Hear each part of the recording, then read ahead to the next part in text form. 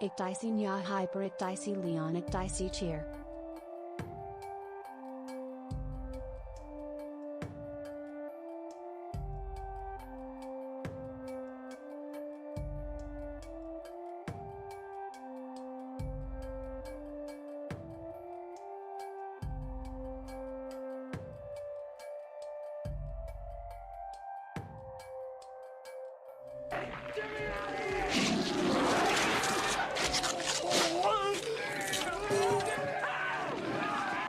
Bangers inbound? Say no more.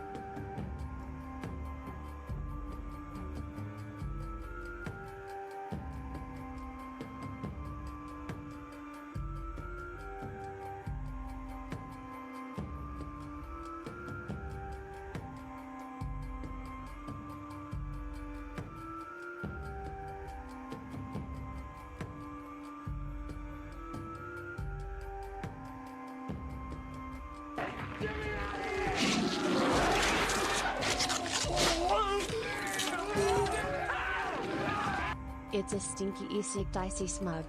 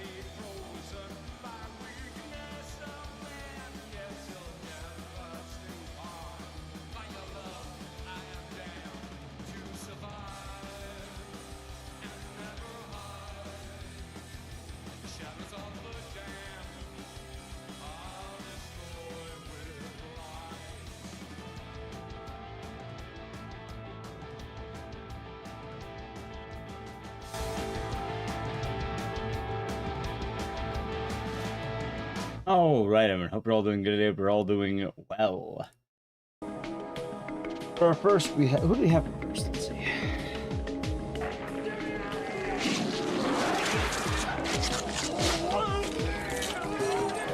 For our first, we have Frosty, Mola Mola, and Zexon. We have some other names, so we'll read those.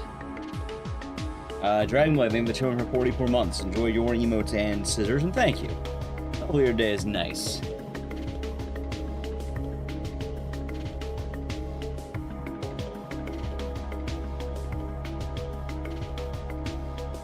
Let's see what we have.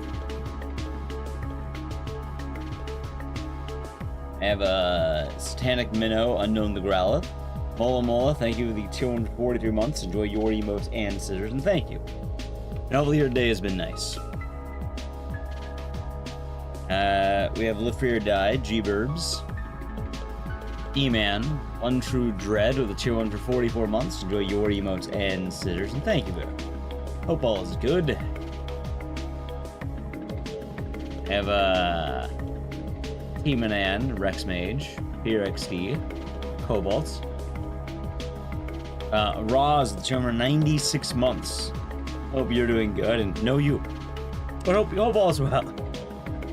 I have William Good, Yunsung Legion, Ryan Cola, Hidden with Beer, Galugoth, Freda, Nisu, Kira Raz, Lindrith, Horror Vacui, Veritas, Monstrum Rocks, Agent Orange, Metal Waldo, Rogue Seal, Little Crow, Ryan Cola. I'm catching up here. Let's see. We have Candy Courts, Bloody Drek, Tressie, Infinite Radness, Actual One, Neutralize, Moggle's Guard, Stepbird, Megastar, Join This Town, Wicked Ryoko, Sun Insanity, Viking, and everyone else, and YouTube chat. Hope you're all doing good. Alrighty, chat. It's time for us to begin. Alright, my hat looks horrible. I had a feeling it would. Give me a second. Alright, that's better, I guess. I don't know. Probably better. As you can tell, my sleeve is currently kind of scuffed. It's not awful. But, you know, a 20-hour Mugenics stream do be hitting a little hard. I was in Mugenics, so we're doing good. But anyways, the beginning of the week is the start of the week. And hopefully you're all doing good today, chats. Hopefully you are all well. Let's a stream. What a stream indeed. It was a long one. It was a fun one. Do not expect that anytime soon. See, next time someone does the meme of, oh, when's the 24-hour stream, I get to say, I actually get to say this a lot lately, you missed it. You weren't there for it. So, let's go again. No. Watch the vlog back. All of his days has taken naps. That is true, Belinda. Thank you for 234 months. Hope you're doing good, and thank you very much. I hope the days were nice. Okay, would that be Neon? Yeah, it happens sometimes.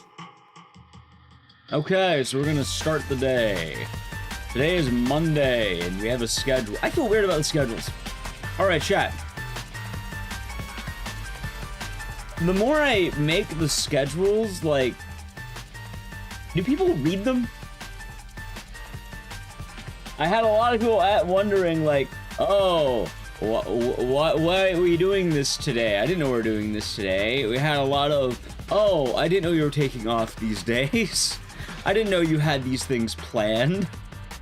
But, like, I post them every week, like, they're there. But I had a good amount of people who just didn't know that. It was like, alright, well, people will check them out. I'll keep posting them, but yeah, like, a lot of people are like, oh, what? I hope you're not streaming after this, for the Mugenics run. I was like, I wrote it down.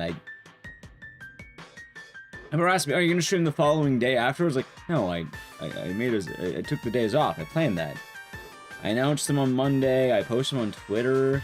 I post them on, in Discord. So. I just tweeted that. One of them was me sleeping. The other one was, hung out with an IRL friend, which is pretty nice. Yeah, no, I'm on the leaderboard still. Hold on, let me check. Am I still number 1 on the Sonic 2 leaderboard?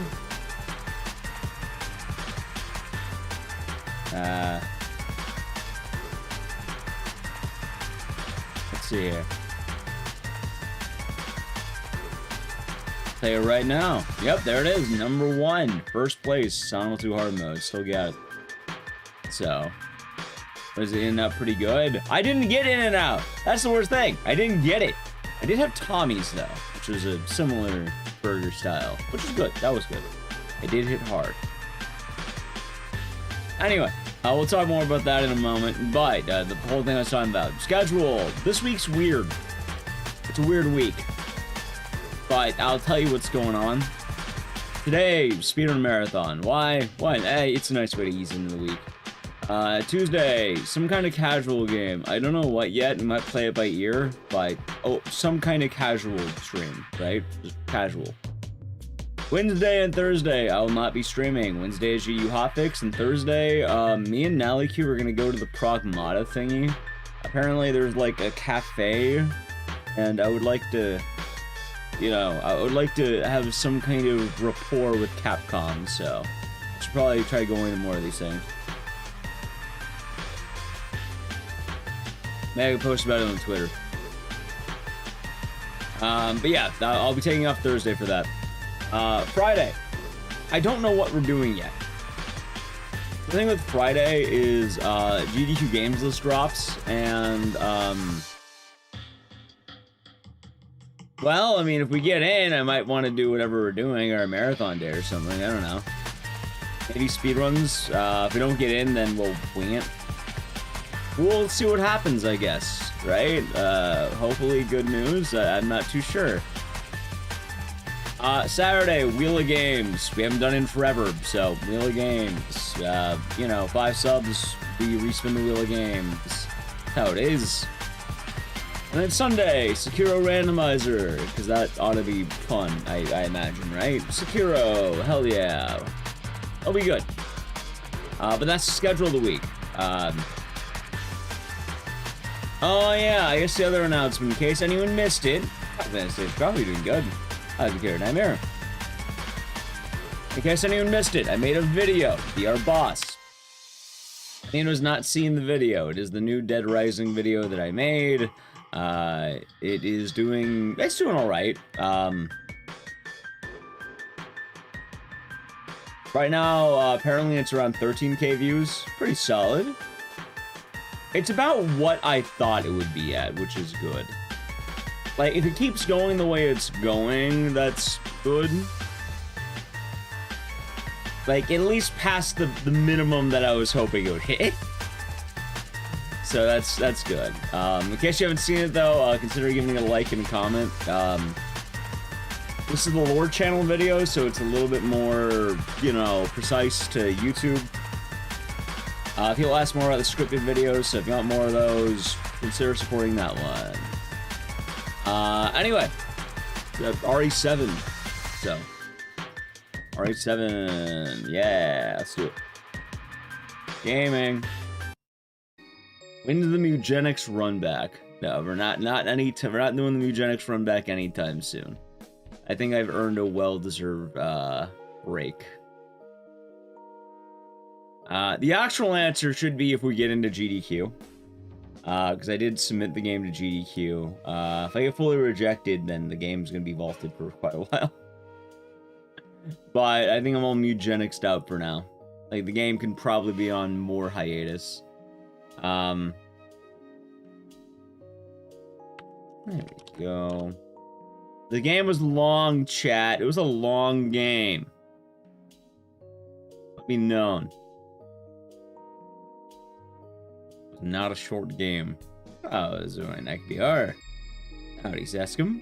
How's it going, Keone? Hope all is well for all of you. Howdy, Killjoy. Sad Cat. Same.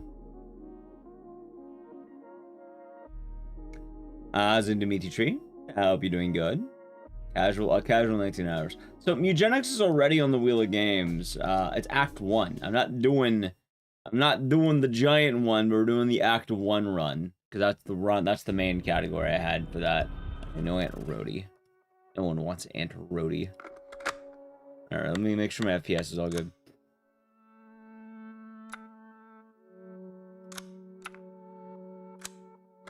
Alright, there we go. 1000 Rubzilla. Give me 1 second here. There we go. We'll make sure my windows are all good. Alright, final time. It was like a 19-hour run. Wow, Chrysler Building run back. I don't know what the next... Oh, wait, I don't have my splits. What am I doing? I don't know what the next long one is, but, like, it's something not gonna be happening, anytime soon. I'll probably wait at least a few months for doing it again. Oh, there we go. Oh, I need to move my splits, too. I forgot about that. Because they're above me. I need them to be the right of me.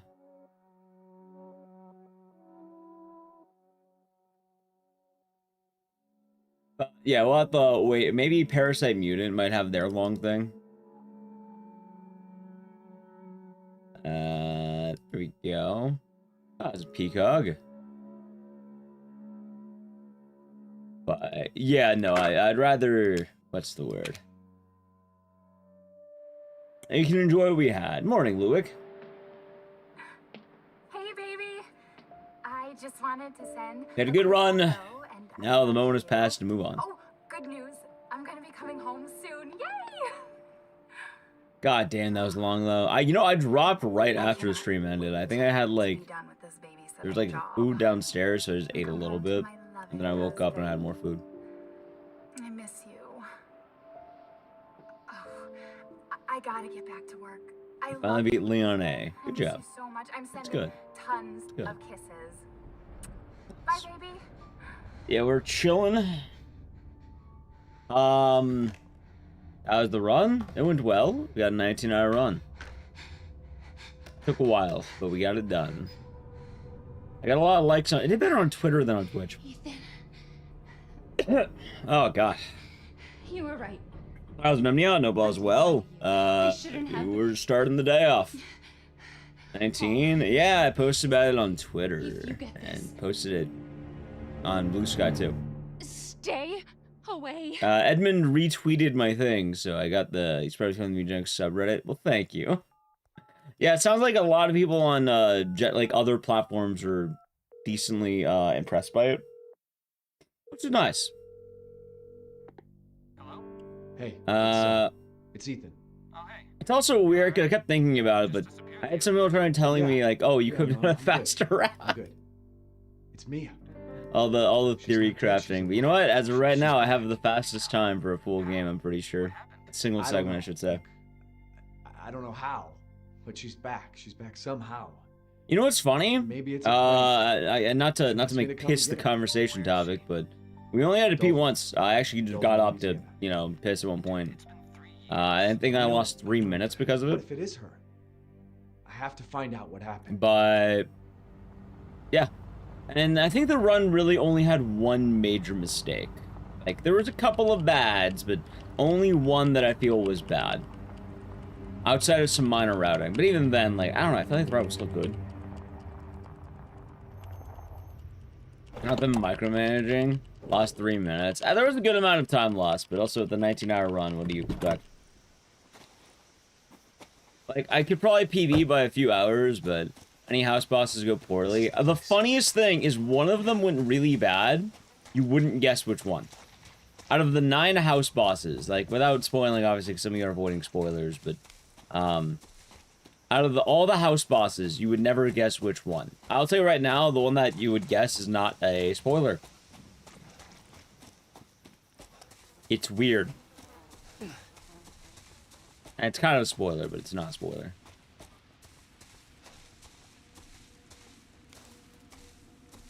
Bring Cleric. Hey, Cleric's pretty good. Anyway, I'll just tell you what it is because like it's a rather early game one. Guillotine 3. I don't know how she ended up being the hardest one, but of all of them, she was the hardest. I think we almost lost the run around there. Well, maybe not lost the run, but like we would have been in really bad shape around that point. I even made notes. Oh, it was a 19-hour run. Yeah, like, everything else was reasonable. Everything else mostly worked. There were some weird little bits that we could have done better. But I feel like the only real there's two mistakes. One was, I don't think I did good enough on that fight. The other one was funny. Hello. Oh, come on in. The other one was funny, though, chat. Because there was a section where I was supposed to bring an item to a level, right?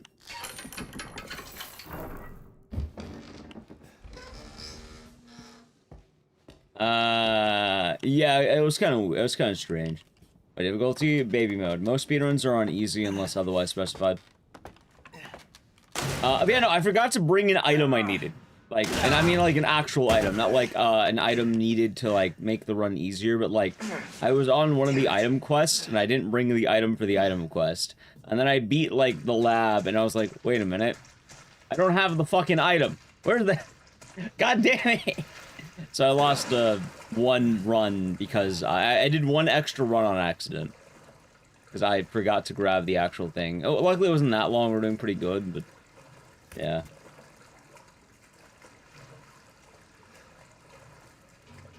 Yeah, we had some really wicked fights, though. That's the thing, like, I could have done bits better, but at the same time, I think we did really fucking good. So, I'm not too bummed out about that.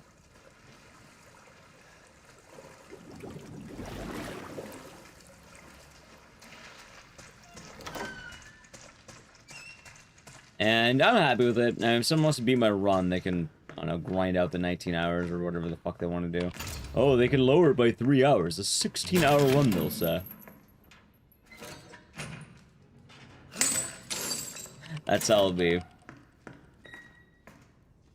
And single sit. I did have to get up once, so I guess that's fine, but... Ethan? It is what it is. You shouldn't be here. What do you mean? I'm learning. I like the Parasite Eve run a little bit more. Like, the Parasite Eve run, I actually liked a lot more. I thought it was more fun. Did anyone see you? Did he see you?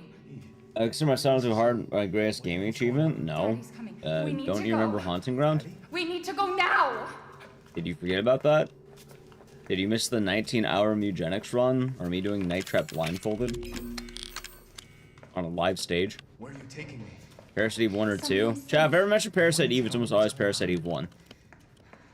The Chrysler Building doesn't exist in 2. 3 years. 3 years? So. Has it really been 3 years?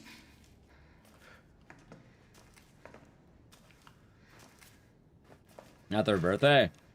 No. Again, none of these games have the Chrysler Building. I mentioned the Chrysler Building run. I was kind of precise on that. I guess you're shitposting, but like, it doesn't really work if I say the Parasite Eve Chrysler Building run. What is this place? It's kind of limited to Parasite Eve 1. The other games don't have that. We need to get out of here first. I think it's But this way. it's a disgrace. It's overhated.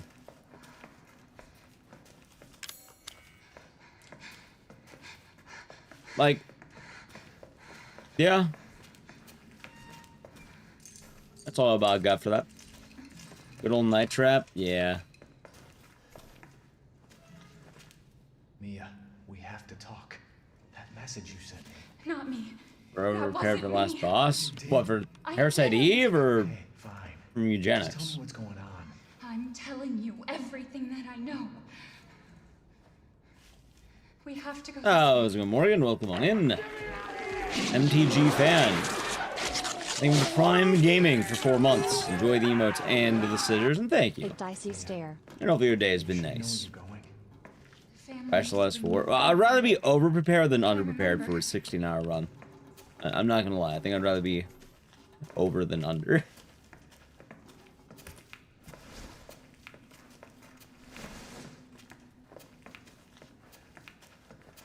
Makes sense. Love that they were on for 73 months. Enjoy the emotes and the scissors, and thank you. And hope all is good. GL on the runs EC. Yeah, thank you. Hope it is nice. Honestly, the only downside of the long streams is it always gets the same comment every time, which I don't know. I'm not a fan of it. But it's always, oh wow, you've been going for a long time, in variations of that. It's like, yeah, no, I can see that.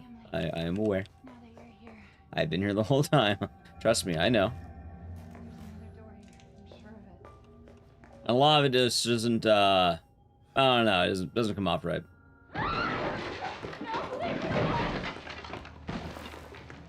Some of it gets kind of condescending, admittedly.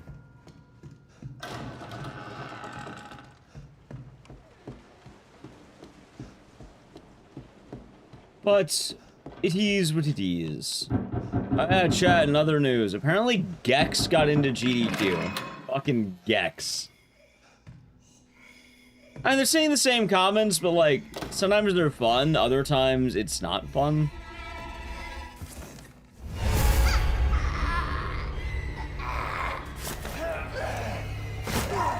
Gex maxing? Hey, it's pretty based.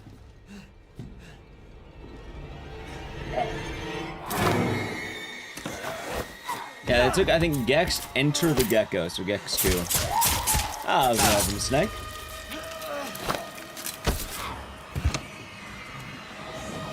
Yeah. Wait!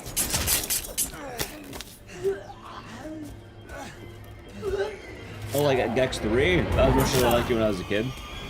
I think it's fine. I played that game when I was a kid once. Well, actually more than once. A few times, I guess, but never really beat it when I was a kid.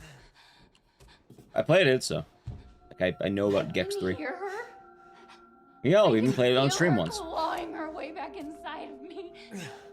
Get It out! was decent time. Decent time. Leave me alone! I've been bad.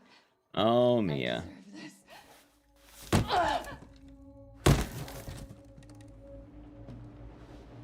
The fuck are you, Mia? Alright, let's see here. Yeah, no, I know what it is.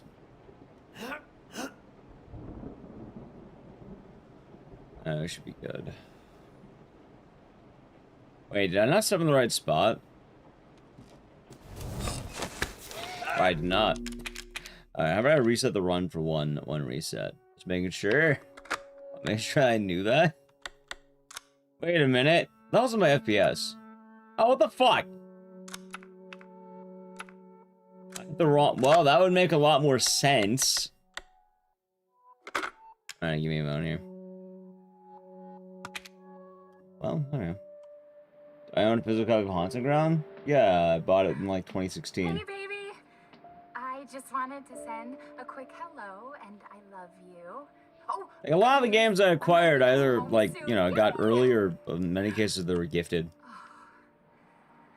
I cannot wait to be done with this There we babysitting go. job and come home to my loving husband. Okay, I definitely fucked that one up, but maybe I just accidentally hit the wrong FPS. I gotta get back to work. I love you, Ethan. I mean, this miss you kinda so makes much. sense, I'm right? sending tons of kisses. Tons of kisses, she says. But yeah, I guess we'll have to wait and see what happens this week. It's kind of a weird week. A little bit of an odd one. I'm just happy that Dead Rising video is finally done, so... I mean, I guess I should start working on the next one, right? It's kind of weird. You were right. I went from kind of like having something constantly on the back of the mind to now I'm just sort of chilling, right? All I can say is that if you get this, Like, I finished the video, like, stay did it. away. And now I can work on a Silent Hill video again, and then it'll do better. Not that the video's doing bad. It's doing better than I thought it'd do, which is good, but, then I definitely know the next one's gonna be a Silent Hill video. I don't wanna... Hey, it's, Don't wanna stray too far from that. Hey, you alright? You just disappeared the other night. yeah. It's kind of funny, I No, guess. I'm good. I'm good. It's Mia. She's not dead. She's alive. Well, how am I gonna She's write back. that script? Gotta lab it out in the I don't mind. know. Look, I don't know how, but she's back. She's back somehow. Maybe it's a prank, but she wants me to come and get her. Where is she? Dulvey, Louisiana. Dude, it's... The Silent Hill video ought to be good. I know, but what if it is her? I already know what the thumbnail is Have going to to be find out too, what so happened. that I have more excitement for that one. Like, the Dead Rising one was weird because I wasn't sure what to do with the thumbnail, but, you know, I'm glad it worked out. It was a nice thumbnail. Came out nice. Nice? Yeah. It was nice.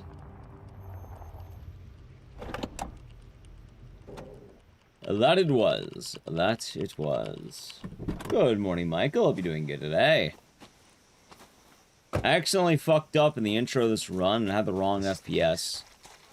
I was like, wait a minute, something doesn't feel right now. And I would have been right. Which, yeah, I guess it makes sense. Bit of an odd happening in the intro, but I'm not going to complain too much.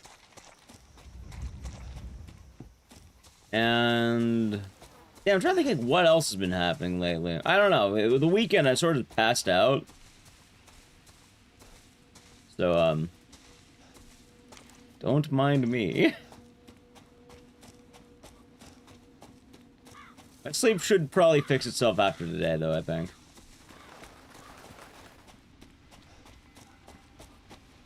Probably. How bad did I crash? Pretty bad actually. Pretty bad for the, like, basically, I think I slept around, like, 5, like, maybe, like, 6 p.m., 5 p.m., and then I woke up around 4 a.m. I think I was up for a little bit, and then I dropped again, so it was pretty, well, I dress up for the next video. I don't know. We'll see what happens. The better question is, if you're gonna request things, are you gonna pay me, Yellow Christmas Tree? Like, I probably won't. That's not relevant to the video at all, in fact. So no.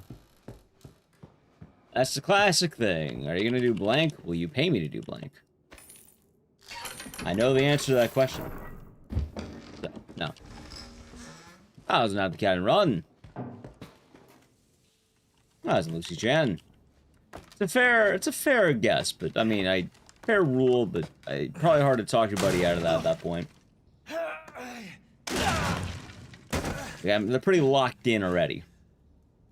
Did I win? Yeah, we got it done. So I actually uploaded, well, I had the YouTube live stream for it. I broke into 2 streams. It was long, but we got it done.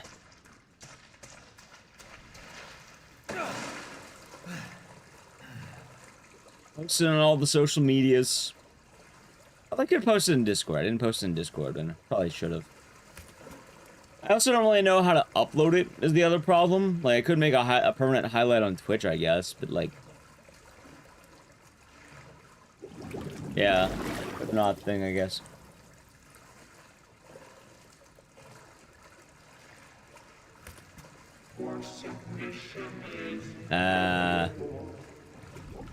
I'll be telling I'm giving a sub to,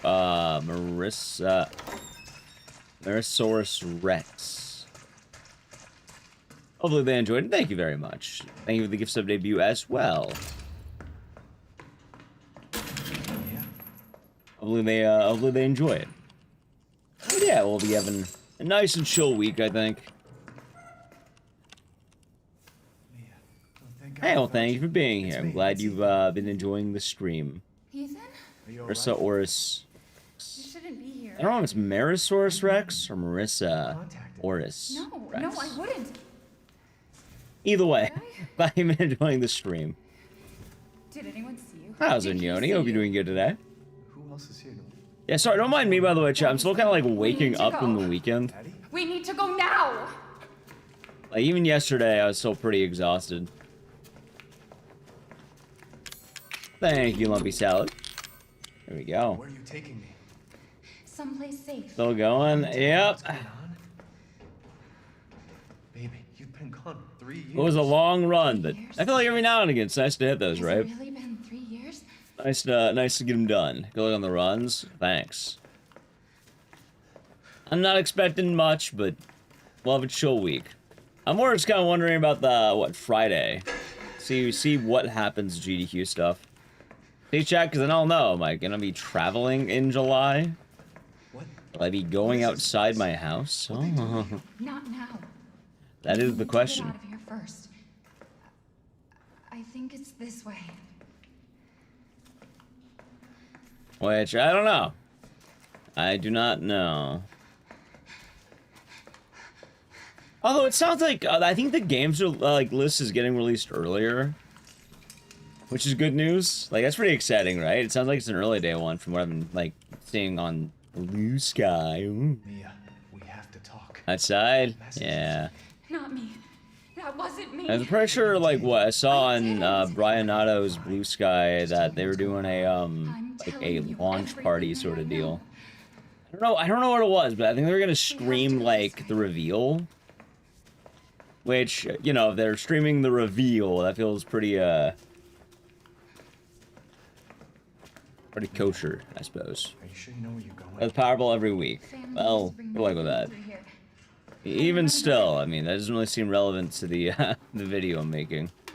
It's relevant that I mean, I have a script for an Eddie video I wanted to do. It makes more sense if I was gonna do it. I'd do it for that one. Also, I don't think I could do the pizza joke again. I already did the pizza joke. I seen the Scary Movie 6 trailer yet? Nah. Wait for me and Nally to get in. If me or Nally get in, then we'll go to GDQ. If we don't get in, I have to stay at home. Yeah, I'm being fair. If me or Nally gets in. Nah, it's just me. He also gets in. That was a Mandalore. It's not here. It's gone. It's gone. Be either one. We're gonna be a family now that you're here. Another door here. Nah. Talking about movies, I guess, because, you know, talking about scary movie.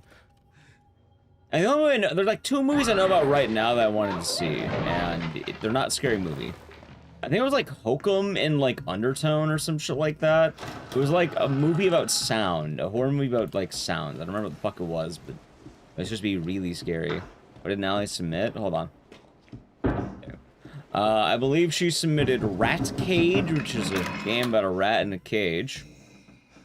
And the other game was Dead Rising 4. You saw Undertone in theaters, so it was neat. A good neat or like a bad neat?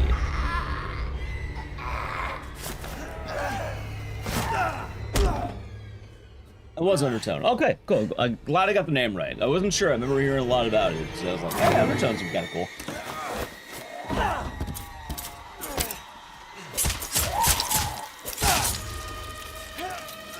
Might be an enjoyer. Could be the cinematic masterpiece I was waiting for. It'd be nice to watch a good movie in theaters for once. Actually, I think it would have been way freakier watching it on a laptop PC with headphones. I mean, now that makes me want to think. Like, maybe I just do a watch party or something. Maybe I watch it on my PC then. I can hear her. I can feel her clawing. That'd be kind of neat. Inside of me. I thought you would want that, like, Dolby surround sound. Think Hokum will be good? It's looking good so far. I can definitely say it'll probably be one of the best movies I watched this year, but that's not exactly a high bar. It's kind of sad to say, but the best movie I watched was probably Iron Lung, which is not good. What the fuck are you, Mia?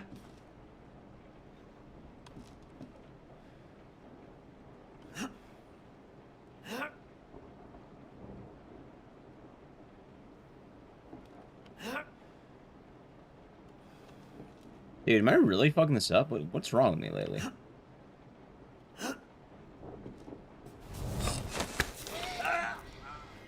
Why am I messing this up? Would I say? I would say that.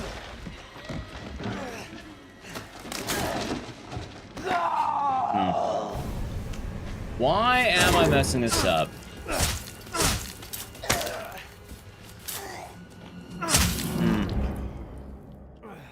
The SF movie? Street Fighter? Not particularly. Did I play Village? No. I mean, sometimes, but not really often. I don't like Village as much. Visual long-form podcast may be more immersive on PC. Well, that's good to know, I guess. So chat, with this run, I'm gonna give one more reset because I don't know why I keep messing up the intro. It also works. I need to play an ad, so I'll do it while we're walking to the house. So, yeah, I'm with the ads to the channel. Prime Gaming, Edge. Yeah, I think Hokum will be good. Baby. MK2. I don't really care about Mortal Kombat. I don't know. And I love you. Oh, I'm gonna be coming I have home heard soon. that, Nicholas. I have heard that. I have heard that. I cannot wait. And my only thing though is like Iron Lung was fun, but it should not be the best movie I've watched in a year. I miss you. Like the Michael movie, the Michael Jackson movie, I don't really care for music biopics. There's only one good music biopic, and it's not even about a real musician. Bye, baby. There's only one good one. Party Supreme? I don't know what that is.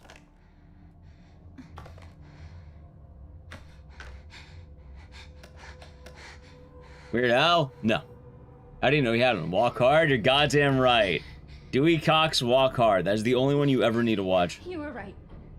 Music biopics suck. I don't know. They're not fun. All I can say is that if you get this, I feel like in most cases you're probably better off like away. not watching them. I guess Walk Hard also did the meme too of like parroting basically all of them. Yeah, I'll watch a Backrooms movie. I kind of regret not watching Exit 8 because it was in my one of my theaters nearby. It's Ethan. Oh, hey. Like usually when we go to, they had Exit 8. I don't know how long it's there, but Yeah. watching that over Yeah, The Mummy I'm may have been a good. good pick. I'm good. And yes, Walk Hard. It's Mia. She's not dead. She's alive. She's back. The Weird Al is done by Danny Radcliffe, like Tubby, Roku. I don't know. Gotcha. I don't know how. I mean, I'm sure that many of them are fine. I mean, like I know, so hell, I think the Queen one Maybe won it's an a prank. Oscar, right? She wants me to And the come Freddie and get her. Mercury one. I think Queen just him. Dulvey, Louisiana. I don't know. I'm not a big fan of music biopics. I think in most cases What if they're it not is? really as interesting as they can I be. have to find out. I think a lot of them miss a lot of the finer points of the musical career. And by finer points, I mean the bad. No one ever wants to paint themselves in a bad light, really, so you're not really going to see a movie. It's more of just a whacking off session. Walk Hard, on the other hand, is pretty fun. It's a funny movie. Howdy, Kirsten Spur. They'll be doing good.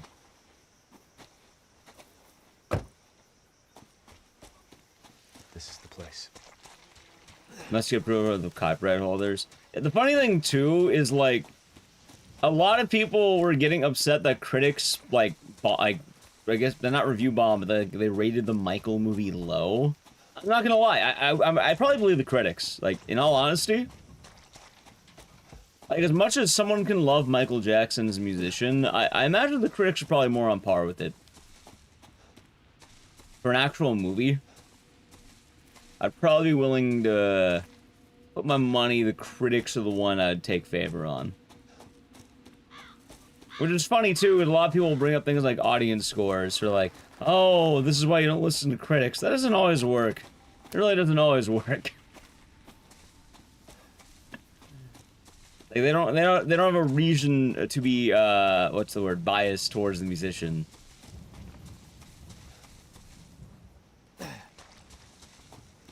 Right, but I really don't care that much about Freddie Mercury, I'm not gonna lie.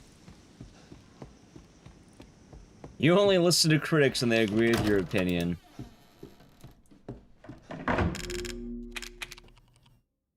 I'm just saying, I don't know, it's just audience scores.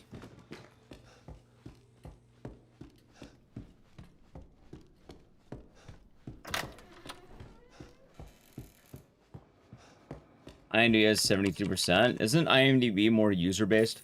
Actually, it could be critic-based too, but... I don't know.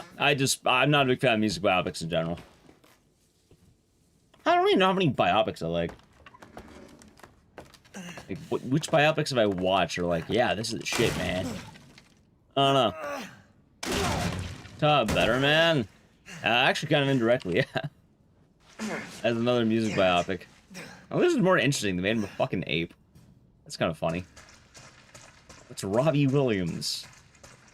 Yeah, I think Better Man would have been better if they made it about a guy he all knew about. But yeah, no, I had no idea who the hell Robbie Williams was. So it didn't really work here.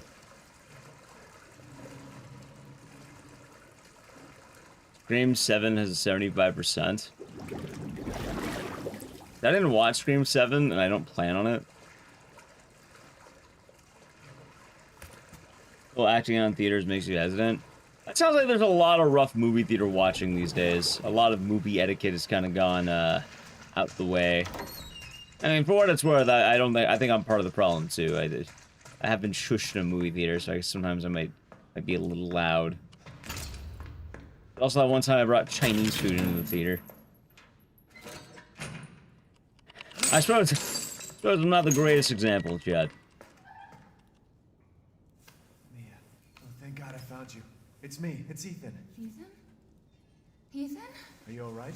I say boring. I'll probably find him boring. That's understandable. That's kind of funny because in most cases, the way critics work is normal. You don't have to agree with every critic ever made, but usually you probably have a few Did he see you? a few people who align well with your interest and have similar opinions to you. We need to go. And these people are probably more willing We to need to watch go more now. of these things than you are. So, if this person generally aligns with how you believe, they're probably a good litmus test on whether or not you would enjoy something. Where are you taking me? They suck. Sorry, you're just evil. Hope you're doing alright. Baby. And I don't remember what it was. I think it was like beef rolls. It was like I think it was beef rolls that we had. 3 years? But the problem is, it was in like a plastic container that was kind of loud. So when I was digging around, it kept making the sound of plastic box. Succulent Chinese meal. Yeah. And also, it smelled like Chinese food. Hey, for what it was worth, it was fucking Wolfman. No one gave a shit about Wolfman when I watched it. It's Wolfman, and we're not missing anything. I think it's this way. How crowded was the theater? Decently. It wasn't empty.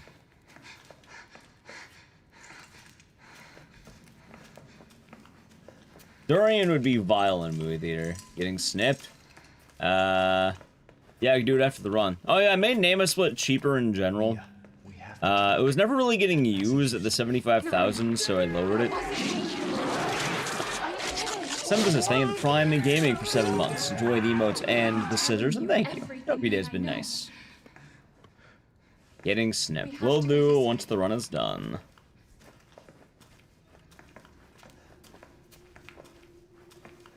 Yeah. Makes sense. Are you sure you know where you're going? The family used to bring me food through here. I remember. But yeah, I don't really do a lot of biopics. Chainsaw Man, Iron Lung movie were okay experiences once during the week. I liked Iron Lung. It was a solid time. Are things are going alright today. Just gotten really getting started. Had some rough runs at RE7. There's gonna be a no reset at this point because I can't reset intro forever. But for some reason I kept fucking up at the beginning and I'm not sure why. So This is it. hopefully this one won't fuck up. It's really odd it was doing that. The rest of the game banned? You saw any rules not outside the ending? Well, I mean, don't ask about that. You're not gonna get an answer. Not everything needs an answer. Sometimes things just are. So we're moving past it. Don't worry about it. Look it up. We're gonna be a family. If anything, that's a good litmus test. So no.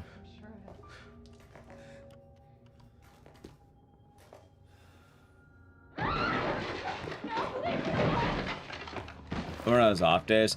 Nah, I think we're just moving wrong. Like, it's probably just a me issue. Guessing you think Alien, Texas Chainsaw Massacre, Dawn of the Dead, and Event Horizon are top tier horror movies? I've only seen 2 of those movies. Like, I've never seen Event Horizon or Dawn of the Dead, really. Like, I think I've seen bits of Dawn of the Dead when I was a kid, but not really.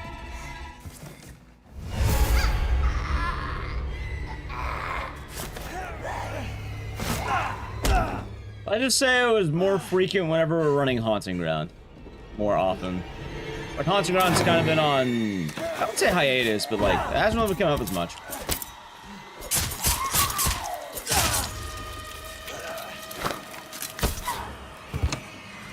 Did they ban you?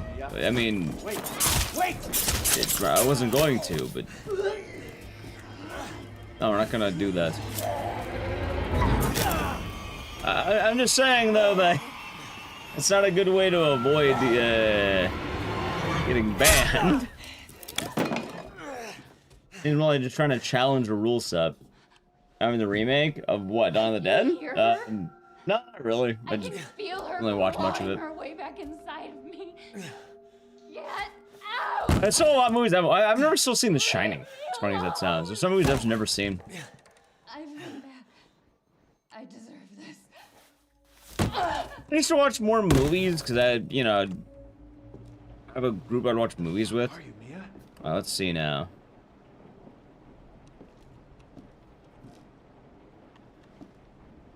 That should be good.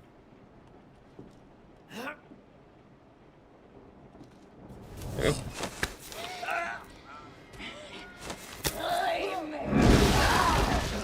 Just want clarification? You don't need clarification. That's it. We're moving past it. I don't know what Bruno means. I think it's fair to say if there's a rule, don't worry about it. You're not gonna break it unless you do it. But don't worry about it. Clarification is not always needed. Or one can look it up.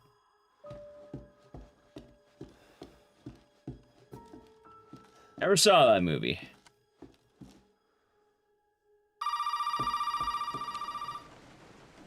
That was an AC girl. Like, mentally, I haven't really been all that. Also, as a Joker. What the fuck is going I haven't really been all that into Disney movies lately. Like, I think the last Disney movie I watched was a while ago. Not like super long, but like decently. You know what's funny? It may have been Cruella. Like, the last new Disney movie that I watched, I think it was Cruella.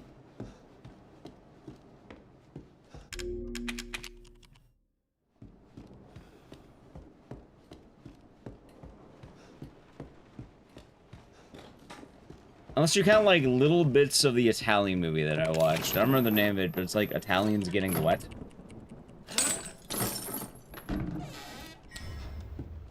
I don't remember the name of them. Was it Elio or something like that?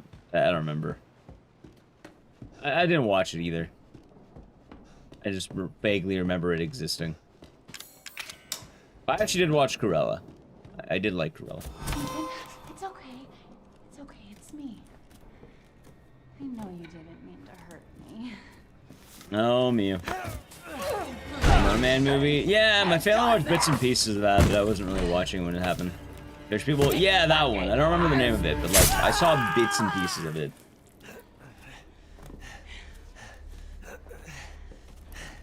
Look Up. Yeah, I think it was that one. They're really into Vespers or some shit. The most recent Disney movie you watched is legitimately The Emperor's New Groove. Hey, I count Pixar as Disney, too.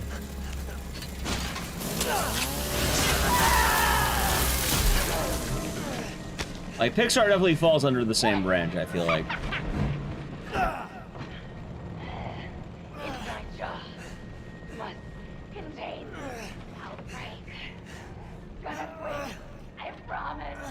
Yeah, I think we're looking it up. That's fair. Yeah, that's not for, like, any problems with the new stuff either. I just, I don't know. I feel like usually if I was watching movies, I was primarily watching horror movies. And, even then, I haven't really been watching that many movies as much offline. I suppose a lot of what I've been doing is working on that Dead Rising video, but now it's done, I have more free time. But even then, I've kind of been, I don't know, just chilling, I guess. I think I should be working on the next video now. And the next one. And then the next one. And then the next one.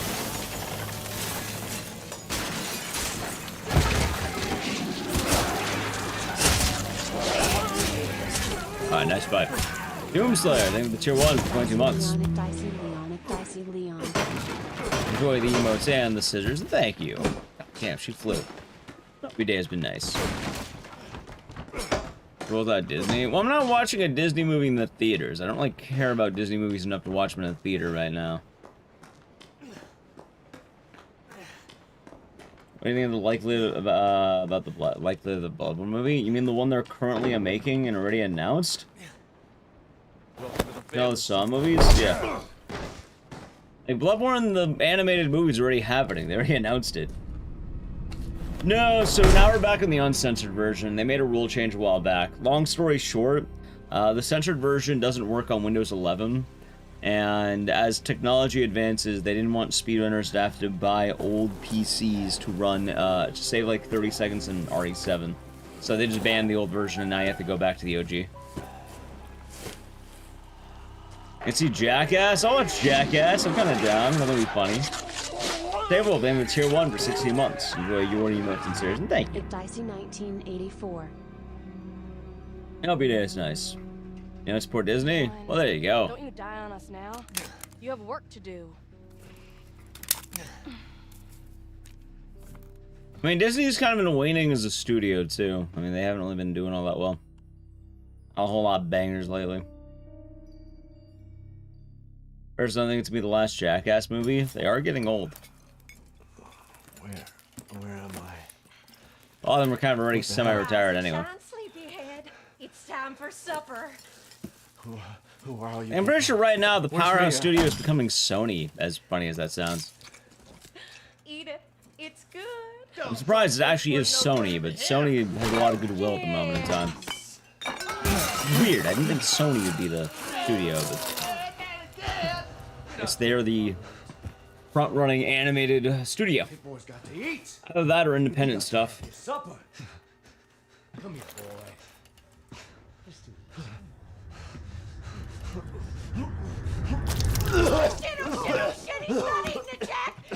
That mean the carrot is not removed? Nah, you just get penalized on time if you use it, so you don't get the free time save basically. This was supposed to be a very special feast. No boy.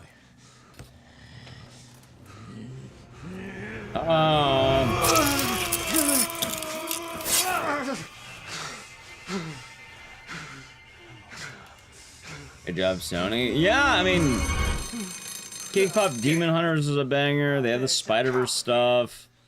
They had the one Mitchell's and the Machines. They had Goat. Like, sounds like they're doing pretty damn well. Hatch key to succulent Chinese meal. Okay. That sounds like making the name a split cheaper is making people use it more, so that's kind of nice.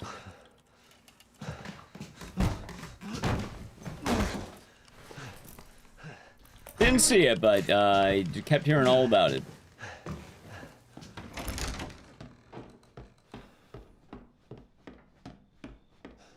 Makes sense.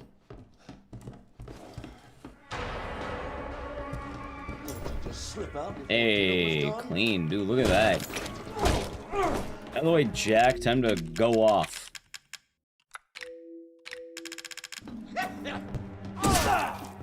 Damn you, Jack. What are those trying to be? What, a global sensation? They definitely nailed it.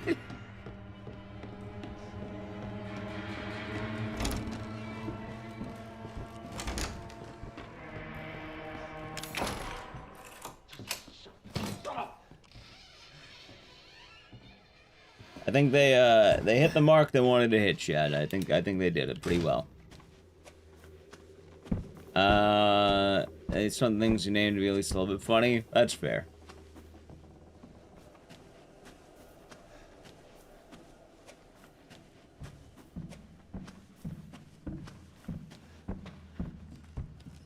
Do I get the thing finally? Yeah, look at that. My FPS is finally high enough. God damn. Why has it been so low lately? You did good, Ethan. Zoe, right? What the fuck are these? Shut up and listen if you want to stay alive. I'll watch the new Jackass. Chad, do you think you're gonna do rooftop cart stop on the next one? And that thing on your wrist is a codex. There's major time loss if you lose your hand or foot if you don't grab it. You don't have to wear the hand. If you lose your foot, you just have to run. If you lost your foot, it means you're doing really bad. You hope so? Hey. Nice.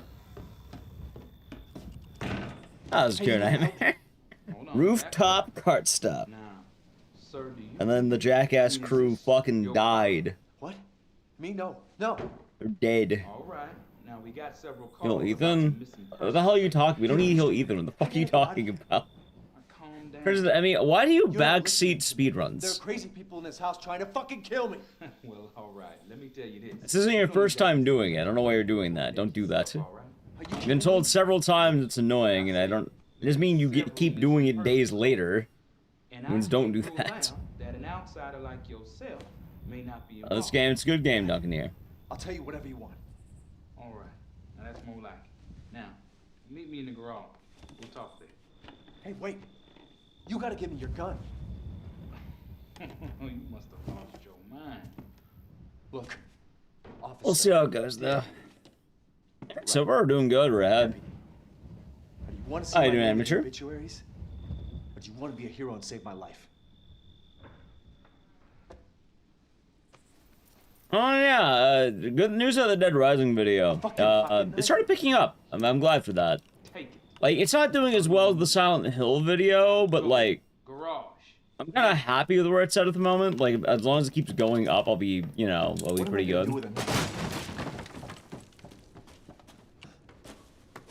But we'll see how it goes.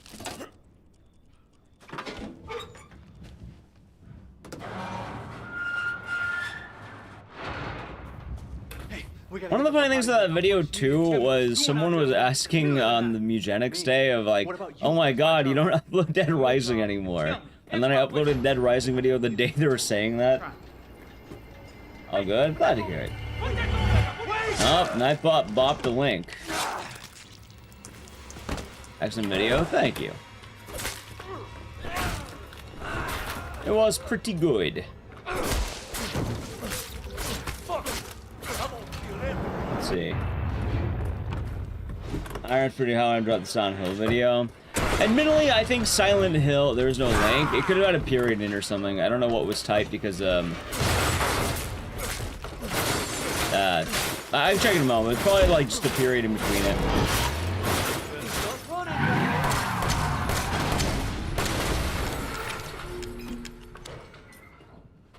Yeah, if there's like a period without the space, it looks like a link. Like, you know, .png, rising dot. Yeah, no worries. No harm, no foul. I don't know. I think Silent Hill just is a larger franchise overall.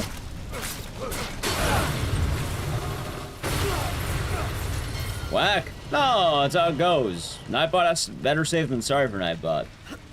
Trust me, the alternative is bad. I'd rather Nightbot accidentally bop 1 second for bad, like, for like, you know, mistaken link than the alternative. Where bots can post their phishing links. That was Basement New. That was Dancing Scarlet Abyss. Hope we're doing well. Hope you sleep well. Gotta watch out for that syntax. Ever heard speed tag in this game? Yeah, there actually isn't out of bounds. It's pretty cool, but I never get to do it because I don't know the ammo route. Aside from that, I like the automatic, I like the swift reloads and swift medicine usages. They're pretty cool. Oh, fuck, hold on. I'm glad I didn't lose time, but like, almost fucked up. There we go. Almost fucked that up.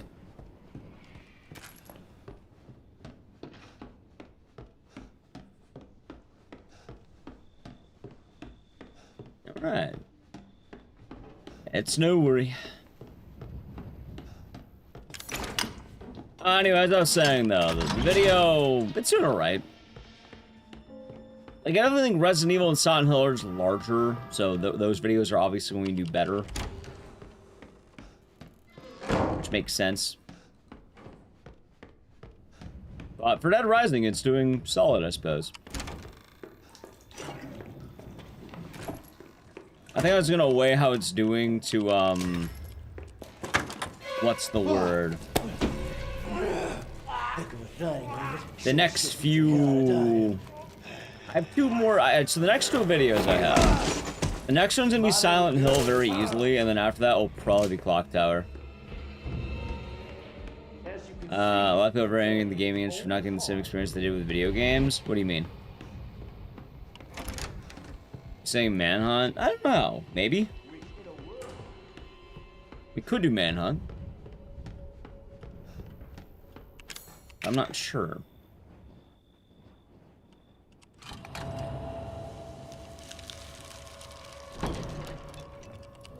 I'm more shy. I know I definitely want a more chill day in general because of the fucking Eugenics and the long weekend. Clock Tower video? Yeah, so I think I want to do Silent Hill, Clock Tower, then back to Dead Rising. And probably make the Dead Rising 2 sequel. The thing is, though, I have 2 Dead Rising video ideas in the mind right now. One of them about Dead Rising 1, the other one about Dead Rising 2. So... just not sure which one to upload first. What? Somebody's making a Manhunt like that. They do. That they do.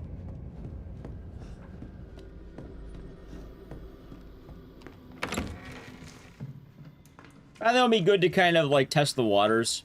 Admittedly, I would like more Silent Hill like videos in between. Although I am hitting an interesting problem, which I don't exactly like being a Dead Rising one trick, if that makes sense, because I'm very far away from being a one trick of anything. And oh wait, no, do not restore to defaults. And like, don't get me wrong, I do like the title of Dead Rising Enjoyer. At the same time, I don't want to be known as a one-trick pony, right? But the problem is that doesn't extend to only Dead Rising. Oh wait, no. It doesn't extend to only Dead Rising. At the same time, I don't accept. I also don't want to be a fucking you know, Silent Hill one trick.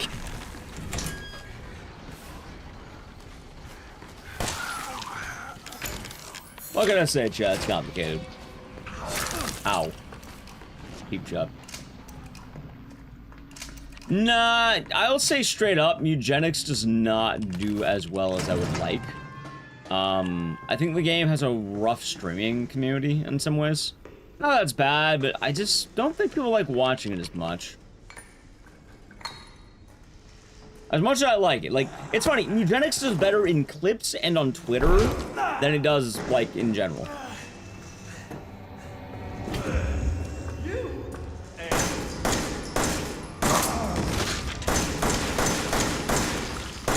I am hoping I can get the game into GDQ at least. Yeah, it's probably just the fact that it's more of an RPG.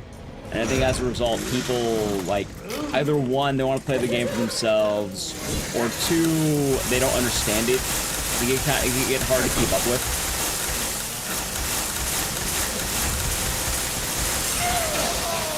I don't know if you call the Silent Hill guy. Don't get me wrong, I definitely like the idea of being the Silent Hill guy.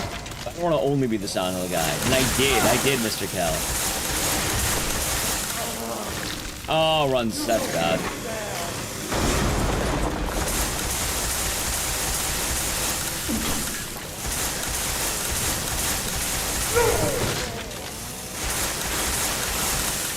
I'll take one up. How about the Nightcry guy? I don't know if that'd be me, I'm not gonna lie. And maybe, I feel like people don't really know me for Nightcry as much as they used to. Nightcry is also kind of weird because, like, yeah, I don't think you'll know me as the Nightcry guy. But funny enough, I actually do know a Nightcry person.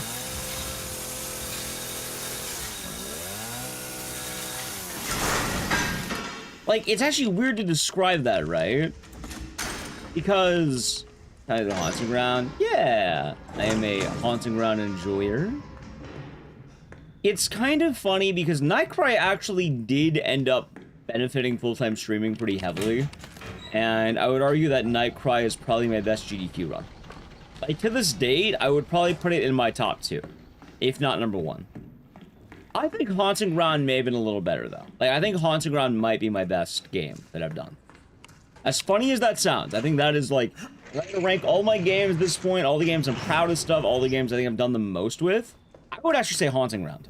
Like, I think my magnum opus in gaming is Haunting Ground. Which is funny. Like, you think it would be Dead Rising. Nah, I think it's Haunting Ground. The more I think about it, I think Haunting Ground is, like, my... I would call it my magnum opus. I think that is the best thing I've done in speedrunning. I think it's the best thing I've done in marathons. I think it is the best all around in my speedrunning career. I think that is the game that, if I really come down to it, I think that is my major pick for, like, the game I most identify with. As funny as that sounds. My piece de resistance, exactly. Which is weird, because I think a lot of people think about, like, what is their game, like, what would they have? And I'm not saying if I only had one game, I'd pick Haunting Ground. But when I think about it, Haunting Ground, I feel like I've tried the hardest on. I feel like I put not the most hours in, but I feel like I had the most hours while also being, like, I know I'm good at that game. Like, I know that game is... There's good competition in it. I like doing it. I have a lot of time in it. There's been a lot of runs of it. Also, going to other factors, I ran it at GDQ. I ran it at RT in Japan. I've done a lot with that game, which is kind of weird. At one point I rerouted it. I have 2 of the 3 world records in it, and out of all the even Clock Tower, as much as I like Clock Tower, I actually do feel like Haunting Ground might be a little, like, might edge it out. As goofy as that might sound, I guess. Which is kind of fun, right?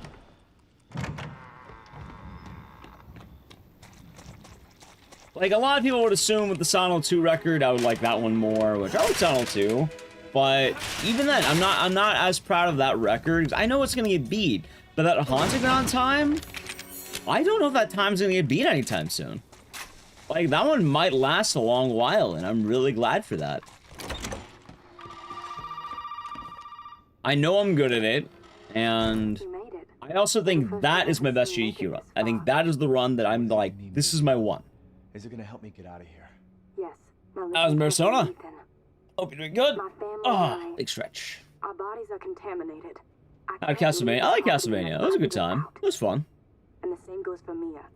Is there a way to get it out? Alright. We need a serum. What do they do in the speedrun for the back half of that game? Because, like, I'm not gonna lie, man. I wasn't a huge fan of the back half as much. I like the game a lot, and I think it's a really good game. Why 7 Residents are evil? Because they are.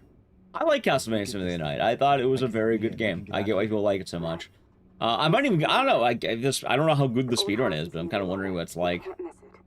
And it's dead, so it's from covering the game room at a local Comic-Con. Nice. Very nice. Sounds like you had fun, Persona. Sounds like a good time. Oh, the Sokon guy? No, I don't think I'm the Sokon guy. It's kind of weird to think about labels, because I was called the Dead Rising Veteran at one point. Have I been to Level Up Expo? I don't know what Level Up Expo is. Yeah, because I know, like, there's, hold on. That dash clip in the final area. I know they have glitch and glitch lists. Probably the bad horror game guy. I don't think I've ever had, like, a right proper, like, tag. I think the only time I ever got pigeonholed into anything was Dead Rising, which is kind of, like, a weird thing, I guess, because I've never really been pigeonholed prior to that. Like, don't get me wrong, I kind of get the idea of being pigeonholed into something, but at the same time, I am a man of many hats. Whether it be Silent Hill, whether it be Clock Tower, whether it be Dead Rising, whether it be awful games, whether it be weird games. Like, man of many hats, I suppose. Many hats? Yeah. Exactly, David Adman, exactly. I'm doing all that waiting, just, I hope you'll be alright. That sounds pretty terrifying. That'd be Smith. Does New Game Plus in this game not change much speedrun-wise? New Game Plus is honestly kind of dull to me. You use the, like, best gun in the game, and you basically one-try everything. I don't know. I've seen it. I was never a fan of it.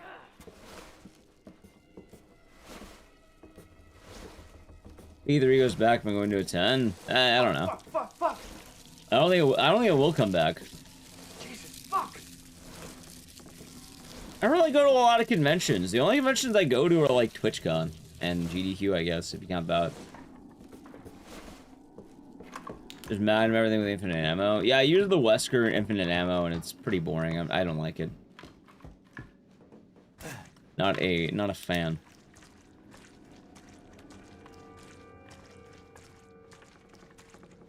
How you doing, BJ Smith? Hope your day is nice. Dude, why are my splits so weird right now?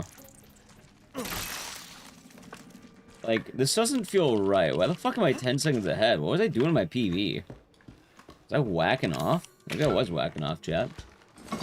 Maybe I was.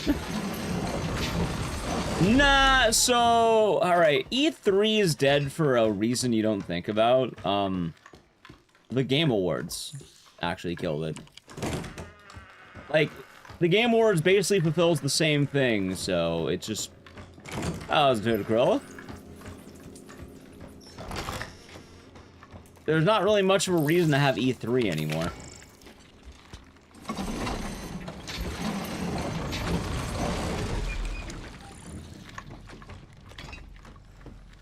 Game Awards is soulless? I'm not sure what you're expecting with it.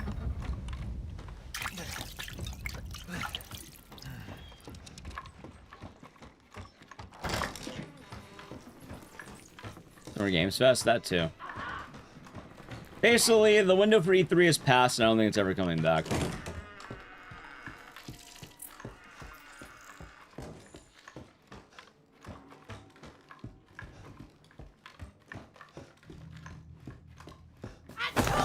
Alright, let's see how it goes. Gang of Dragon? Yeah, didn't it like fucking die? That was like the new Yakuza competitor, right? And now it's dead? I feel kind of bad.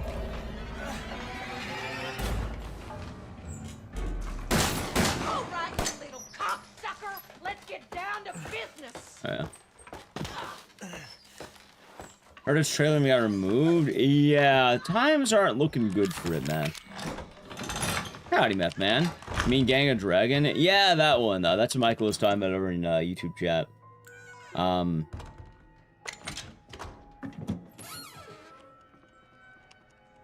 think that's it. It's looking grim. Well, did he find a serum? I just got done dealing with your mom and her fucking bugs. Wish you could have warned me. Understandable, I suppose. What about the serum? I haven't found any, but I did find out we need to make one. A D-series head and an arm. This can't be right. A head? Really? Yeah, apparently they removed the trailer on... They deleted the YouTube channel and removed the trailer, too. Searched the whole house? No, not yet. Unsure of what is going on with it, I suppose. Second floor here. All right. I needed $44 million. Good Find it. lord.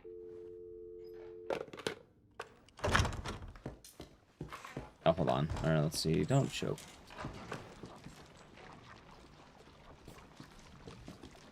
Ah, that's fine, I guess. Okay.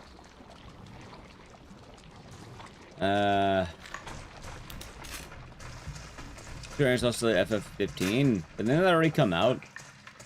That's special.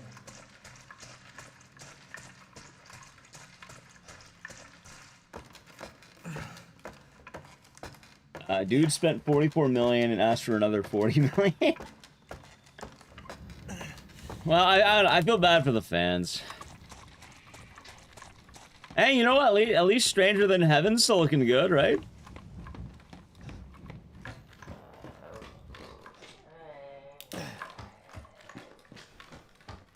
Which game? Its trailer? The Yakuza competitor game. I don't remember the name of it. I was okay with Binding of Isaac. I never really played much of it. I'm not opposed to possibly giving it a shot, but like, I've only played it once on stream.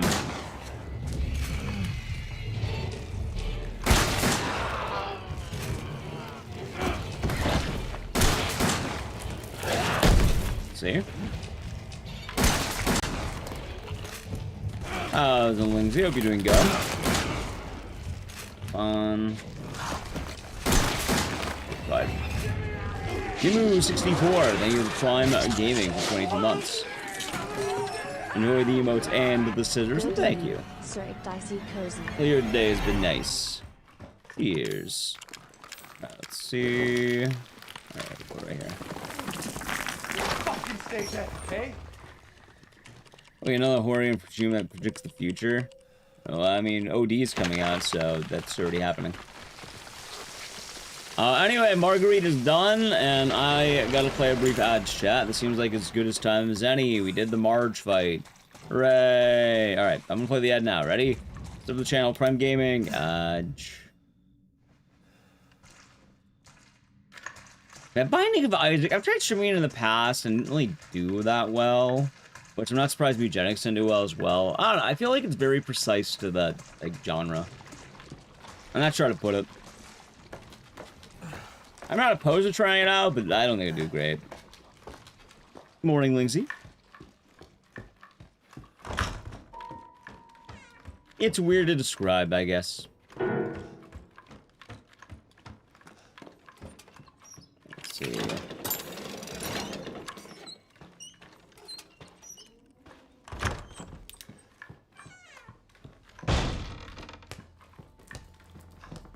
And then, I don't even know when OD is meant to come out.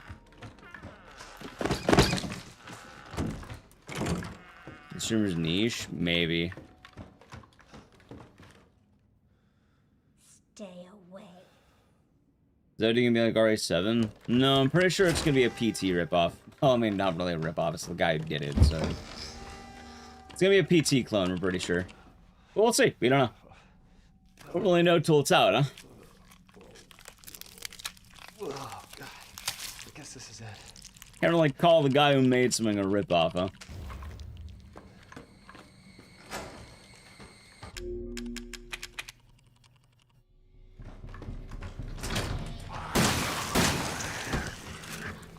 Looks like it. Yeah. Death Stranding. Yeah, I played a bit of Death Stranding 1. I liked what I played, but I probably should have played more. But no, I don't know what to do with it because it's kind of been too long for me to ever go back to it. Game's long.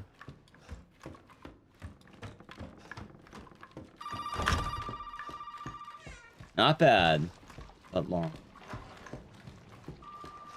Or it's an Xbox exclusive. Hey, we'll see what happens.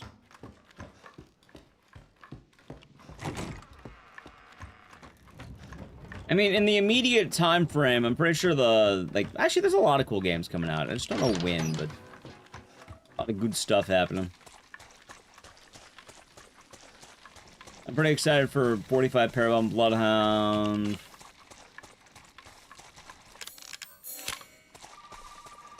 What else is there? Alien Isolation 2 had the demo drop, right? Whatever, or not the demo, the trailer, not demo.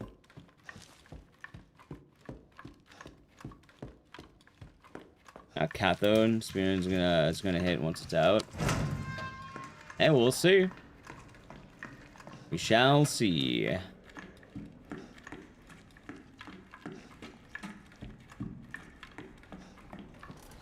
They're making an Alien Isolation 2. That they are. A sequel to the first game. Anyway, welcome back from the ads chat. We are back to business.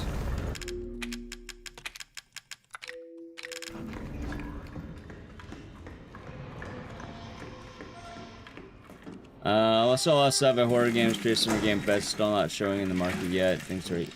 What, Alien Isolation 2? The trailer just came out yesterday, like, what, yesterday, I think, actually. No, not yesterday. Wait. Yeah, yesterday. Oh, there's no Doogie Boogie. Hope you're doing good.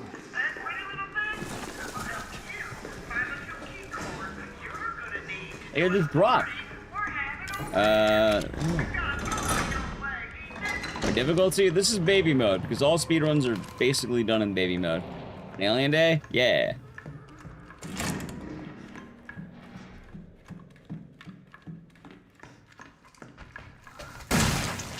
Job. So. I've ran Madhouse before, and I don't like the fact that I'll lose my run to Marguerite halfway through. Or I get tagged by Jack, and then it sucks. I have not, but I saw the poster, and I've heard cool things about it. Belmore, thank you for the raid. I also think that is the first raid of the day, if I'm right. Thank you very much. Thank you for the shout out, Nelly Q. Hope you're doing good. Jack? Yeah, we're gonna be jacking it. Welcome on in, Jack. Raiders. I should say Fillmore Raiders. Oh, come on in. But yeah, first raid of the day right there. W raid, yeah. Hope it was a good time. Thank you very much. This game have DA. From my understanding, I think this game does have DA, but it's basically inconsequential for the speedrun. Like, it's not enough to actually matter. So it's weird. Oh, it doesn't disappoint us? I'm not sure how it would. Third shift? That sounds pretty tight. I have not, no. It does sound up my alley. I'll have to look into it. Seems like a neat game. I've been hearing about Ground Zero lately as like the big game that people are playing. It's like Faith and Clock Tower. It's pretty dope. I'm gonna have to check it out. Also, the Silent Hill movie, the only other movie that's gonna bomb at the Silent Hill movie is the Fatal Frame movie, for funny enough the same reason.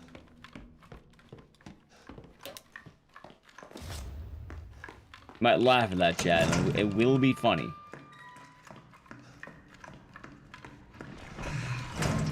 Like, if anything, Clayface might be really good. I actually want to see Clayface. Really? Yes. But that's not the bad news. Fatal Frame makes sense to have a movie to some degree. The problem with the Fatal Frame movie, though, is not what you think it is.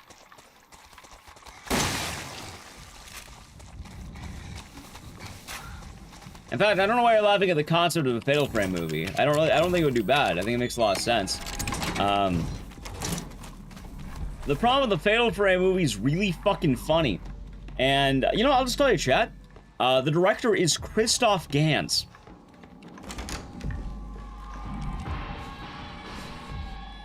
If you don't know that, also known as the director of Return to Silent Hill and the Silent Hill 1 movie. So, yeah, no, it's gonna fucking bomb. Easily. Yeah, it's not gonna be good. What's worse than 2 bad video game movies? 3 bad video game movies. The Missionary. Yep, you're gonna have, what's it not gonna be? Now it's gonna be, Mayu, fuck, I don't know. I don't remember all the names of the people in Fatal Frame. You know what this is for? Be told by an American? No, be told by a Frenchman.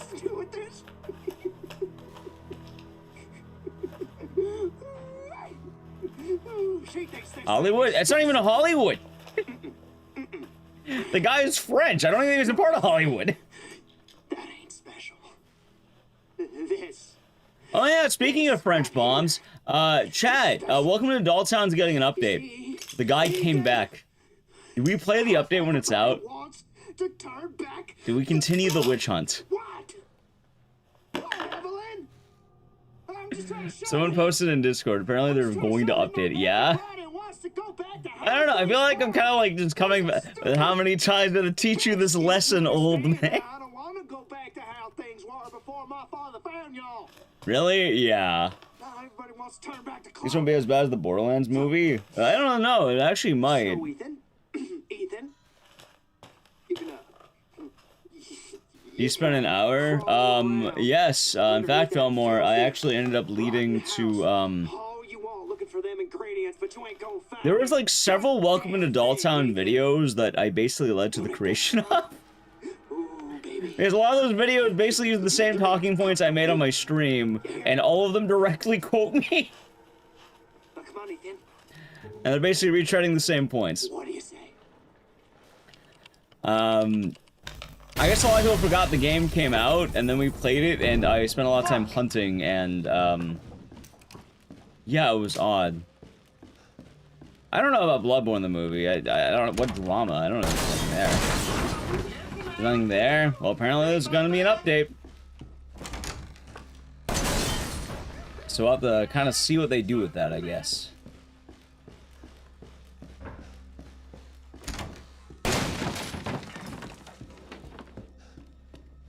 Let sleeping dogs lie, but the dog's waking up. It's not a sleeping dog, it's an awake dog. That's That's the thing. If it was sleeping dogs lying, like, it'd be dead. I think we actually got to go back to it. I think we do knock justice. Fucking password. Althon sucks. It does suck. Or did suck. 0814. Alright, to their credit, maybe they get a link to the post on Steam. I mean, I saw it in Discord. No, it's 0514. Oh, come on. Take a chance. You never know. Games grossing more than movies. I mean, that's kind of been the case for a while, I think, right? I don't even know. Out of the way. Oh.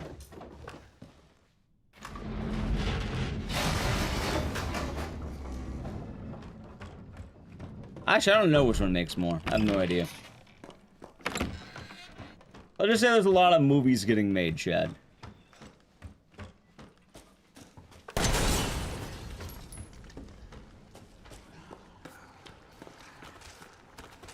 Yeah, I mean, I don't think there's been any more news about Bloodborne the movie, right? It's just been Jacksepticeye producing it, which, yeah, I thought that was the news. They're getting Elden Ring and Zelda. Yeah, that's fine. What's the problem with that? There's so many adaptations that come out, I think that's fine. Thanks, Sublime Mind. Like, I'm not sure where the Bloodborne movie is getting worse is coming from. Like, it's about the same as it's been.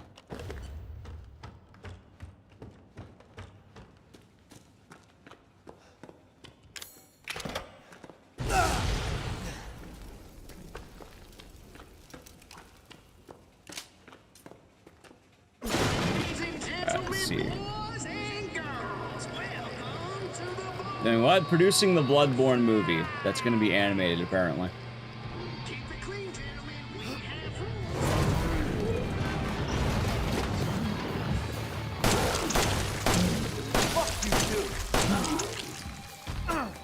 Nice.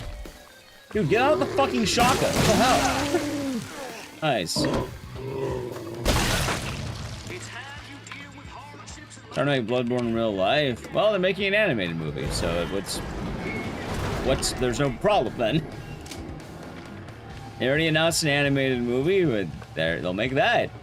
Teddy, thank you for the raid. What are you up to today? Welcome on in, Teddy Raiders. Got one decent horror video game IP movie adaptation. It's coming out in September. It's called The Resident Evil by Zach Kreger. Mystery games. Hope they're a good time. We're doing speedrun day because I want to get back in the swing of things and chill.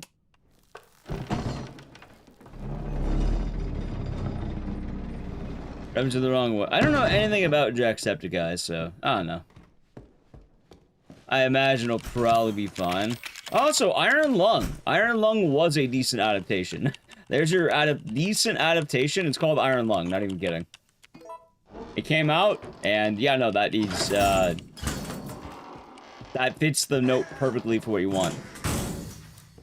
Have a nice day. It's a horror movie, it's decent, and it's a video game adaptation.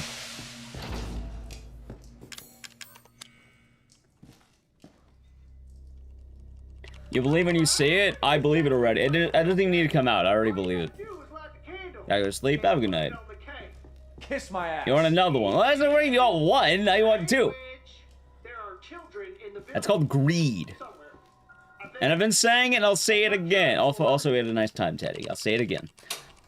But I'll actually say it again now. The Resident Evil movie is going to be good. It will be good. I'm willing to bet it will absolutely be fun. But I feel like a lot of fans are going to complain.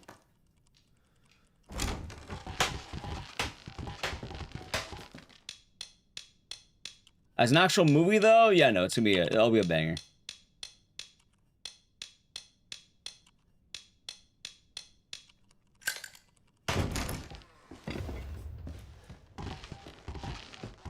I say this every time we talk about this, and I'll say it again. This is one of the first times we have an actual horror movie director, an actual contemporary horror movie director who's made good movies make one of these bad boys. Usually you have some random who had one, like, mediocre movie who gets these for some fucking reason. But yeah, no, now we actually have good director. It was, Barrage, it was. How's it going? How's it, darling? Hope you all doing good. Like, say what you will about the catalog of Zach Kreger, it can't be denied that in the current era, he is mostly considered to be a pretty damn good director. Also, in Prime Gaming for 13 months. Enjoy the emotes and the scissors, and thank you. Hope your day is nice. Alright, so Brother of the Wolf, it sounds like it's a decent movie, but I wouldn't call it good. It sounds like people who enjoy it, but it's not like best movie ever made. It's like solid.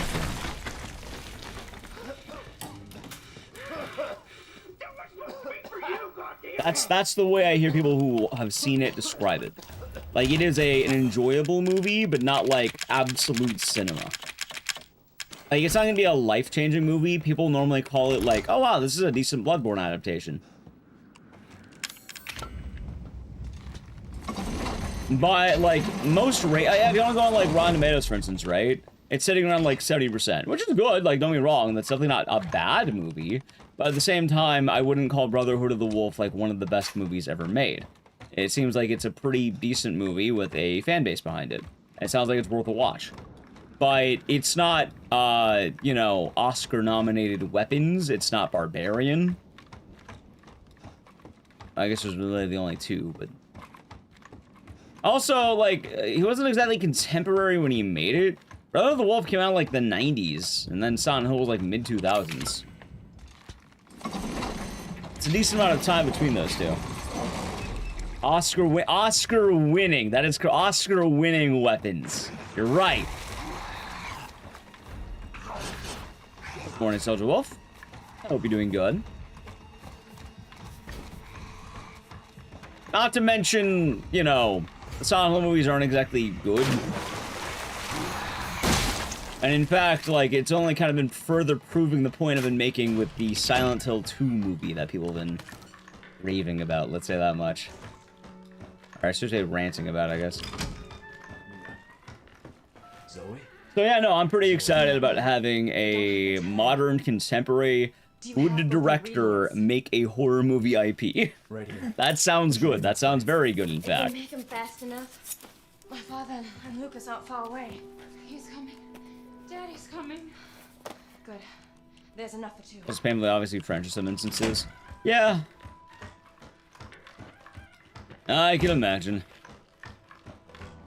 Like, I imagine watching Brother of the Wolf's a good watch. It sounds like a pretty decent watch. Like, you would have a good time. None of us will get very far without the serum. Hey, one of those is mine. Making a Helldivers movie? Maybe.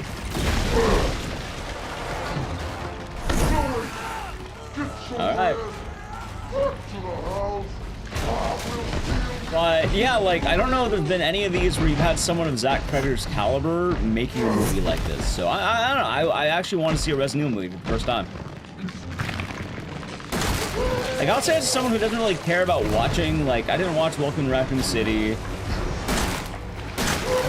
I didn't watch, I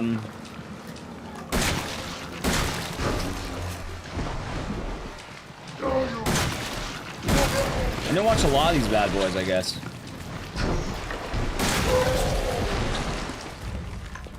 Fucking this. This is getting old, Jack. So I missed.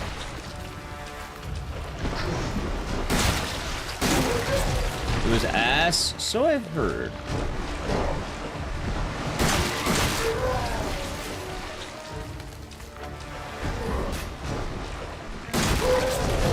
But stop watching out of the third one. Yeah, that makes sense. The only thing you know about the Elden Ring movie is that Queen America has shoes and not a movie is ruined. You know what? I agree. 0 out of 10 movie.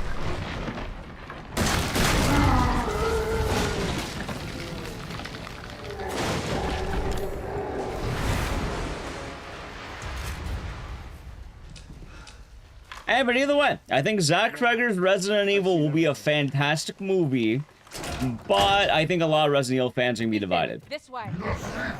I think they will be divided. Like, absolutely calling it, they'll be divided. Use the serum on him. They're gonna complain that there's no. Oh, where's Ada? Where's Jill? Where's Leon? Where's my funny references? Why didn't they show off what's the meme and all the other stuff? Like the random side character you don't give a shit about normally, but if they don't show up, movie ruin. Are you all right? Why didn't they show off my favorite references? Where's Claire? Where's Ark? We need Ark. Yeah, Ark, there you go. Unironically.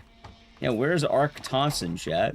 Where's Hunk and Twink, the brothers? Yeah, Glop Shido, that one. I had to use one of them. There's only one left. Where's Moira? There's only one left. There can't just be one left. Because yeah, admittedly, Resident Evil's kind of hitting that weird point where people more just kind of see it as a brand as opposed to It was foolish thinking I could escape. a series. I don't know how to put it. Like seeing it as a brand is kind of a good thing. Like, I know a lot of people don't like RE7 or Village because it doesn't have their faves, quote unquote. It has Ethan. But you know what, chat? I have a hot take on Ethan. Hating Ethan Winters is a great sign of a person. There won't be anyone left to help. You shouldn't hate Ethan. A lot of people like to argue Ethan's boring. But alas, there's a truth behind the sentence. Ethan is only boring if you are boring. Ethan, yes, Ethan is you. Ethan is not a man. Ethan is whoever you are. To hate Ethan is to hate oneself. That is the point of Ethan Winters. I like Ethan because I like me. And a lot of people don't like Ethan. Why? I don't know. You can't make funny TikToks about Ethan. You can't have, oh, you're gonna swallow me whole, huh? You can't have the, next time take the fucking hint. No. Ethan, you have to make your own fun. You have to be Ethan. We need to talk. Emulation TikToks, oh, of course. Had something to do with all this, didn't you? But a lot of people don't like Ethan for this reason. They don't like him because he's not their, Just want to know the truth. you know, hype moments or aura. Ethan, I honestly don't remember. Try. No, you're the one that's cursed. Yeah. Well, actually, Ethan does say on Destiny. That's Village. Is that the boat? Why do they hate his hands? Did that get Funny. They're already gaming. Yeah, you don't see a point in the video game movie. It's not gonna have a character in the source material. It expands the universe. And usually it's a good way of looking at things. Honestly, I'm fine. That's how you get new characters. What's the point of RE7? They didn't bring back any of the characters we know. Thank you, Teddy. What the fuck? I mean, I guess Chris comes by at the end, but like... Yeah, RE7's a great example of not bringing back anyone you know. They took a leap. They kind of expanded the universe. And the thing I like about Resident Evil very much is that by this point in the franchise, the world has changed. Like, hell, there have been zombie and or bioweapon outbreaks, and let's see. The Arcland Mountains, Raccoon City, Spain, Africa, globally, China, and I guess really fucking everywhere at this point. The world is fucked up in the world of bioweapons, and with the dissolving, well, I guess not the dissolving of Umbrella, but as Umbrella's kind of been, let's say, fucking around and having turmoil, it's kind of just gone generally awry. You have a bunch of these fringe groups that are starting to weaponize the bioweapons, and long story short, the world's getting fucked up as a result of it. It's affecting a small area, small swamp town of Dolby, Louisiana. The world is changing in Resident Evil, and I actually think that's one of the coolest things about this franchise. I'll even say, one of the things I really liked about Requiem is it is showing that the world is changing. It's showing the world has changed. And even with the changes, like, yeah, no, everything's fucked, and I think that is one of the coolest parts about this franchise. And you know what the best part of Requiem was to me? It wasn't even in the game. It was the trailer before the game came out. There was a short film with Micah Monroe in it, and that went hard. Didn't have any established characters. It did have Raccoon City, and then it showed you the life of a, you know, just kind of a grieving mother. And for a 3-minute short film, I felt like it was better than any other Resident Evil movie, which is fucking sad. But it was also good. It shows a lot of promise, and I want more of that. I actually do want to know more about how people are being affected by everything people have been doing. Not everyone's going to be the badass super cop. More people are going to be like Ethan. More people are going to be like the Michael Monroe character. The world is getting fucked, and it's kind of good to know. I think it's nice to see the damage that our characters have caused in a way, or have stopped even. That was a Devastator. People keep clamoring, we want Outbreak, where's Outbreak? Not realizing that one of the coolest things about Outbreak is that it's about the average Joes. It's not about the star super cops. It's not about the, you know, save the president's daughter, Leon. Yeah.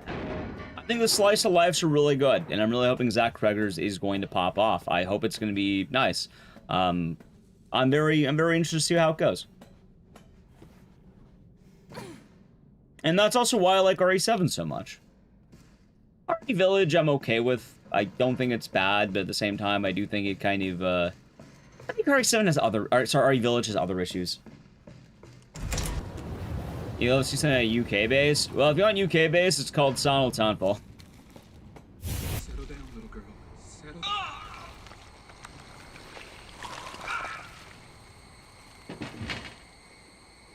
A non-cop star in Resident Evil? You mean like Ethan Winters? What? What are you?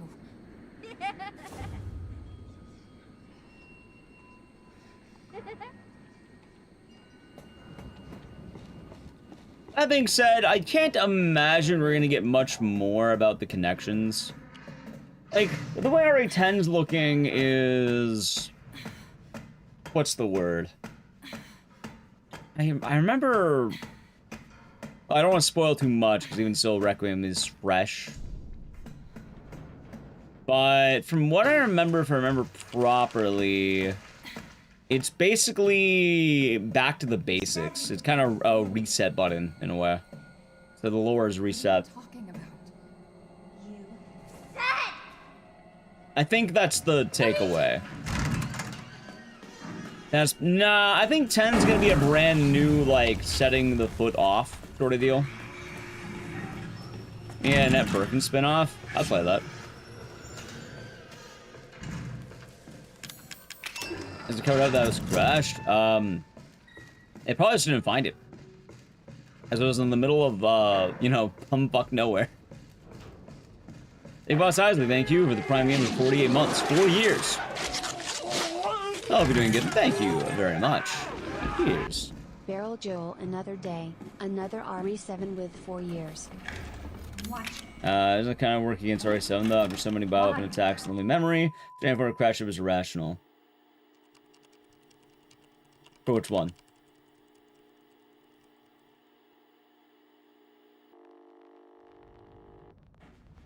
Honestly, I'm pretty well. I guess we'll find out with 10 with the Requiem DLC, right?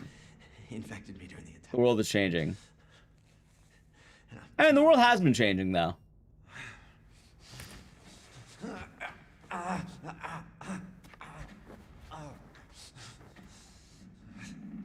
suppose the problem, though, with RE7 is that, Yeah. how do I put this? Oh, the list have been doing good. That doesn't mean I'm gonna let you die. RE7's odd because it is very localized to good people. I can't believe this is happening. Like, if the bakers weren't good people, you basically don't have a game. Well, let's say most of the bakers. I know what people are going to say, but yeah, most of the bakers. Fix this. Okay, Evie. Where are you? DLC? Alright, but you're paying money for it, and it's DLC. It counts as DLC. Just because it expands the story doesn't mean it's not DLC. It's a DLC expansion. That's how it is. She's vomiting. Damn. I'll have to reset. Nice. I don't know what the gun is. You don't know if we're paying? What do you think we're going to be doing? Alright, so a lot of lore problems, does it? I feel like the game's pretty nice lore-wise.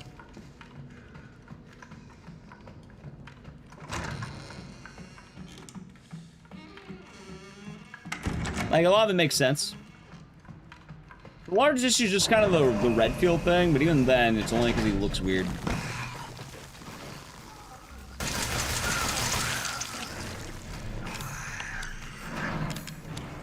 Sounds good, cool kitty. Take it easy.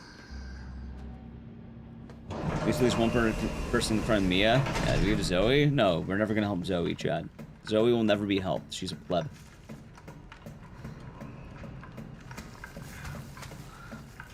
I think with RE7 at the time of release as well, it makes sense that they wanted to, you know, scale down after going to the largest possible outcome. Because in the world of RE6, it was huge. RE6 was everything.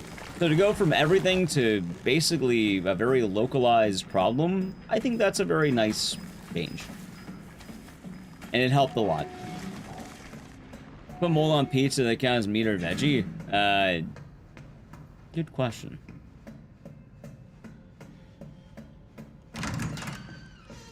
Probably meat. Actually, I don't think mushrooms are considered vegetables. I thought they're a fungus. They're like a fungi, right?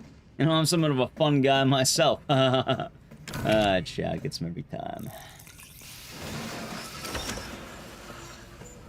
Are you mad at me, Mom? No, Evie. I'm not mad. Wait. Village had a lot of problems. Village definitely had some issues, and I don't know. I feel like Village is just sort of Evie, wait! wanting to expand. I don't know how to put Village. Did you find her? Yes, but she ran off. She's making Like, it's not bad, but very often I like to complain that RE Village is one of the dumbest games in Resident Evil lore. Are you okay? Like, every character is fucking dumb. For what it's worth, they explain it well enough, but like, every character except for one is absolutely stupid. There is a single character who I defend. I actually want to make a video on this. I actually do want to make that video. Talking about how every character in RE Village is fucking stupid. Except for one brilliant mind. There's a single genius in RE Village. And it's not who you think. Or it is if you watch the stream, but if you don't know, watch the stream. It's not who you think. There's a single genius in Village.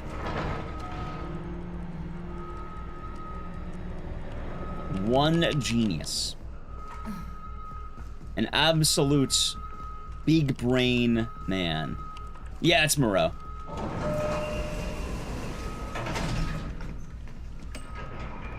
The genius, you the player? Well, you know, you can't be the genius. You decided to play RE Village.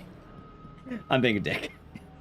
Can't be a genius. You play RE Village. I like Village. I'm being silly.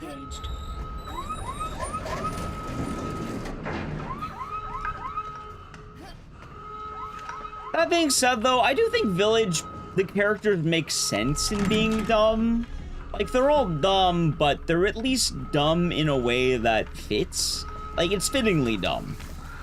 It's like, if I imagine, you know... It's like... God, what's a good metaphor for this, or a good simile?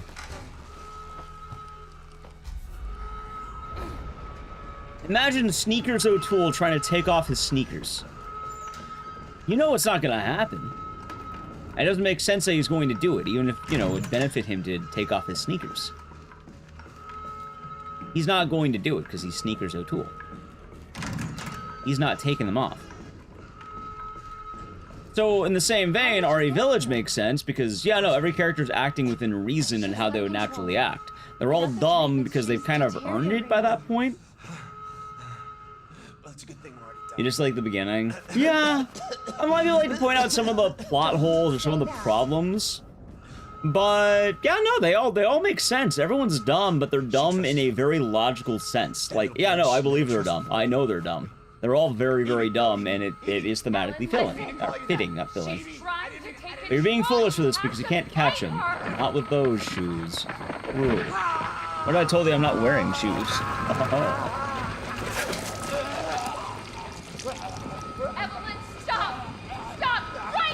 Why didn't he say with the power that lowers the dam he swims in? He did. Don't you remember that Ethan reactivated the dam? He reactivated it. It was disabled. Ethan fixed the dam.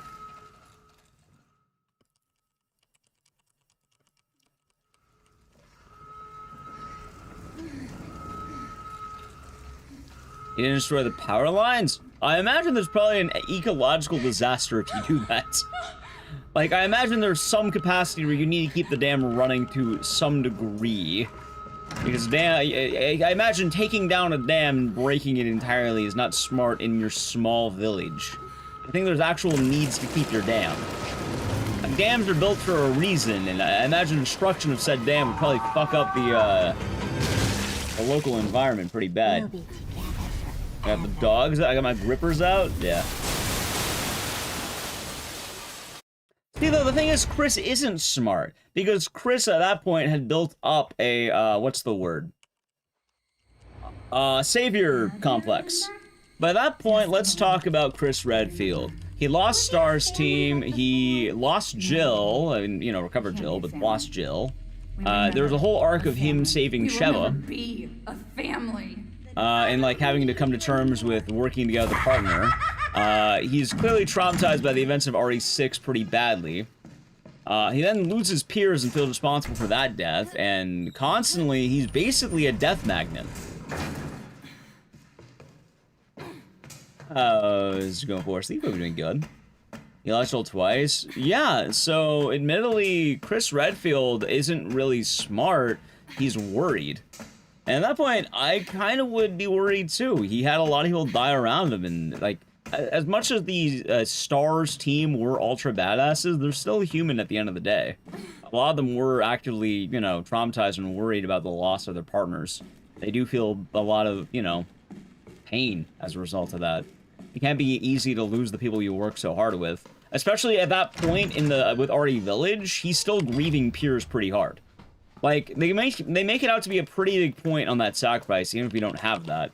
Unless Claire. Luckily for him, he hasn't. So I get it. I get Chris. Could he have told him? Yes.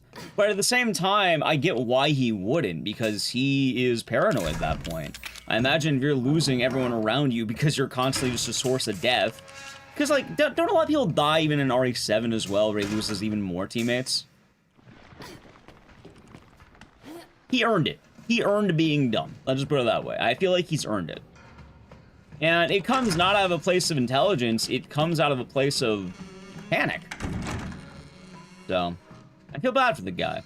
And could he have been smarter? Yes. But this is kind of what I'm talking about. RE Village has a very nice thing where, are the characters dumb? Yes.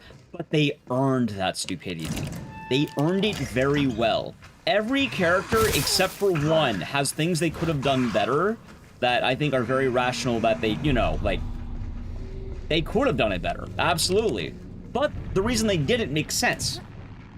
I do have to play an ad, though, so I guess I'll do it now, chat. If you want to avoid the ads, sub the channel, Prime Gaming. Ready?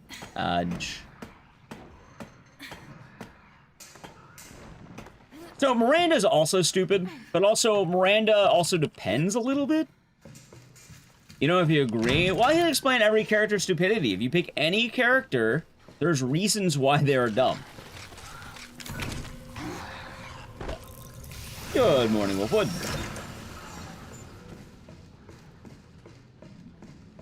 And a lot of it goes either to pride, greed, desire.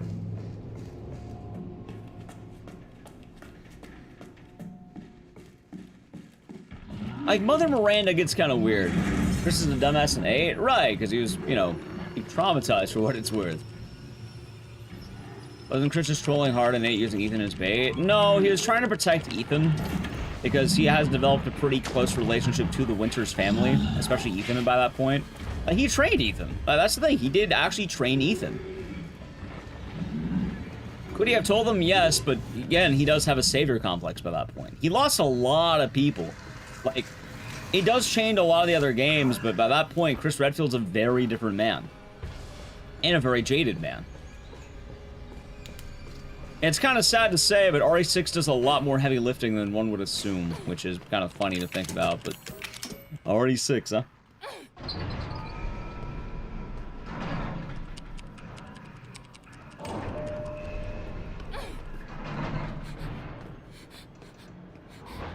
How you doing, by the way, Deathlight Coast? Hope you're doing good today. He's waiting. Let's see here. Mia. Well, Mia gets kidnapped. Mia doesn't really have much you can do in Village. Like, she's put in a cage for basically the majority of the game. She's kind of SOL. Like, there's not really a whole lot you can do.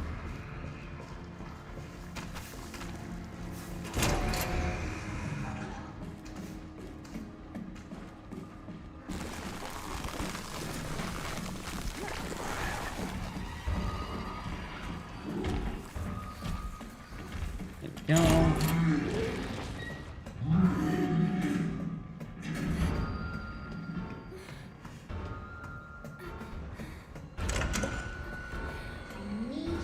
She's the outlier. Well, I mean, Mia doesn't. She's basically not plot relevant. She's put in a cage the whole time. She doesn't really make a decision. Can't really call her dumb because she doesn't do anything. Ever do a stream of RE6? Yeah, we used to do RE6 a lot more a few years ago, but I don't do it as much because I don't like DA. I'm not a DA enjoyer, so I don't like really running it. Hell, I never would have if I could have helped. You know how it is. What do you mean? I'm no killer, son. Neither is Marguerite. Nor my boy Lucas. And then, yeah, like I said, every character in Village can kind of be explained. It's kind of one of the reasons why, like, I've ranted before, but without getting too into it. What did she do to you? Wasn't exactly the biggest fan of Requiem's decision making, but I did like. I actually am perfectly fond of Villages. It's weird to say that, right? And it's like, how are you okay with one person being stupid, but not another person being stupid? It's just different stakes, different experiences, and different ideas that are put forth. Like, one of my favorite examples is people complaining about, I guess the, Lady Dimitrescu, about her decision making. But the more I think about it, is she stupid? Yes. But at the same time, it makes perfect sense why she failed. It makes perfect sense why she's stupid. A lot of it comes to hubris. You can't fight back. You are connected to her. And also greed. Can't resist the urge to. Oh, you're a different person. Makes sense. Just like me. You don't believe Jack? I believe Jack. My family's good, you know. Me, Marge, Lucas, even Zoe's alright. I know it's hard to believe, but even Zoe's okay, man. Just hear me out. You find her. She's not the devil. As shocking as one might think. Oh, the doll lady? The doll lady has some serious problems with, parental attachment, if I remember right. Oh, yeah, the lords are indeed children, and I could definitely imagine the doll lady clinging to the idea of having a parent. He doesn't love you. I can make him love you. Don't hurt him. A weird big baby? Yeah. Personally, the doll lady, my argument is that if the doll lady were smart, she would knock out Ethan and then beat him to death with a hammer. Just keep hitting him. Remember? But it also makes a lot of sense that she probably has some very large, unresolved family issues that are worth keeping Ethan around for. It's an RE9. RE9's a fun game. I think RE9 is good, but at the same time, I do think that as time goes on, and has been going on, people are turning against it in a lot of ways. To get out of here. Overall, it's around the middle of the franchise. Take this. Kawashi Tino and the Heisenberg. The thing is, though, that both Ethan and Heisenberg are kind of stupid. What are you doing? Saving your life. You need to They all have mommy issues. Yeah. I won't be able to resist for much longer. I'm not a Requiem hater. I like the game. Mia! No! Let's top of the franchise. You're looking at it. Yeah. You're looking at number 1 right here. Okay, you little bitch. Where the fuck are you?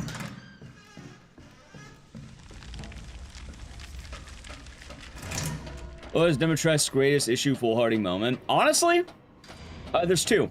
1, her lust for blood. 2, her underestimation of man. One of the things about Lady Dimitrescu is she is, I want to say the proper phrase is a misandrist.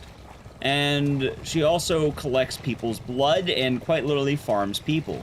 The thing is, as both these things are combined, her hubris pretty much was like, okay, there's no way in hell he's gonna escape this, you know, these hooks I put him on. Not realizing the power of, you know, the will of man.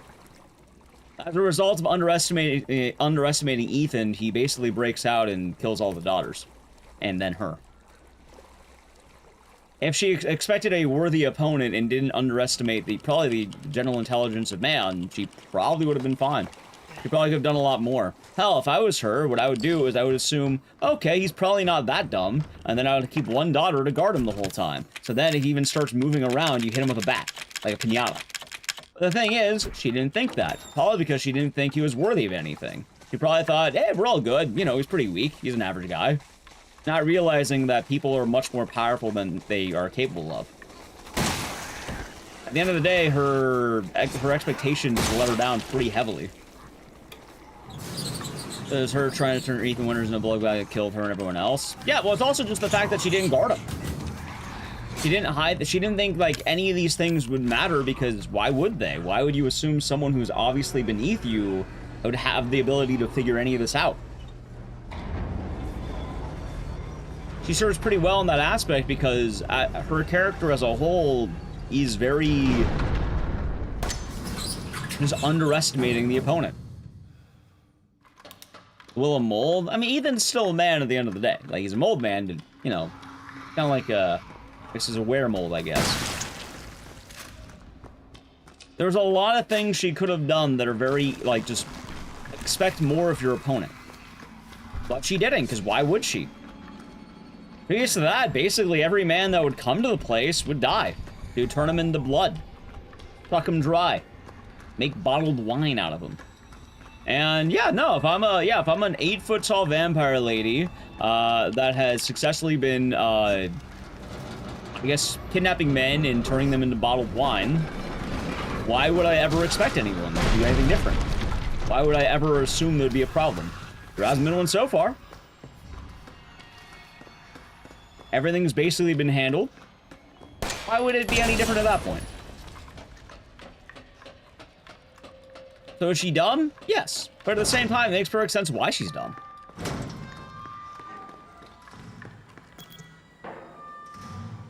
The only way you're not dumb at that point is if you properly respect your opponent. But she never would have at that point. But there's an argument to be made that, let's say, hypothetically, Mia and Ethan swapped roles, and it was Mia there, he probably would have properly expected Mia. I think Mia would have failed. I don't think Mia would have been able to do it, because she probably would have thought Mia would be more capable than Ethan would have. And like, what? She was alive for, like, hundreds of years or some shit by that point? She'd probably be much more prepared for Mia. Sometimes disdain can forget that people are pretty capable. You think Duke will come back? Even the Merchant Duke? Probably not.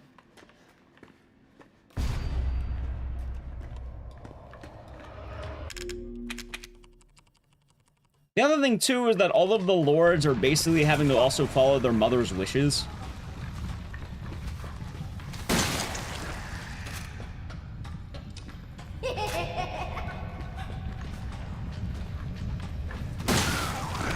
Howdy, Bronx. Hope you're doing good today. Oh my god, are you kidding me? Don't tell me the Romans died there.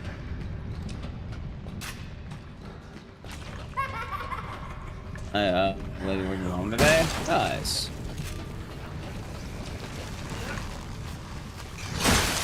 That's okay. Hold on.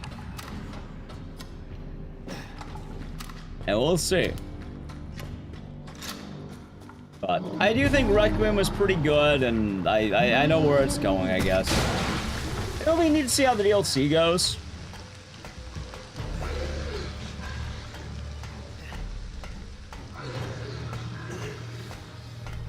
Why is she acting that way? Because she has a village of people who basically follow her every move. A lot of cult things can basically be described as being a cult leader is pretty badass. Cousin Moreau, mother, Miranda's first child. Likely? I don't remember the order. But also, Moreau's the smartest one in my opinion. I absolutely believe Moreau is the smartest one. The village people are a cult? I mean, kind of.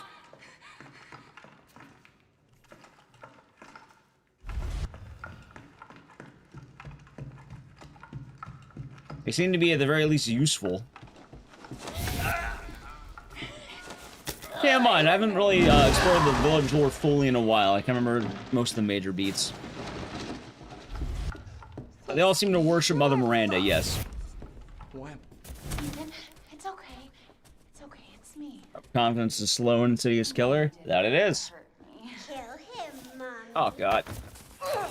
You shouldn't have done Aren't they trying to real hard hit Requiem DLC as being a Jill outing? Are they? I have no idea. fucking hurt. I still have a Shadow Frost for a little midnight sweet treat. Nice. Then he can die. Nice. Now it's Mommy's turn to kill you. Okay. Thank you for the follow. Je ne sais pas. One of us. Beat Dory 9 for the first time. Nice, hope you enjoyed a Kick-Ass. Like, for what it's worth, chat, I like Dory 9. I thought it was a very fun game. Most of my issues are, I don't like that the game went to more of a shallow end after starting to get, like, to becoming a deeper franchise. Like, I think they've been trying really hard to make Resident Evil, like, have a better story overall. And then trying to hit harder themes. And I think Requiem was a lot of work against that. Which is kind of sad, because again, I really like that Micah Monroe movie, the short film they had.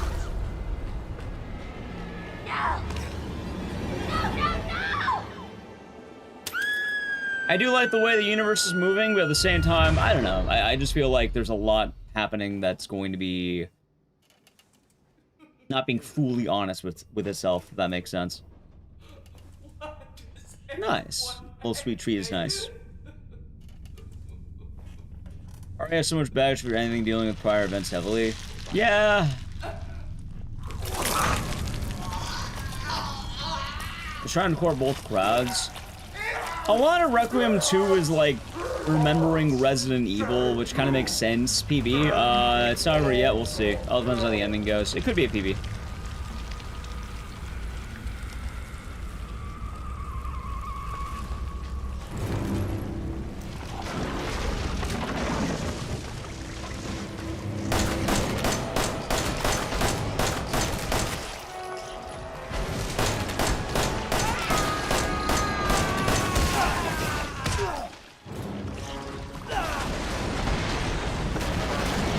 Rocket doing good.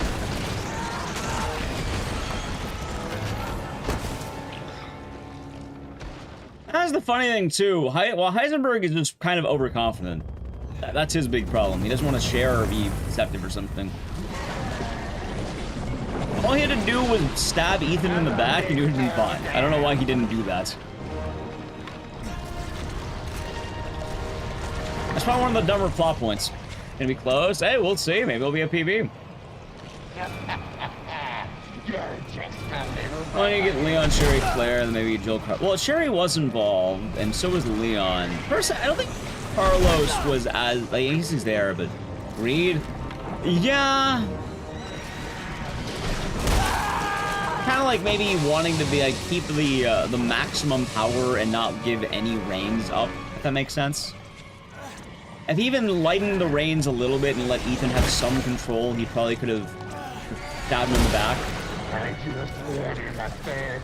But he didn't want to line up on the reins, the metaphorical reins. So, pretty much D-Man. What plan after this? We'll see. Maybe Clock Tower 3, I've been doing a lot of that lately. Probably try to get no reset on that. See how it goes.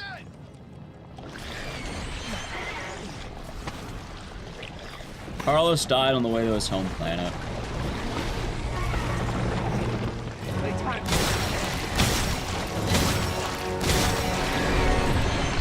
I still do wonder why they picked Leon over Jill, but I guess with Sherry it makes a lot more sense. Like, I do like that they have Sherry, and it makes more sense to have Leon for Sherry. As weird as that sounds, like... Remind me to talk more about that in a moment, because, chat, we're gonna get straight to the IGT. Mainly because I really need to fucking piss. I've been holding it since, the videotape. And I want to see if I got a PB or not, for one. And I also really need to piss. All right, maybe. Hold on. I want to know. I gotta know, because I really need to pee. I want to go piss. I want to go piss. All right, ready? 1:30. Boom! All right, I got a PB. Fuck yeah! All right, chat. I got a PB. I don't get to enjoy it much because I really got to fucking pee. I've been holding it, so I'm gonna be right back. We got a thump. All right, I'm gonna follow the channel, social media. I'll be right back. Behave. Start the channel, Prime Gaming. Ready? Edge. We did it. All right, we did it. It's time.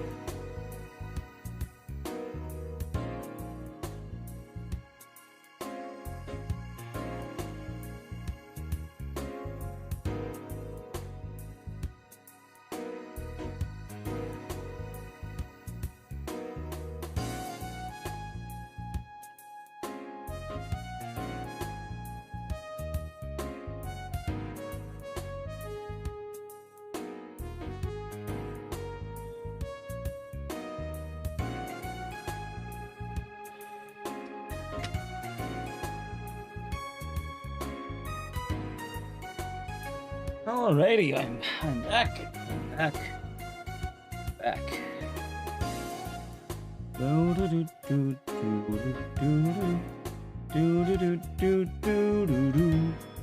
Alrighty, chats. Alrighty, we're back. We're back.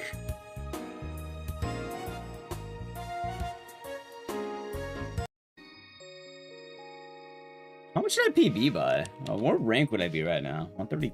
I barely fucking PB'd though. I don't know. Maybe I gotta move over to the other route.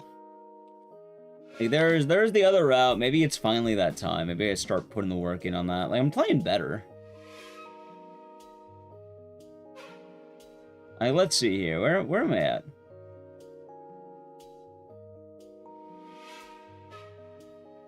I tied for 31st place, rank 31.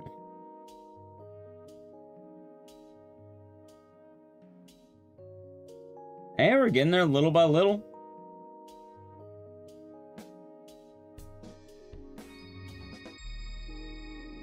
Maybe I gotta start locking in more. It might finally be that time, Chad. Because there is tech I'm not doing. Straight up, there's tech I'm not doing. My last submitted PB was a while ago, too. That's kind of funny. Past Punchy? I've been past Punchy. I just don't submit it. Because I don't want to keep uploading random RE7 VODs.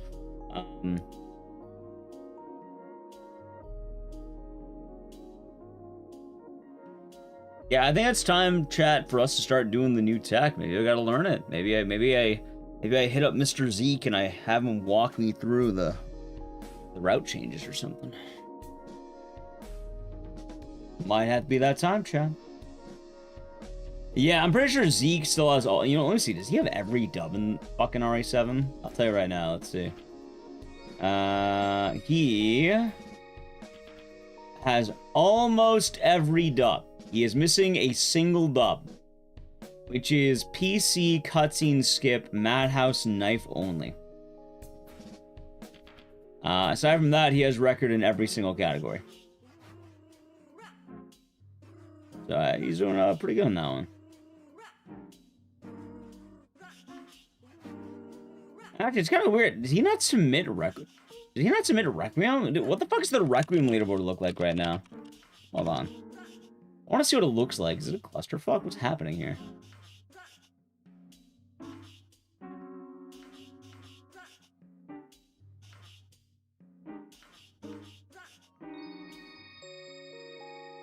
Huh.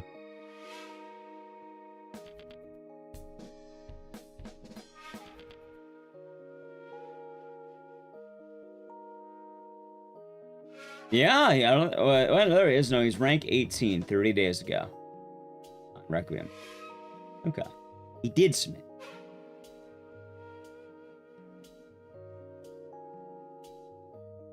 Okay. Alright, sounds like, oh, walking straight line. No, there's an out of bounds. I don't do the out of bounds because I don't really like doing it. Actually, no, I don't mind doing it. I just don't know where I'm supposed to get the ammo. So, you know what, chat? Maybe now that I finished all the video stuff, maybe it's time for me to learn that. You know what? I will learn that. I'll take some time between script writing. Anyway, Clock Tower 3? Clock Tower 3. Wait, why did I pause the song?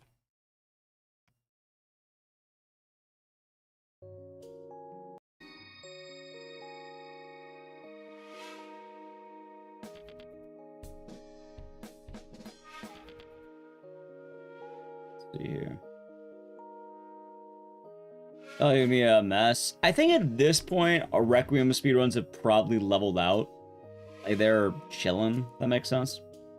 I don't know. Wait, Madhouse? You mean like RE7? No. Every single world record in RE7 is basically held by Zeke.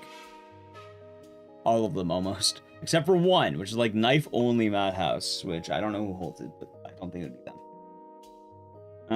I know what I'm doing.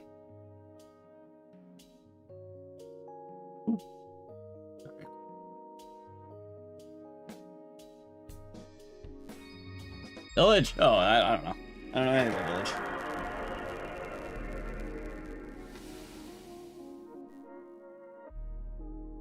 You know what I can tell you, though? I can tell you who has the world record in Silent Hill 2.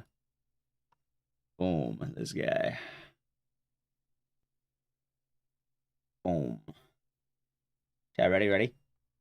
Boom. Say that much.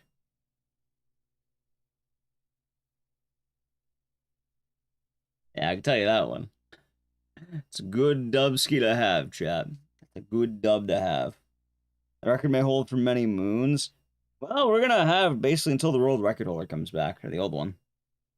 Like, once Aaron underscore comes back, I'm pretty much good. When he comes back, well, then I probably lose the record.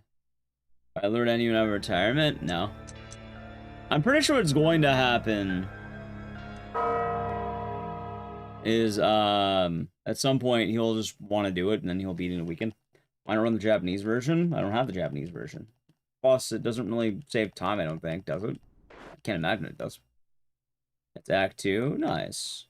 That's the Captain. He'll be doing good. But yeah, I don't really need to run the Japanese version. I don't own it either. Why would I?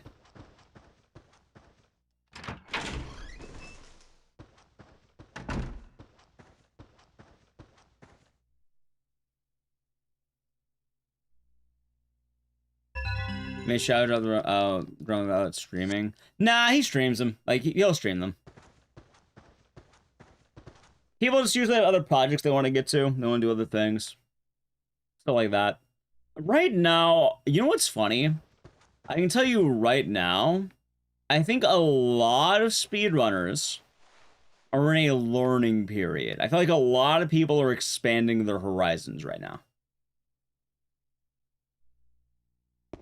It's starting to pick up, I think. It's kind of funny because I think the seasons of speedrunning change. Where a lot of runners will be on one game, a lot of runners will be on another game, etc., etc. But then there'll kind of be windows where nothing's really happening, so people want to find new things out of the repertoire. And I think right now a lot of people are expanding their horizons. Which is good for us. Because horizons.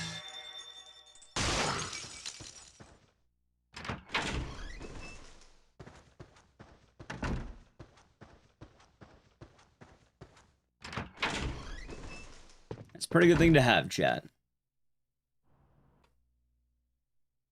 My hair feels weird right now, chat. Not bad, but feels alright. Ow.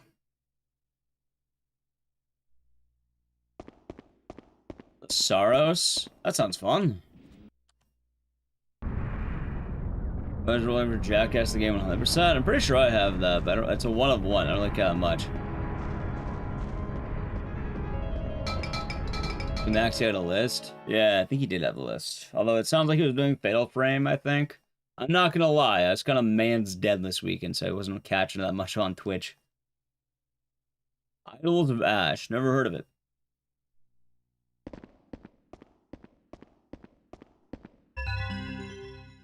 And right now, I'm just waiting to see what happens with GDQ stuff. Like, if we get into GDQ, we're probably gonna be more in a grind set area. Or actually, I don't know. We'll probably just be in the same ideas, I think. I think all roads in the same, but you know, I would like to have that GDQ hype. I think Tekken was also on there. I know Arma was on there. One of the Arma games. I know that much.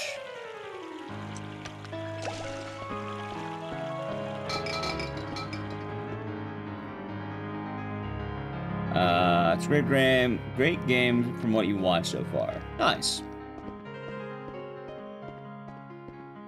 And I'm really happy because since Requiem is finally dead, chat, after this week, we're gonna go hard.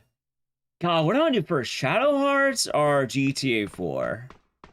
Shadow Hearts or GTA 4? That is the real question. I think GTA.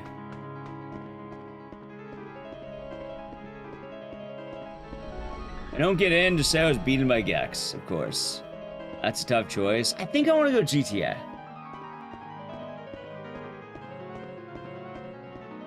I'll flip a coin. Because I already made the choice. See? GTA. Don't need to flip the coin. Kind of came off of a long RPG. I'd kind of like to play a not RPG for a little bit. As much as I like the RPG arcs, it would be kind of nice to have one non-RPG kind of day, you know? Or one session.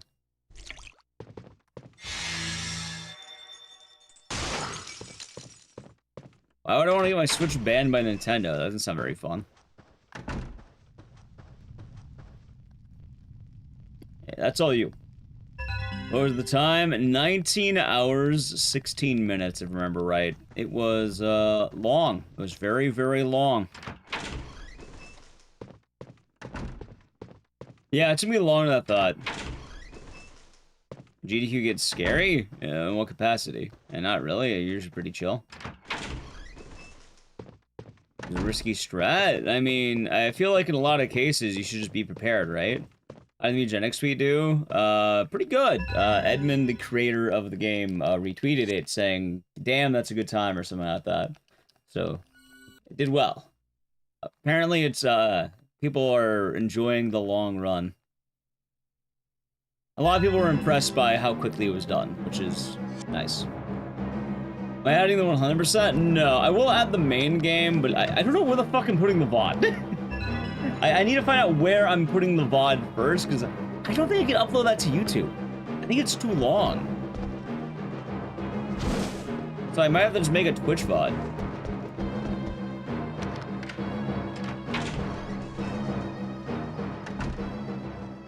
Which makes sense. Nah, it's just trending. So technically I also have YouTube Live, which is there, but yeah. Badass. Well, I'm glad you enjoyed it. Rest of the DR video too. We'll see how it goes. I'm still waiting to see like how it's gonna keep carrying. Like right now it's doing decent, but ideally I want to see it just keep going. I would like for it to at least be on par with the other two videos.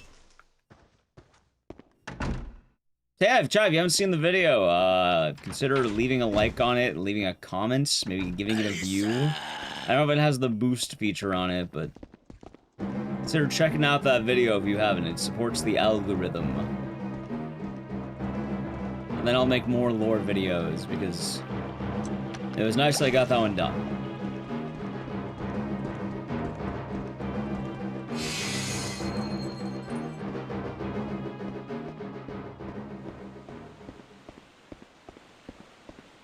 Santa Poet. Clock Tower time. Yeah, I thought we'd put a new Clock Tower 3 today with this. Because, like, we're not doing it tomorrow, and we might do it on Friday. Admittedly, I don't know. We'll see.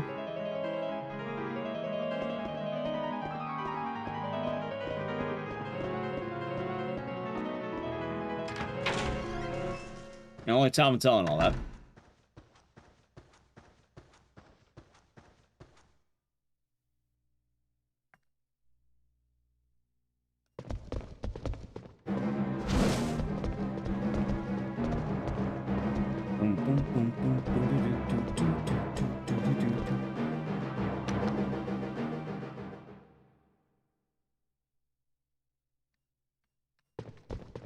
Nice turn. Okay. But yeah, a lot of stuff we can do. Just a matter of time, chat. And cozy, that's nice. And then, I guess in the Dead Rising video, I'm not expecting it to outdo either one of the Silent Hill videos, or I should say the Raccoon City video either.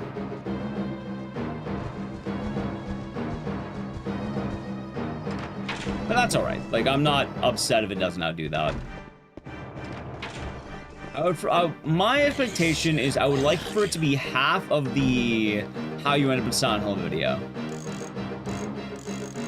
Like, I think that's fair, right?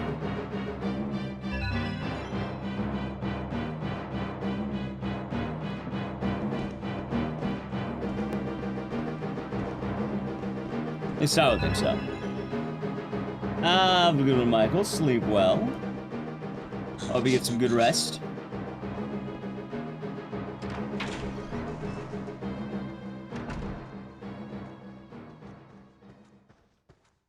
Alright, so far so good. Yeah, I'm working all night. Nice. Oh, that was pretty bad.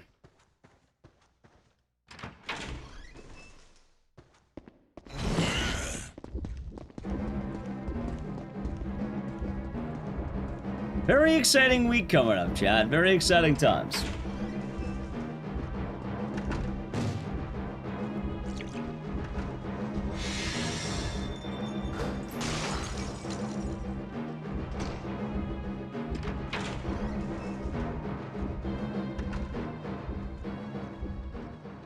Do you have Ground Zero go? No, I was thinking about it, but I'm not gonna lie.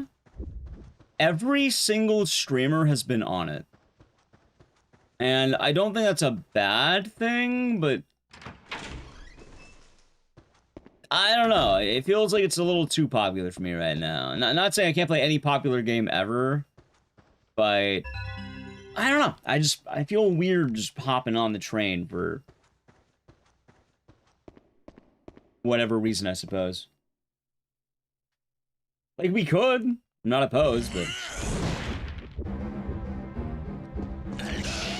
that train is fun. But it doesn't always work the way I want it to. I'm streamer the world over. I mean, within, I guess, the peer group, because I mostly know horror streamers, and I primarily follow horror streamers. And I'll say right now, a lot of my following was Ground Zero, Ground Zero, Ground Zero. When that happens, it's usually a good sign that the game might be a little oversaturated. Like, either one, you had to be there day 1 or 2. I don't know, maybe.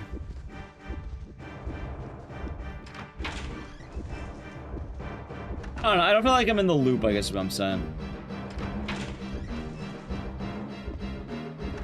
Not that a game has to be like an underground gem for me to play it, but I think there's other things I'd rather put the time in for right now.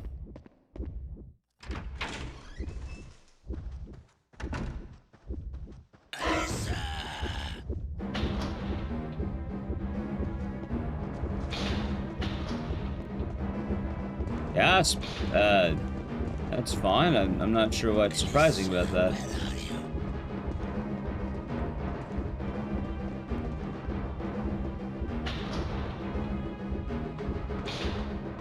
Usually my rule is, if a new game comes out and it's pretty hype, I want to have some major interest in taking a look at it. And, I don't know, it sounds like an RE clone. Like, seems alright.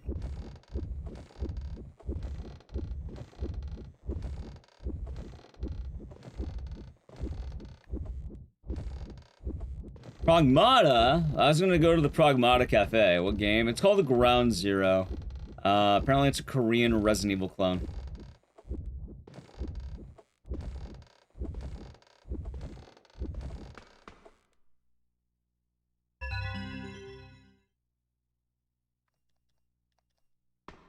Pragmata Cafe? Yeah, they're gonna have teas, and it's gonna be Pragmata themed. So.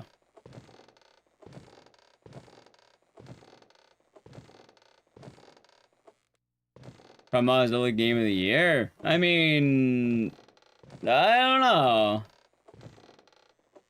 I definitely say right now, Mugenics is winning, like, should win OST of the year. I don't think anything outdoes it this year.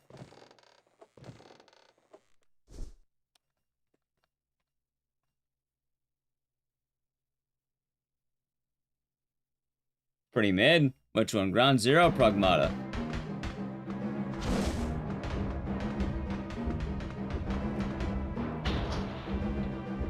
I say as a decent, right? They're decent, and then there's transcendent. Like, I don't think Mugenics gets beat out by anything in terms of music. Like, it is wild that that OST came from a game about breeding cats.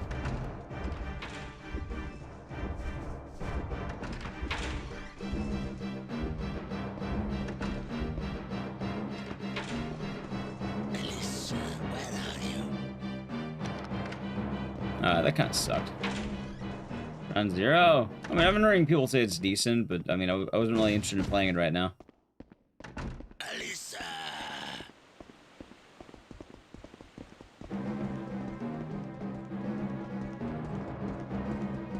There are some games I'm curious about. We'll see.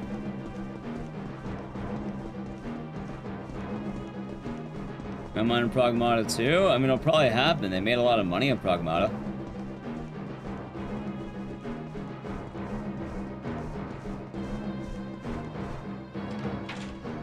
What's the next release? I don't know what comes out next. But probably Townfall, if I had to guess. Townfall feels right. Alisa.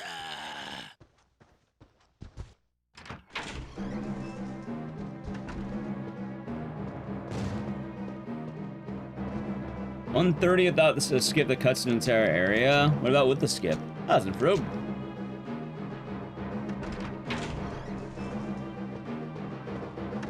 I'm just saying, OST-wise, with all those games, I think Mugenics deserves the OST dub. Like, it wouldn't be an actual robbery if they don't get that. Actual robbery.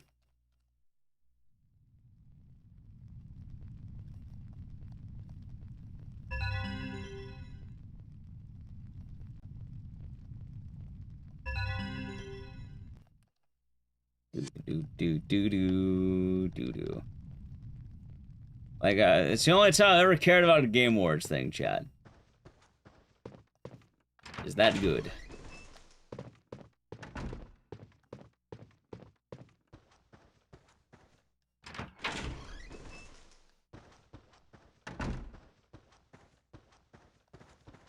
Oh, the same Pragmata speedrun is the most fun speedrun from a game in a long time. Well, that's good. People are enjoying it.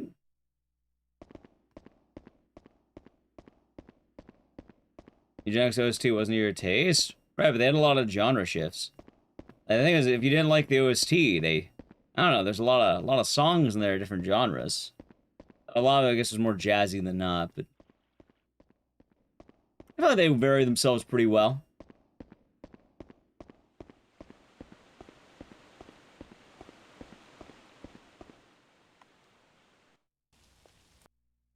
And you know what, chat?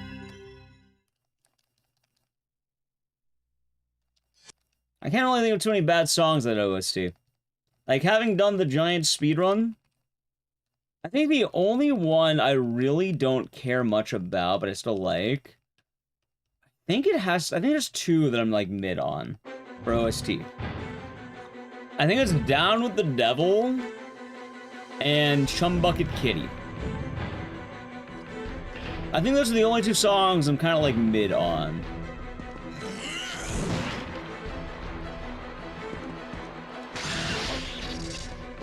But even then, I don't think they're bad. I just think they're weaker than the others.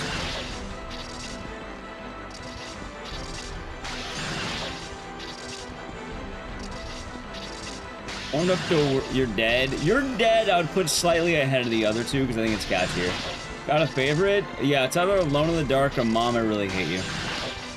Probably Alone in the Dark. I don't know. I feel I could resonate with Alone in the Dark because I don't know, I relate, man. I feel like I could relate in a bad way. Yeah, excited for GDQ news, Rue?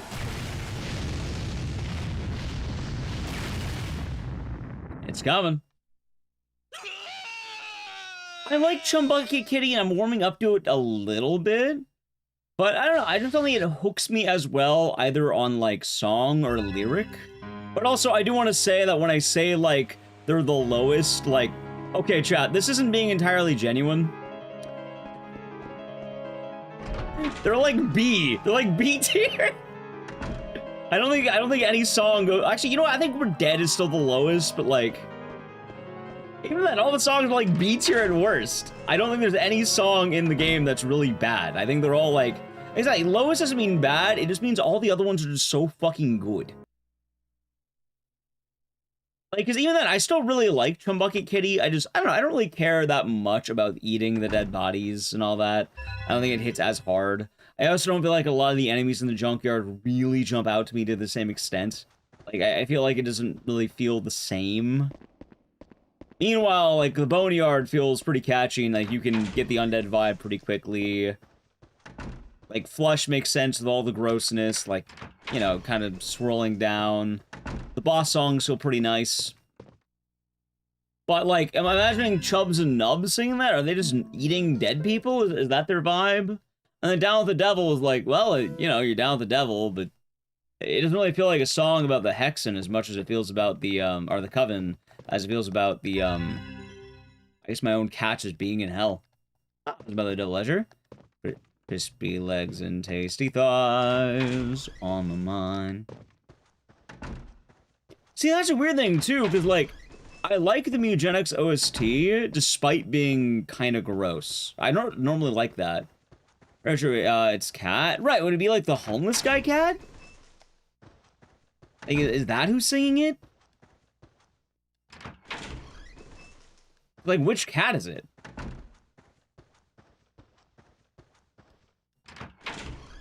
Skull Monkeys? Never heard of it.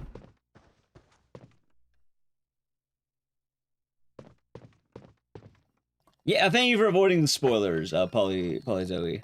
But yeah, no, I actually do like a lot of it. Although I will say, without getting too much into spoilers, I warmed up a lot. I think one of my favorite songs from the speedrun was one of the really late game songs. For those of you who, yeah, Chumbucky Kitty plays for Chubbs and Nubs.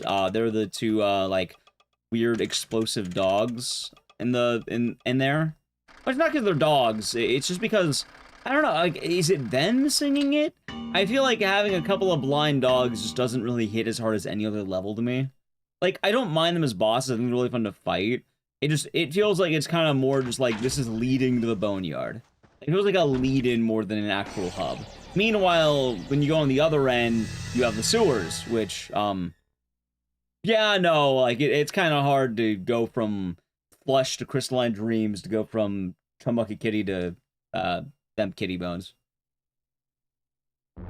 It's nice, but, like, I don't really, like, don't really listen to it as much.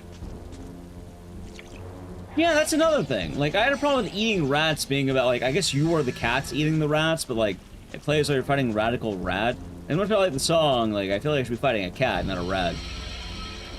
But also, Radical Rat, you know, he has sunglasses, Chad. You can't fight that. You can't argue against him. He has the bitchin' shades.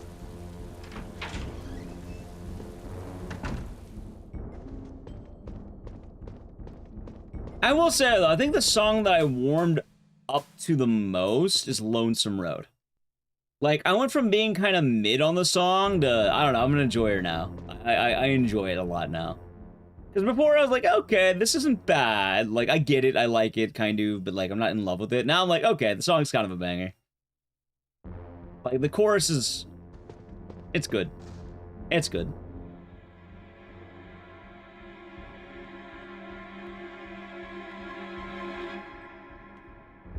Radical Rat when it rains. Hey, he's still pretty radical. What can we say?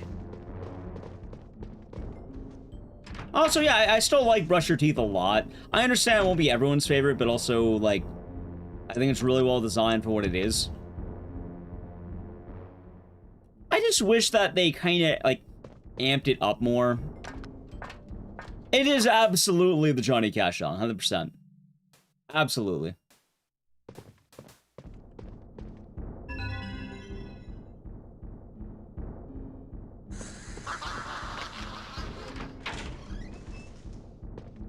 Either way, fun moments, fun moments.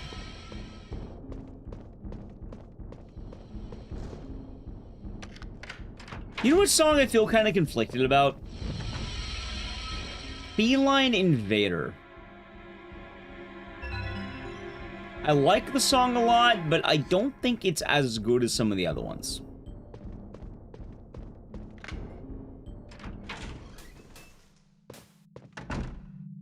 Like, it's kind of weird, but I think I like the instrumental version more than the one with lyrics.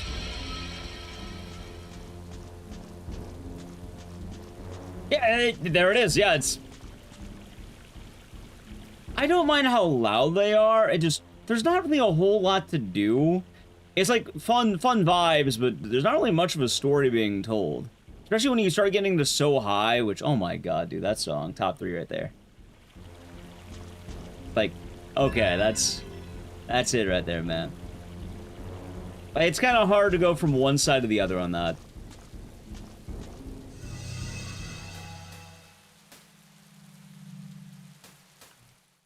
That makes sense. I do like Feline Invader. This is where you do your tier list rankings. Like, that'd be like an A tier song for me, Feline Invader.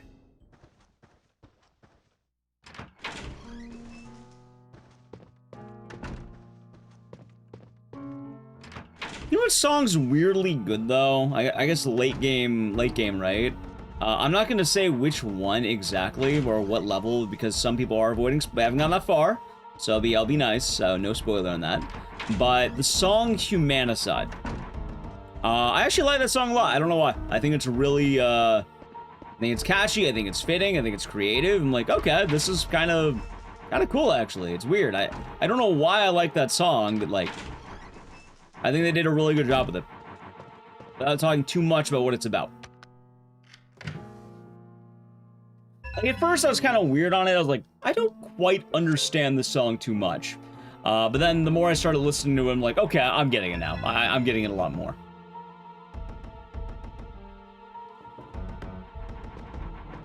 Yeah, it's kind of a bummer that some of the full versions of songs are locked to the game itself and not, like, locked to the, like, not on the OST. Like, without spoiling, I really like the in-game version of Crack of Doom. Like, I actually don't know if there is a song as fun in the game as Crack of Doom. Like, I think it's the most fun song in the game, if that makes sense. Like, it's not the best one, but it's the most fun. Like, god damn, it hits hard. Especially the speedrun, it felt so fucking good getting to that point. I was so worried when we were on Crack of Doom, but the moment they started getting to the fun bit, I was like, okay, this is getting really fun. Without spoiling it, the song Crack of Doom is tied to one of the longest fights in the game, and the in-game version is slightly different than the OST version because they add a little bit to the song. And when you hit that little bit in the in-game version, it's so fucking rewarding. Tough. I like Tough. I really warmed up to Tough.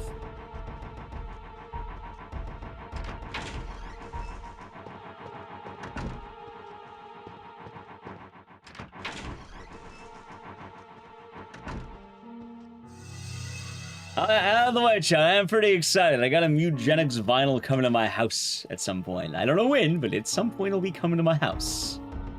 I bought the IGN one, I guess, because I didn't realize there's different versions. Oh yeah, I broke my rule. I don't buy vinyl OSTs that awesome, but like, I had to break my rule a little bit there. I got one, yeah. Like, it was too good to pass up.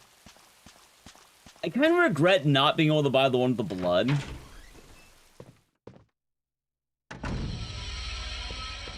But even still.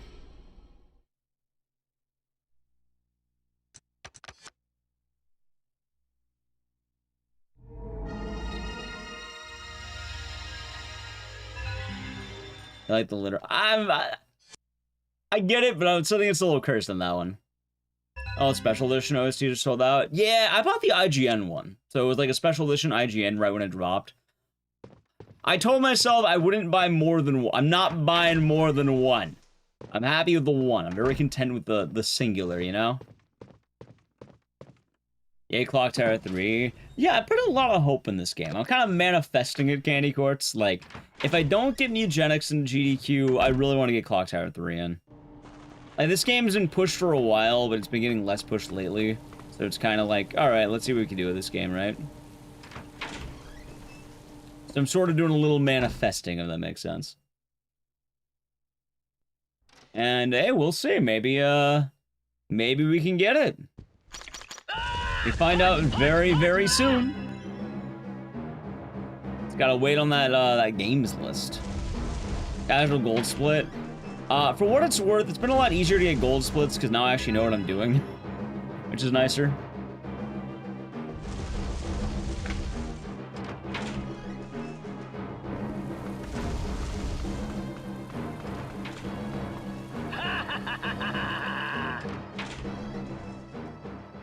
Which category? I submitted Act 1.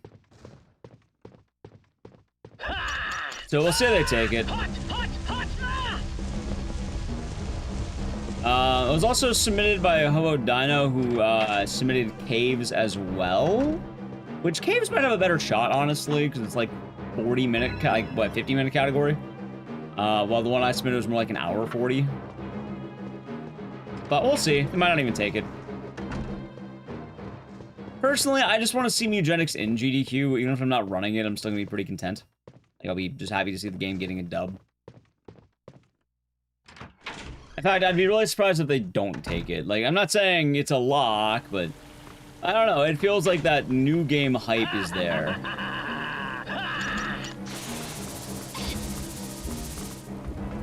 But, you know, maybe they don't take it. It's hard to say.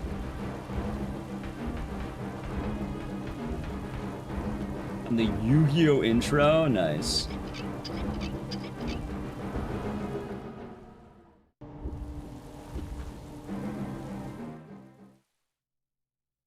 And it's not like the run's bad either. Like, I think an hour 40 for that type of game is like perfect length. And I have a donation incentive with it too.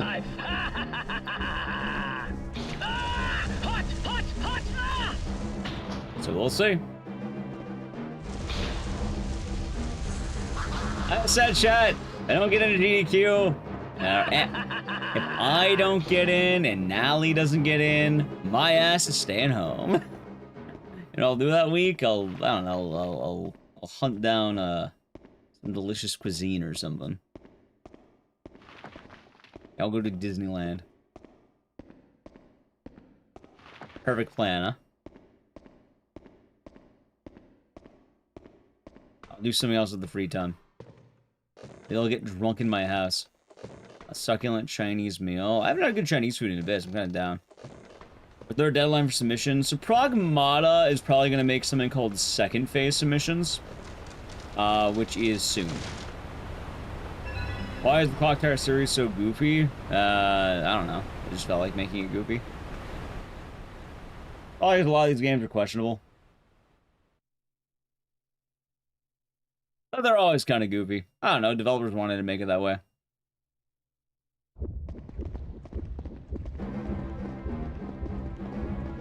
Like, I'm pretty sure Pragmata is gonna be a lock for Phase 2 submission. Like, it's gonna be weird, but if I had to guess for Phase 2, because they're doing that soon, I don't remember when it is.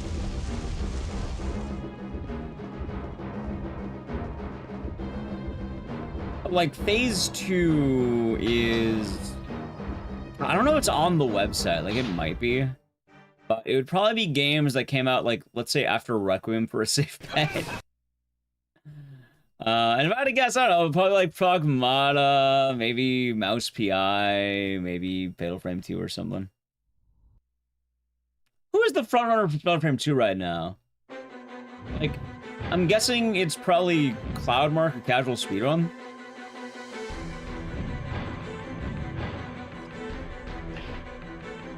Yeah, I know there's a few submitters to that one, or a few gamers on that one, I should say.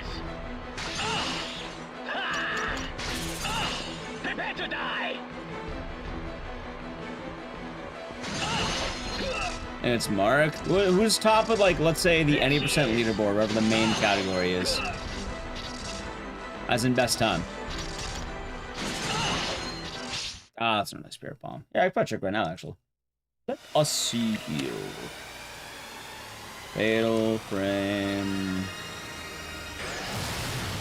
Ah, got it.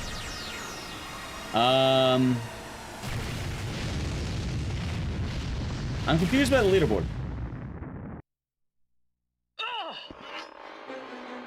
Prepare to die.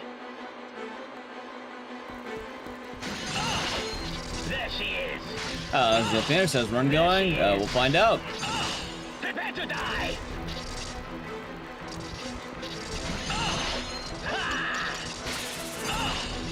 We shall see. There she is.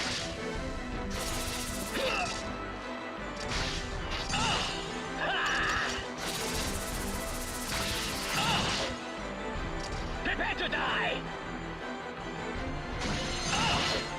There she is.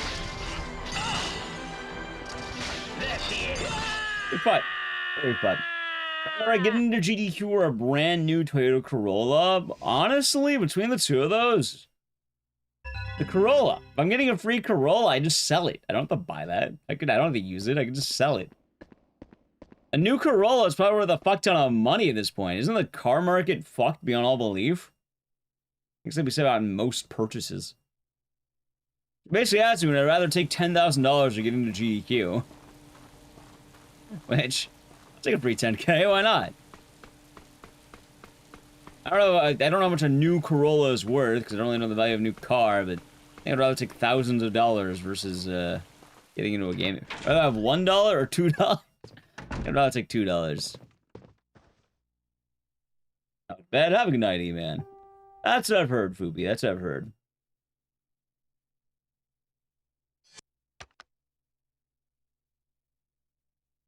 This isn't goofy. This game's goofy as all shit.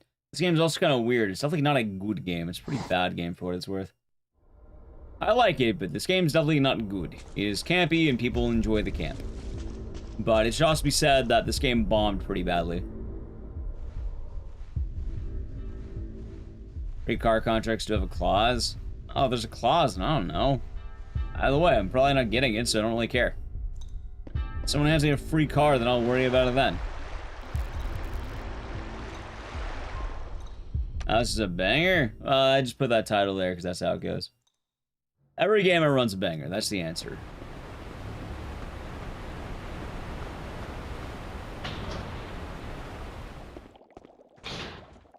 His name's Mayo. How goes it? Goes well.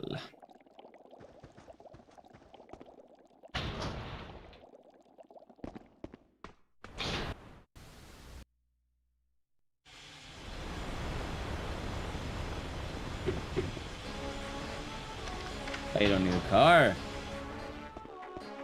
I actually need to, I think, get my car, like, I need to get an oil change. I haven't done it in a while. I also think I need to, like, you know, fill the tires. I have to do a lot with the car. I don't even know if my car works right now, Chad. I don't drive. I don't like driving. I think I have to drive on Thursday, because I don't think Nally can drive right now. Unless she shouldn't be driving. Take the bus? I don't need to take the bus. Also, I'm not taking the bus from... Or I'm not taking the bus. Let's put it, I'm not taking the bus. No. GB Momo, welcome on in. Like, in most cases, if I need to get somewhere, I either walk or I Uber. And I could drive, but, like, I don't really do that often. No, I don't need a bus pass. I'd rather not deal with the LA transit system, either. Especially when I don't need to. This is kind of more the reason that in most cases, if I'm going out, I'm going to very specific places, and it's usually bars. It's not really a problem to Uber. Most of my issue is I just don't go outside all that often. In fact, a bus pass probably won't get used. I'm not going outside all that often, Jet. As bad as that sounds.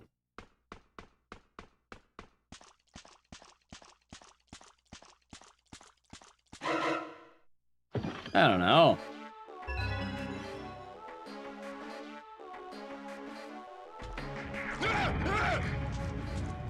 PS copy? Well, there you go.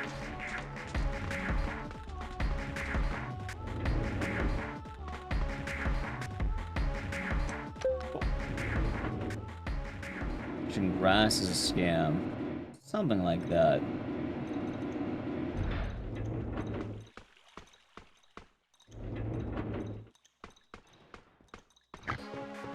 But yeah, no, I'm not taking the bus, Jeff. Also, I already have a car. Why would I need to take the bus?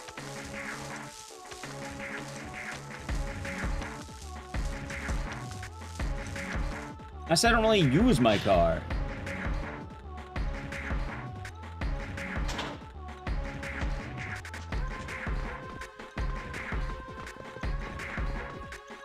Or anyone asks, oh, if you don't use your car, why do you have a car? Because I used to have a job.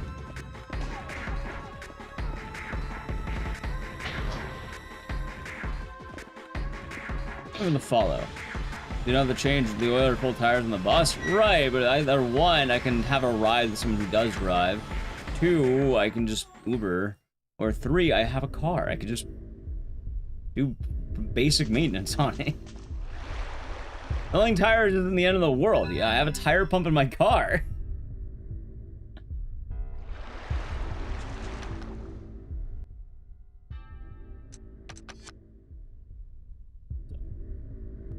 And the bus is very clean either. Yeah, or prompt.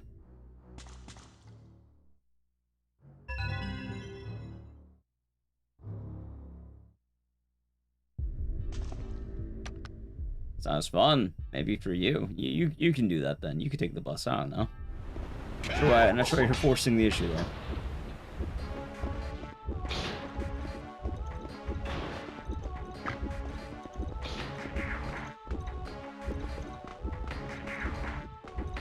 I imagine mine will be very quick, Jeb.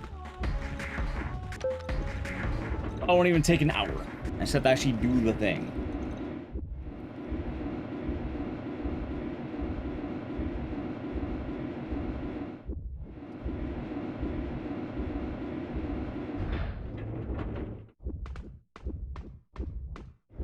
Also, I guess for a practical thing, how the hell would the bus work when I'm usually going out late? I'm a graveyard shift guy. Like, if I'm going to bars, the bus isn't running at fucking 1 a.m. They stopped running it at that point. It wouldn't even work.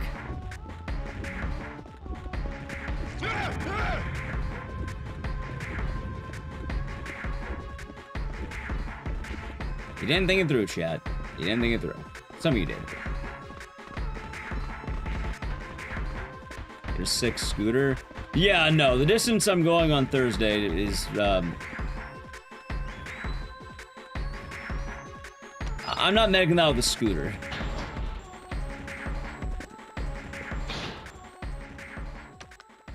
Like, without doxing myself, going from, let's say, Los Angeles to the Inland Empire. Yeah, no, you're not getting on there with a scooter. That's not a scooter trip.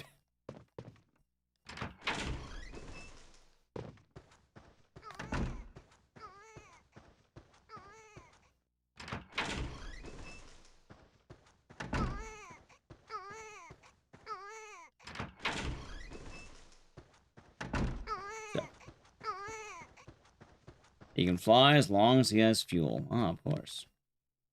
Oh, I should become the bus driver. Yeah, I'll quit my job as a streamer and start driving the bus. That's right.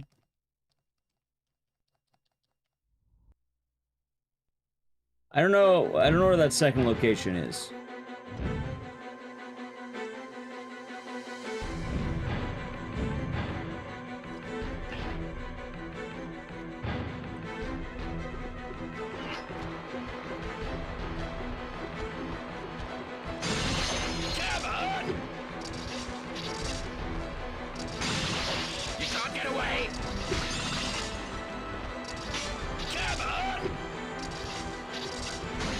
Let's see.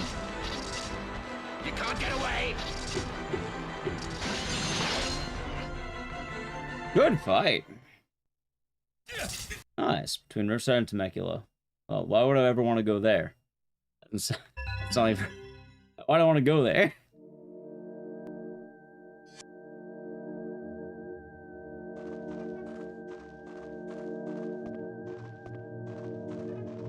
In fact, I don't really leave the house all that often. That's good. I thought you were doing good. Like, I don't like going down the street. I don't really wanna care that much, I guess. You know what I do care about, though? Run the mosquito section. So at this moment in time, I gotta play an ad. So if you want to avoid the ads, sub the channel, Prime Gaming, Edge. Also, there's no fresh air anywhere in, like, the Los Angeles region. If I wanted fresh air, I'd go north, not south.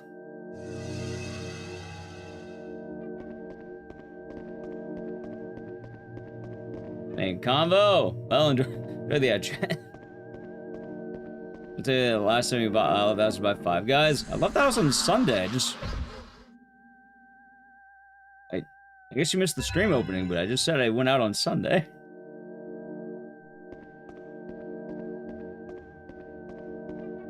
So. Yeah, I went out the other day. Went out drinking with a friend. I didn't even go out to buy Five Guys. Now, like, you picked it up. I was sleeping during that time, because, shockingly enough, I have a pretty rigid sleep schedule, I guess.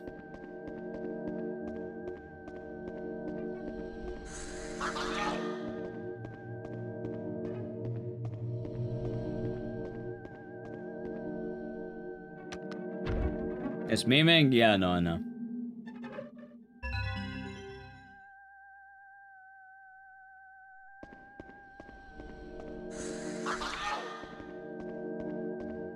Alright, let's see.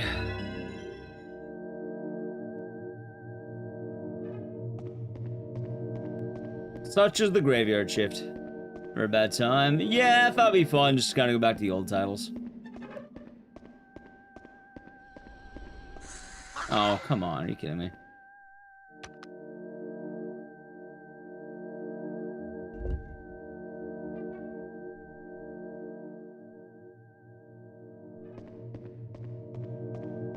Hey, we'll see how this run's going, though. Chad, do you think I'm gonna land the strat on the one guy? Like, I hope I do, but I don't know.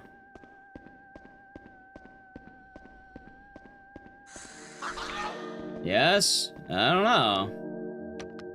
Yeah, it's a pretty hard strat to land. I think I'll know what I'll do, though. I had a feeling that's gonna happen. It's alright.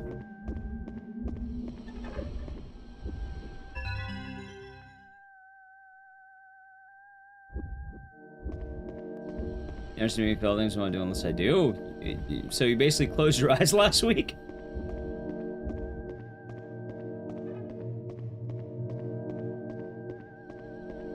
I failed the strap plenty of times. Like, yeah.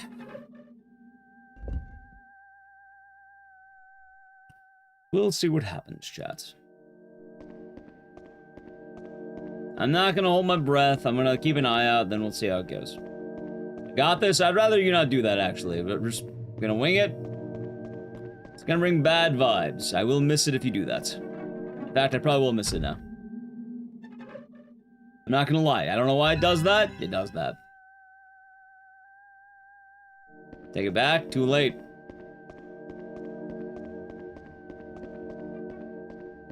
Banned. Oh, no one's getting banned. We'll just see how it goes.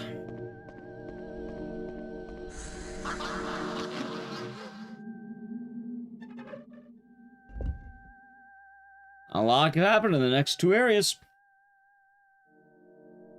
Or much anxiety? Nah, it's all based on mojo.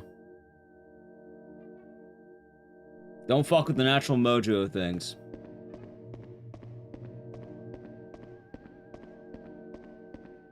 That's it. It's like jinxing it. That's what it is. It's being a jinx.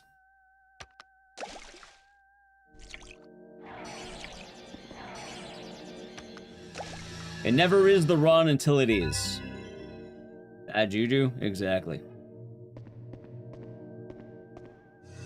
Yep, if it's meant to be, it's meant to be. If it doesn't happen, it doesn't happen. It can't really be explained, Chad. It either goes or it doesn't. An HD fan remake? Why would you do a fan remake? Also, I think a lot of people forget, Clock Tower 3 bombed really badly. They're not going to bring this game back anytime soon. It's probably much more likely we're going to get a remake of Clock Tower PS1, also known as Clock Tower 2. They did Clock Tower Rewind already. This game ain't come back anytime soon, I'll tell you that much. In fact, this game's probably, like, worse than dead. It is, like, beyond dead.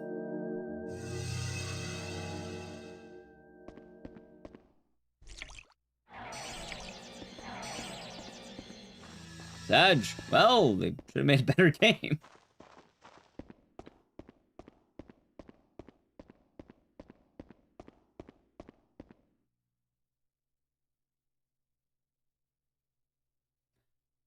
Like, in all honesty, it makes a lot more sense to bring back Haunting Ground and Advanced Haunting Ground.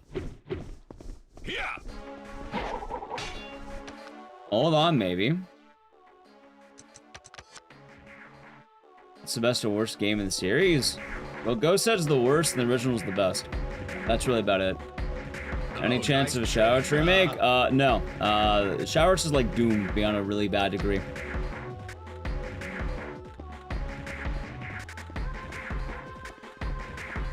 Clock Tower remake? They already did Clock Tower, remember? It was called Clock Tower Rewind. It happened. They're not gonna remake Clock Tower the original now, because they just did Rewind. If anything, they'll probably do a remake of Clock Tower PS1, assuming Clock Tower Rewind sold well. Oh, nice trick. Also, why would it be in a Nintendo Direct? It's multi-platform. Oh, nice trick. Well, there's never WayForward did.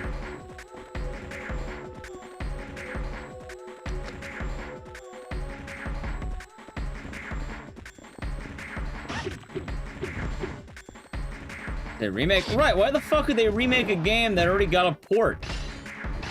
They're not gonna remake a game they just did a, let's say, port plus of. They have any idea how it did? No. There's no way in hell. Why would you give it a remake? You're ignoring what I said, Zopada, which I'm not sure why. Sure. Yeah, you can think whatever you want. It doesn't make sense. It's like people who argue, oh, when are they doing RE3 remake? What company in the right mind would make another remake of one of their remakes as fans demanding? It's dumb. Presentation? You're not going to sell the same game again. That's stupid. Doesn't matter how you present it. How did the re-release go? We do not know how Clock Tower Rewind did. Hopefully it went well. Hence, no, it does not depend.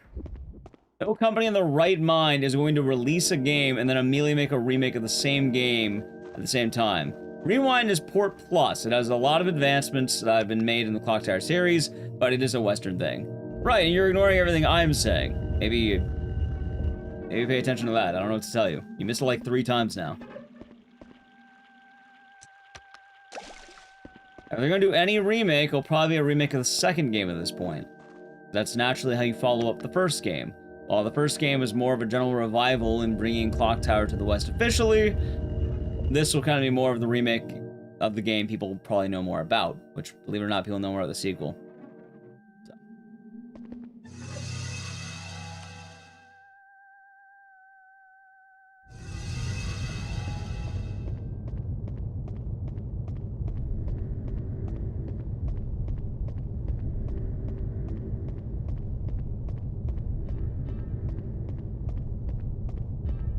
Right, chat, again, chat, but you're missing the point here. A remake of Clock Tower SNES isn't going to happen because it was literally not even, I think it was like a little over a year at this point. What, it was probably, was it October 2024? Where they made Clock Tower Rewind as a relaunch of the Clock Tower franchise. Why the hell would you relaunch a game franchise twice?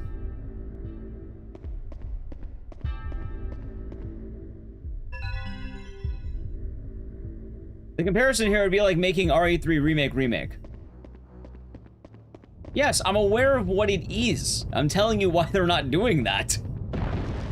I'm not sure where we're getting lost in conversation here.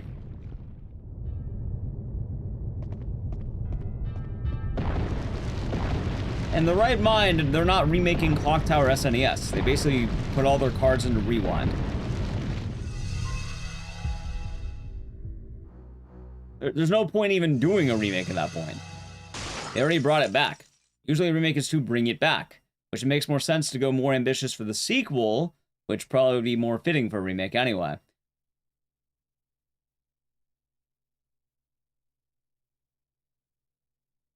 Well, we don't know. It all depends on how Clock Tower Rewind did, which, if it did well, we'll probably start seeing Clock Tower 2, because that'll make sense to advance to the second game.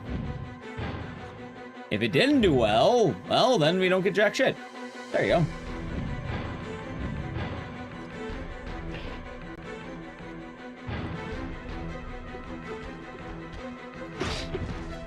I had a feeling that's gonna happen, that's fine.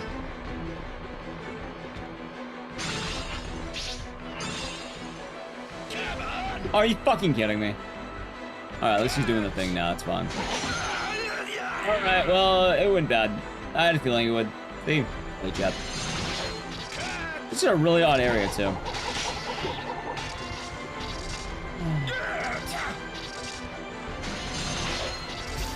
Thank you for the raid, Bell.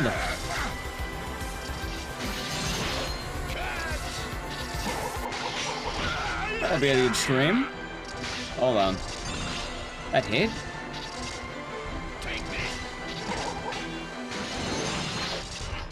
Alright, maybe. I have no idea. Yeah, well, come on in. It'll be a good stream. You just want to like get multiple remasters? That'll be fun, Mugenics. PS1 got a remake in the GameCube era, and that's the only real remake it got. It then later got a port that was... I'm calling it a port. It's probably the best description of that era. Anyway, this run's dead. And this is why we don't say it's the run until it's done.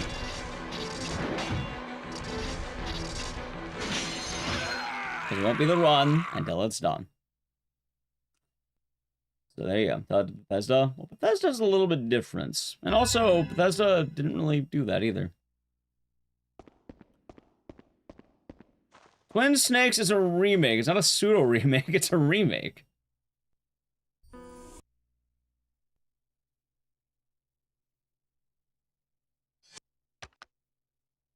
Just because it's not liked doesn't mean it's not true. I guess I'm looking forward to Townfall. Well, you're not the one who created MGS, are you? Have you, only Townfall? I think there's other games right now, it's there. What if it's a pseudo-remake? They're coping, that's what it is. They're absolutely coping.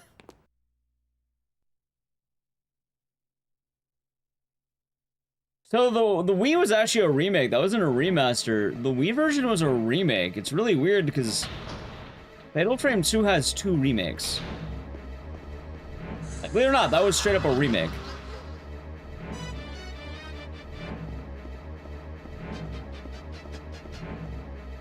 Clock Tower 4? Well, they're not going to work on Clock Tower 4. It doesn't make any sense. Clock Tower franchise isn't really known for its riveting storytelling in, like, the later half of the games. The most logical sense of Clock Tower right now is to make Clock Tower 2 remake, also known as Clock Tower PS1 remake, which is the one with the, you know, Jennifer, Scissorman, and Helen. That game. They're gonna remake that one.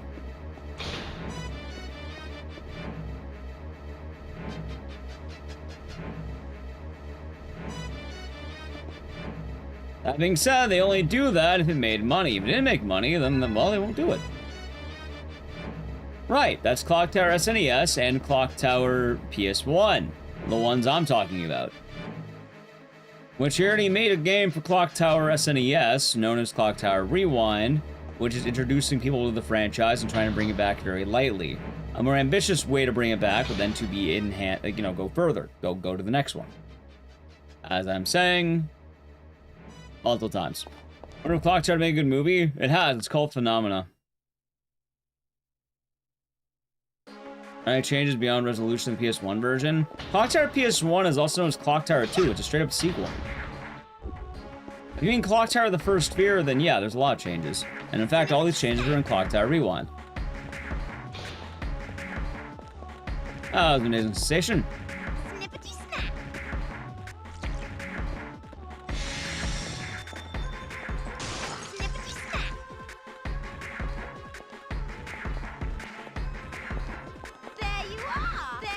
How's Roland Kaiser? Yeah, it's a pretty good video. Just made it. It's on the lore channel. If it does well, I'll probably make a sequel. Alright, chat. Listen up really quick. I'll explain Clock Tower's franchise because it's weird. And I'm going to do it in proper numerical order. Do not interrupt. Alright, ready? The original Clock Tower is called Clock Tower. It came out... Oh, I'm not panicked. That's good. It came out on the Super Famicom, also known as the SNES. This is the original Clock Tower, also known as Clock Tower 1. There's a game called Clock Tower on the PlayStation 1. This is actually called Clock Tower 2. And it is the sequel to Clock Tower 1. It has weird naming conventions because of the release in Japan. But no, the game known as Clock Tower that came out in 1996, that's a point-and-click game, is called Clock Tower 2. The game afterward is called Clock Tower 2: The Struggle Within. It is a spin-off game with no actual major storytelling as a part of the story, and is also known as Clock Tower Ghost Head. Keep in mind, the only story that matters is going from Clock Tower 1 over to Clock Tower 2 proper. Clock Tower 2: The Struggle Within, also known as Clock Tower Ghost Head, is basically a meaningless game. It has no actual merit on the story. Clock Tower 3, which is known as Clock Tower 3 globally, is basically also a spin-off that has nothing to do with the story as well.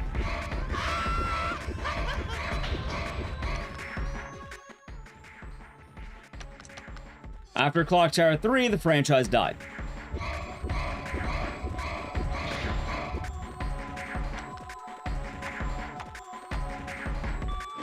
So, Clock Tower Rewind is a release of the first Clock Tower game on the Super Nintendo.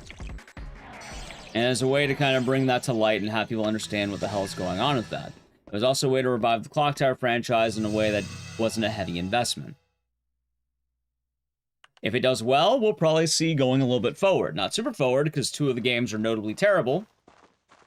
Haunting Ground's entirely different and realistically isn't related to Clock Tower. It is, but it's not. Don't worry about Haunting Ground, don't worry about Nightcry, don't worry about Remothered. These things aren't connected to Clock Tower in a meaningful way. We have them in the marathon for different reasons, but as a franchise, they're not going to be immediately related. Clock Tower has weird ownership. Clock Tower is owned by a company called Sunsoft. However, there's also partial ownership by Capcom. The majority is held by Sunsoft. However, they need permission of both to do it. Doesn't matter if Haunting Ground is good. It's not relevant to this conversation.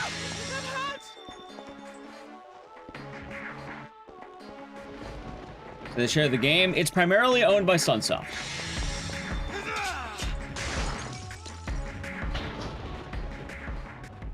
The Super Nintendo version or the PS1 version? There is a PS1 version of Clock Tower 1. It's called Clock Tower: The First Fear. That is also known as Clock Tower 1. The Clock Tower everyone knows as Clock Tower 1 is actually Clock Tower 2. They fucked up the naming convention because Clock Tower, the original, never came out in North America until literally 2024 with Clock Tower Rewind. So the PS1 game that, you know, has Jennifer in a red, like, jacket and has Helen, that's the sequel. That's the second game. The naming convention really fucks up the order of these games in a pretty bad way. Come on, Alyssa. Right? Yeah, no shit, I'm right.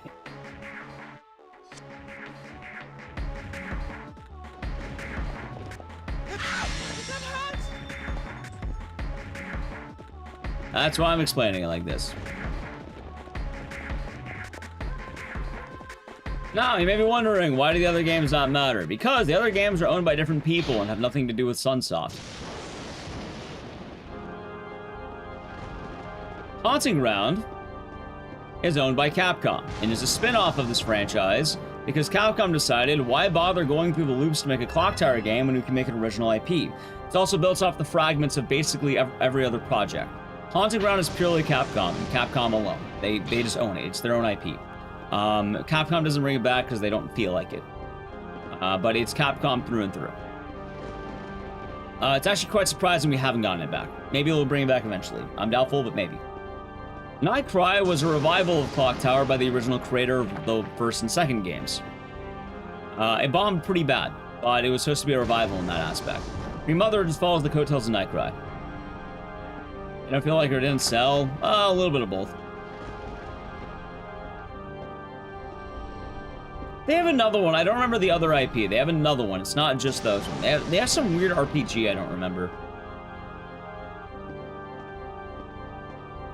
But they already announced a few games. I don't remember the names of them because I don't really know what Sunsoft did beyond Clock Tower because I don't really care that much. But they did announce another game I don't remember that people were pretty excited about.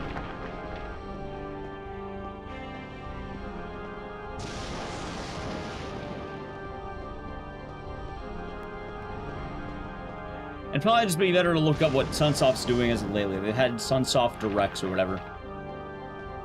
Clock Tower 5? Well, they'd probably just call it Clock Tower 4 if they're doing that. But also, they can't really advance Clock Tower as a franchise. It kind of has the Dead Rising problem where you probably just shouldn't. Like, why bother? That was one, Peter. Clock Tower Ghost Head was very obviously a dud and a mistake. They shouldn't be bringing that back. Clock Tower 3 was also kind of bad. Like, this game bombed really, really bad. Fans, money? What money? There's no money. That's the thing. There's no money tied to Clock Tower 5. What you would want to do is continue off the threads of Clock Tower 2, also known as Clock Tower PS1, the game that came out in 1996, because that's where the plot thread actually is. And it makes the most logical sense to do it that way. Clock Tower Ghost Head bombed really badly, and it was the first, like, they tried to copy Resident Evil, and it fell really, really flat. Clock Tower 3, on the other hand, just, I don't know, maybe it didn't come out at the right time, maybe people weren't excited about this game, maybe people weren't excited about an IP that barely anyone knows. And none of these games really matter story-wise, they more just share a title. And it's kind of funny, because the reason I like doing the marathon is because the only two games that matter are the first and second game. None of the other games have any major plot threads that matter. So basically, oh my god, this is bad. Hey Peter, thank you for the Prime Gaming for 17 months. Enjoy the emotes and the series, and thank you. Every day is nice. It is. It is. Microsoft did Lemmings, apparently they did. You doubt? Well, you doubt all they want. They've announced projects they're making, and they're making them. This game rocks. It's developed a cult fan base, and that's fine, but again, this game bombed really badly when it came out. Like, this game bombed so badly, it's probably one of the reasons why Haunting Ground exists as an IP. Like, why bother making a Clock Tower game when you can just make your own original IP and not have to seek out a dead license? You're thinking of Night Cry, Peter. There you are, slice and dice.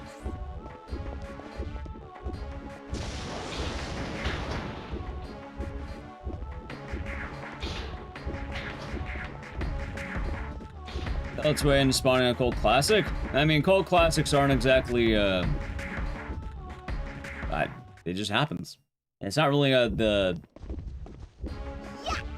Cult classics don't have to be financially successful to be cult classics. It usually means that there's a fringe group of people who are really into the game. Which, yeah, this game does have a fringe group of people who are really into the game. But, like, a good example is that I'm pretty sure this game sold worse than Dead Rising 4 did. Like, this game did notably terrible. Yeah, Illbleed. Illbleed also has that. Ouch. I'm not the one who's selling.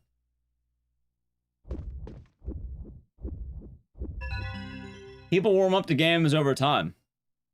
Oh, there's been a large revival of Rule of Rose fans. I'm pretty sure Rule of Rose didn't exactly do good when it came out.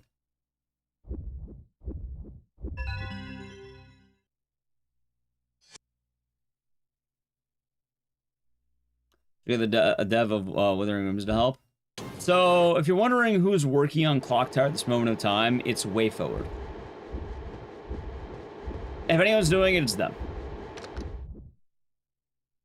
So, depending on how you like WayForward, there you go. That's WayForward. They were tasked with making Clock Tower Rewind and getting it all set up.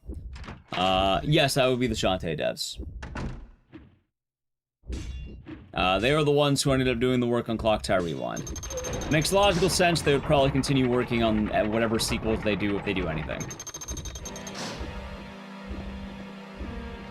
There's a lot of ways they can go, Chad, and ultimately we don't really know because, well, none of us are working for that company. We can only kind of guesstimate what's going to happen. And in most cases, it's probably not going to be what you think it is.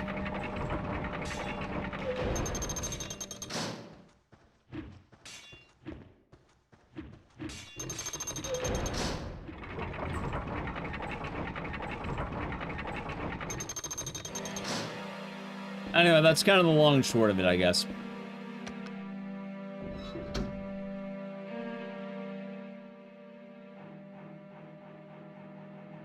Also, I'm pretty sure the developer of Withering Rooms is currently working on a sequel of that game. Yeah, Slop. I don't know, what are you talking about?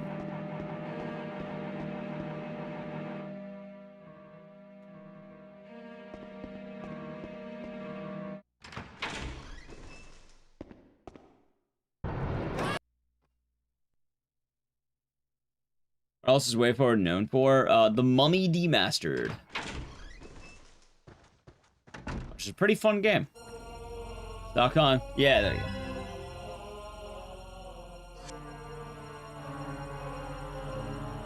I believe WayForward also did that one beat 'em up game. What was it called? It had the two girls in it. One was like Goth Girl, and the other was like Baseball Girl or something. River City Girls, thank you, that one. Also, yeah, no, I'm pretty sure River City Girls beats out Advance Wars. They also did Mighty Switch Force. I do remember that one. They also did Rose and Camellia. They've done a good catalog of games. Like, WayForward's pretty good. I'm pretty sure WayForward... No, that's Devolver. Never mind. I've seen another game. That's not WayForward, I don't think.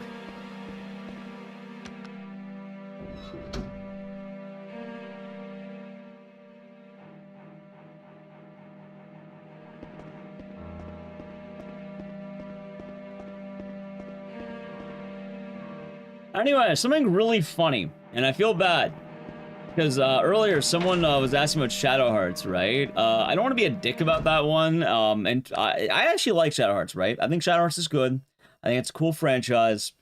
The reason that one's not coming back is really weird. It's owned by a casino.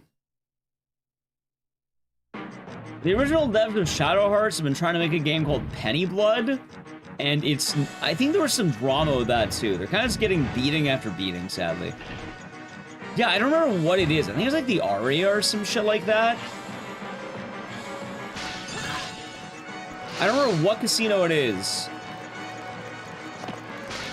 But a casino owns Shadow Hearts as a franchise. Like a casino in Las Vegas. I don't know how the fuck they got that.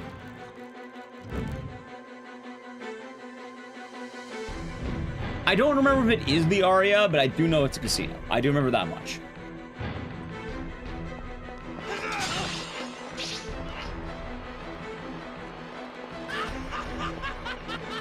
And I was very much on a line about Rose and Camellia.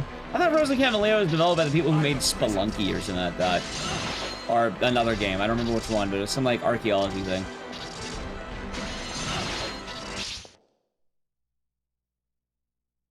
Mambalana, that's right. Yeah, I thought it was them. I mean, WayForward does a lot of, like, sports, I guess.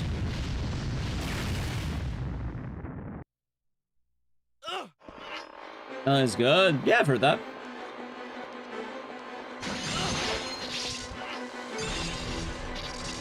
Let me go!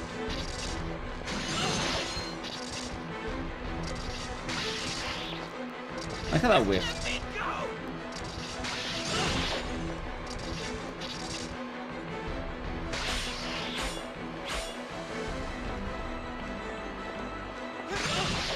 Yeah. Anyway, this is just a really long way of saying that right now we don't know what's going to happen with Clock Tower. If I was a betting man, I would probably assume it's going to be a more developed remake of the PS1 game. That is probably the best bet. Assuming Clock Tower Rewind did well. If it didn't do well, Clock Tower's dead. It's gone again. But yeah, maybe it did well. Maybe the Clock Tower fans spoke out.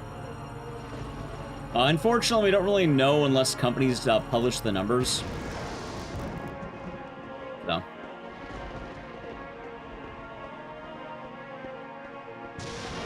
Kind of have to make active announcements for people to be aware.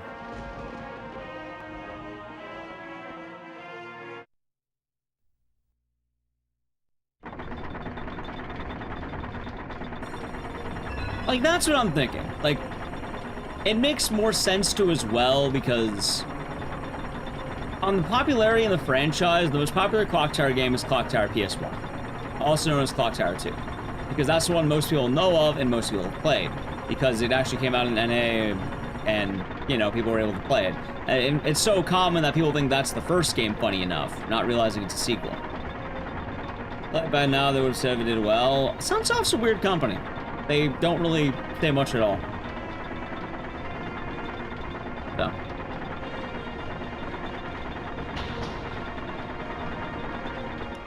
I wouldn't say Clock Tower is dead. We don't really know until something happens. That's the joy of it. I imagine making something more ambitious would take more time. And honestly, I think right now is an okay time to have a glimmer of hope. Like, I don't expect anything next week or anything, but I don't know. It seems like it did... I can't imagine it did poorly. I definitely imagine it made its money back at the very least. It was doing well when it came out. People seem to be enjoying it. There's definitely Clock Tower fans out there. I don't know. I have hope that it's not dead. I have a feeling it'll come back. How? I don't know. But, we'll see.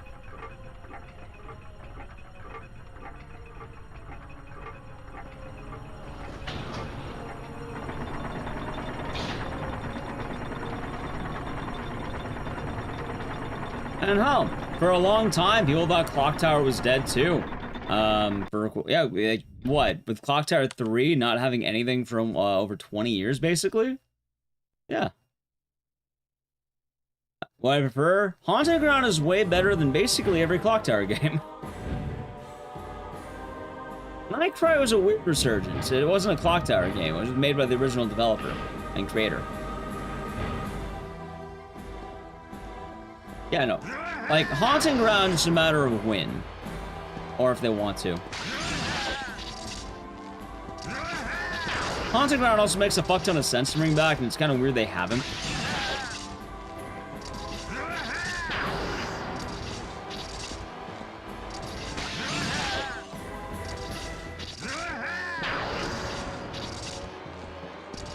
Like, especially when every single Resident Evil game is basically just, you know, ripping off Clock Tower and Haunting Ground. Maybe it's the time to bring it back.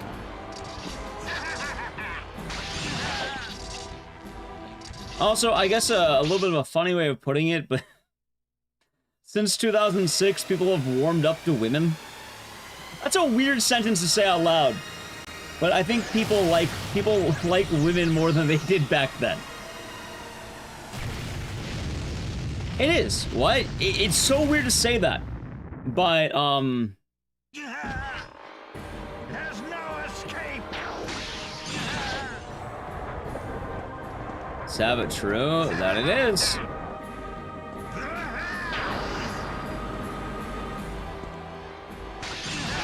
Less misogyny? I don't even know if I can call it less misogyny. Give me a second. I go to the runs. I actually got a PP in RE7. Kind of choked the back half of this, but we're doing good. Think about it really quick. When Haunting Ground came out in 2006, they didn't believe in Fiona. If you're wondering, one of the reasons I don't like Huey, they made the dog character a main character because Capcom didn't believe that a female-led game could sell. That is why Huey exists. To sell video game copies because they didn't believe in women.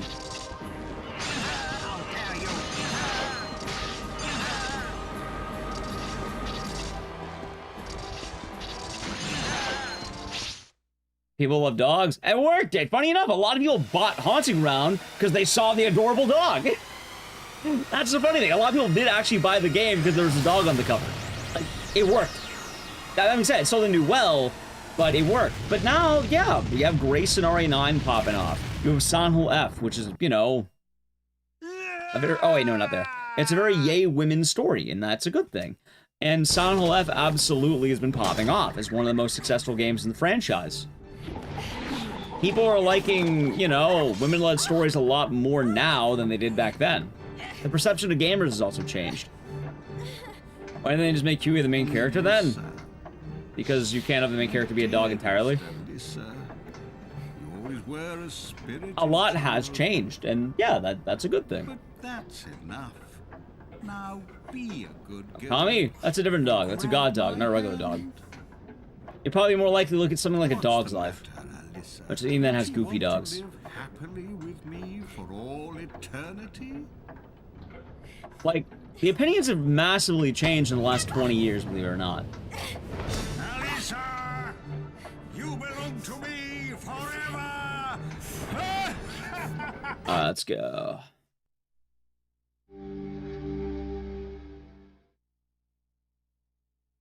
I mean, I wasn't around. Right, I'm not saying they weren't around. I'm saying that in general, some games didn't sell as well or were overlooked because of this. But as time has gone on, people actually like stories like that a lot more, especially now. Also weird, because Clock Tower is basically all female leads. A lot of the Clock Tower games also bombed, though. Pretty badly. Like, Give up, grandfather. Clock Tower OG never came out outside Japan. The first game, I guess, did well enough to warrant a sequel. But then the other two games basically did really bad right after that. One of them trying to ride the coattails of Resident Evil, and the other one being, this.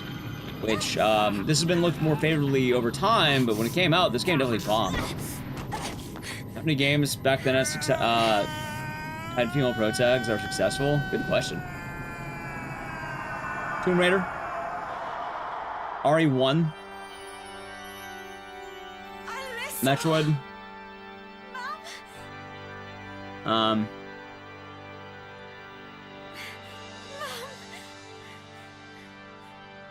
only knew about Clock Tower because of Blockbuster. Understandable. No, you're thinking of Haunted Ground on Sin Legion. All the Dino Crisis do originally. I did well, but it didn't do well because of that. I did well because of the dinosaurs and because of the Resident Evil. Metroid doesn't count, but didn't Super Metroid do well? Like, the reveals in Metroid 1, like, they had a whole franchise of Metroid games, including Super Metroid, Metroid Prime, that whole franchise, all the Game Boy games. They had a lot. Parasite Eve, yeah, that's a good one. Parasite Eve did well. But not to say, you know, female-led stories can't do well, but Haunting Ground, Capcom was concerned about. Did Blood Rain do well? Yes. I can't tell you anything about Final Fantasy. I'll say that much. I don't know a whole lot about Final Fantasy games. But Clock Tower is something important to mention because of that whole thing. Or not Haunting Ground. Like, one of the notable design choices on Huey was that they didn't believe in Fiona. Which, I mean, they... Unfortunately, at the time, they were right. A lot of people know it as the dog game. Like, that's actually kind of the thing. Like, they were correct back in the day. They were actually right to make the dog. Which isn't a nice thing to say, but at the same time... We did it. They were right, yeah. We did it, Mum. They did sell more copies because of the dog. They actually did have the right idea.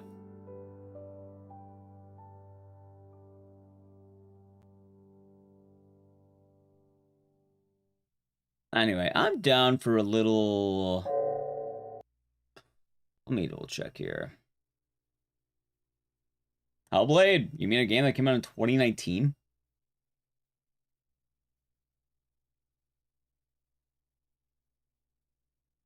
Let's see, what have I not done in a minute? A few games I've done in a minute. But we'll probably go to Silent Hill 1 because I haven't done that in a while. Done old games? Yeah, not like, because the point I'm making is nowadays games that have women are doing a lot better than they used to. Obscure had a diverse cast of people, and most people probably like. Well, you can have fan favorites. A lot of people ended up picking the the Peter Parker looking ass guy. All right, cool.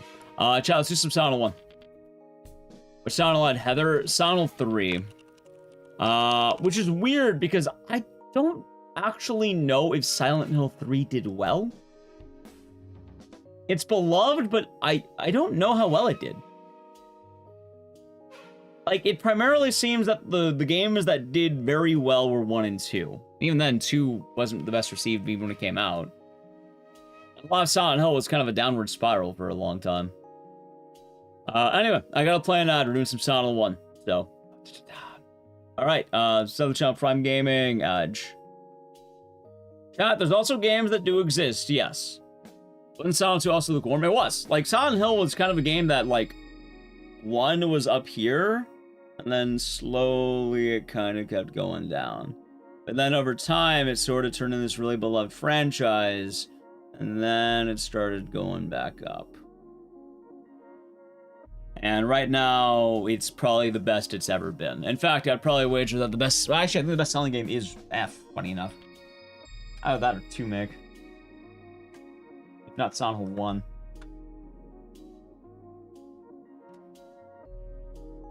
Which is weird, because as much as I don't like the movie, the one thing the movie gets a lot of credit for is most people who know about Silent Hill is because of the fucking movie. Because overall, people watch more movies than they play games. Especially considering nowadays when people don't play video games. Instead, they watch TikToks and Let's Plays. Guys like me. Yep, that's why I don't like the movie as well, because we end up having problems like, oh, did you know about Centralia? Did you know about the city of asses?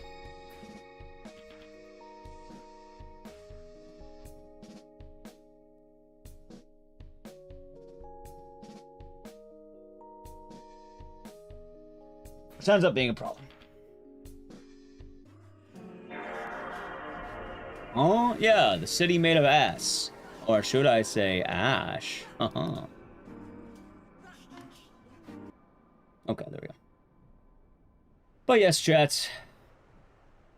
The point that I'm ultimately making is that the games today are doing much better than the games of yesterday.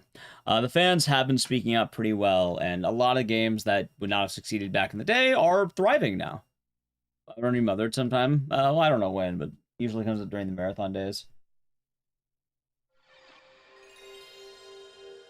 And stop around. Like, that's the thing. With Silent Hill F, that's they did very well, and I'm very glad for that. Also, I need to make the split. I'll make it later. Don't forget the market itself is way larger now. That too. A lot of people have become rather nostalgic for these franchises and have gotten to know them. A lot of people want to be a part of the club, in a sense. I think that's a really important thing that doesn't get talked about enough. I think a lot of people want to be a part of a club that they feel left out on. And Silent Hill is probably the biggest one of these. Like, for a long time, I think Silent Hill was always seen as this really bad... Oh, I hit the wrong button. Hold on, I'm being dumb. Silent Hill is always seen as a really bad thing. Did Perfect Dark do well? I don't know, maybe. I'm not saying they were entirely devoid of games. At this point, we're just kind of listing games. That's more the point that was being made that games like Haunting Ground kind of ended up bombing because not all games are doing that well back then. And there was a bias in many cases.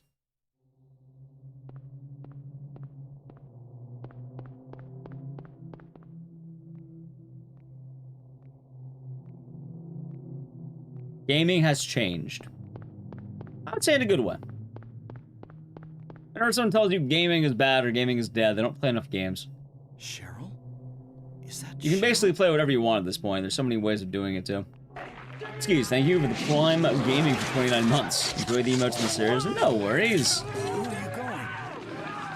Glad you're enjoying the stream, and thank you. I was getting ads XD.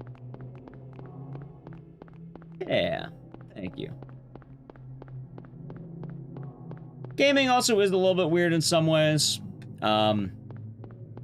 Game development, game studios is pretty bad. That one is not good. I'll say that straight up. Like, that's bad. If you were employed in gaming, oh god, I'm sorry. Hopefully work at a good company.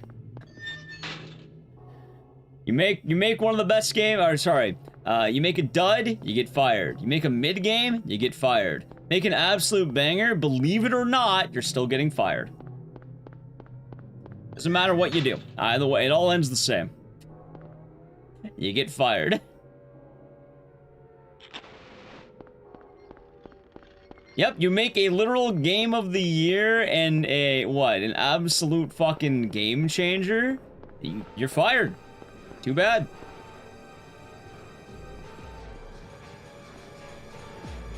What is this? What's going on here? Yep, Tango Games is like the largest victim of this. Yeah, you make Hi-Fi Rush a genre-defining game. One of the best to ever do it. Wide acclaim, bunch of money made. Believe it or not, your ass is grass. And I guess Microsoft is the weed whacker. So. I don't know who made Prototype 2. I don't know what they did afterward either.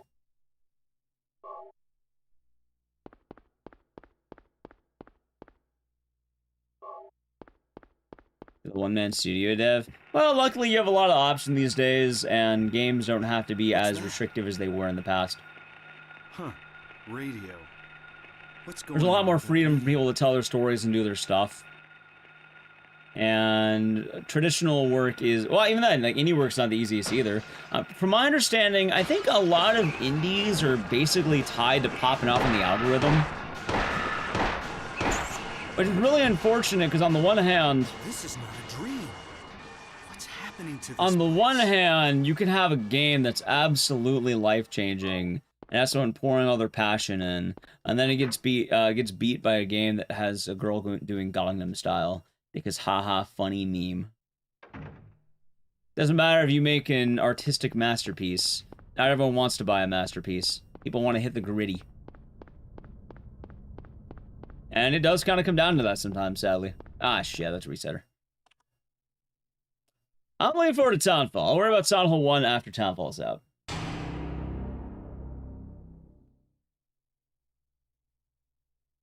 By Fortnite? No, I'm mentioning how Welcome to Dolltown ended up beating out a lot of games that deserved it more.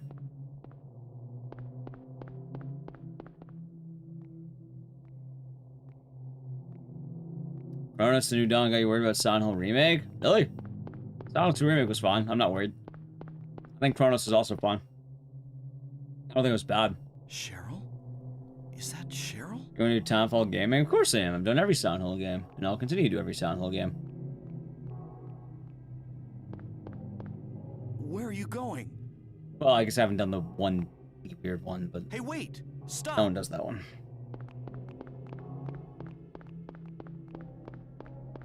Yeah, like, Silent Hill 2 Remake was fun. I'm not worried about Bloober. I think Bloober's earned goodwill. At the very least, I think people should start pronouncing their name correctly.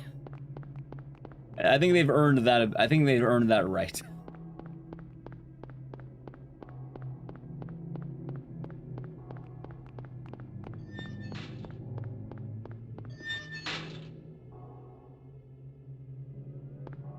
I thought we'd fish for Silent Hill 1 run, see if I can get anything good. I don't always, but it's kind of nice. Some crazy news. Does it have anything to do with coal or stockings or elves?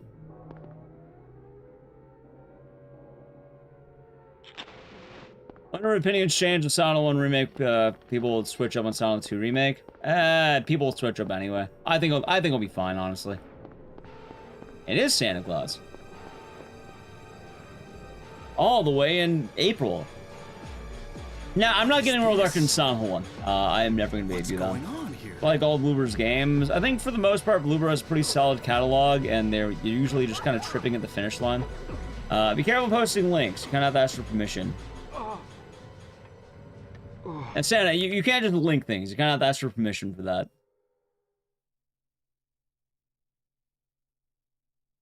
Too bad. It's alright.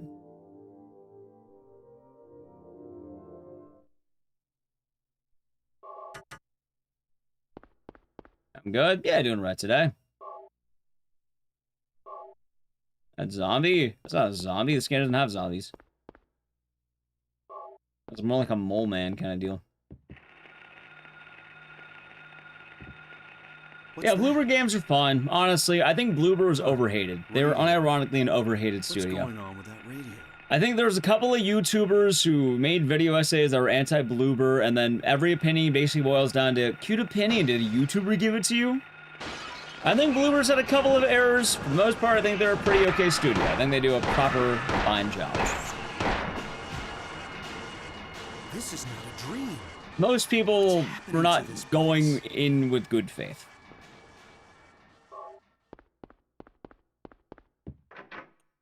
Does that mean that a lot of the complaints weren't valid? No, they're valid. I agree fully that they kept making the same game every time, because, yeah, no, they absolutely kept making Layers of Fear. Every game they were making was kind of Layers of Fear. You walk down, or PT even, you walk down hallway, oh, it's scary, and then things are different. Yeah, no, that's every single one of their games in their catalog. That's what they do. The studio that does that. You don't get mad at Resident Evil games for shooting bioweapons, do you? I wouldn't get mad in this case either. It's what they do. Most of the issues people complain about come from Blair Witch, which I think is a little bit overblown, and then The Medium, which I think is properly hated. Or not even hated enough at that point.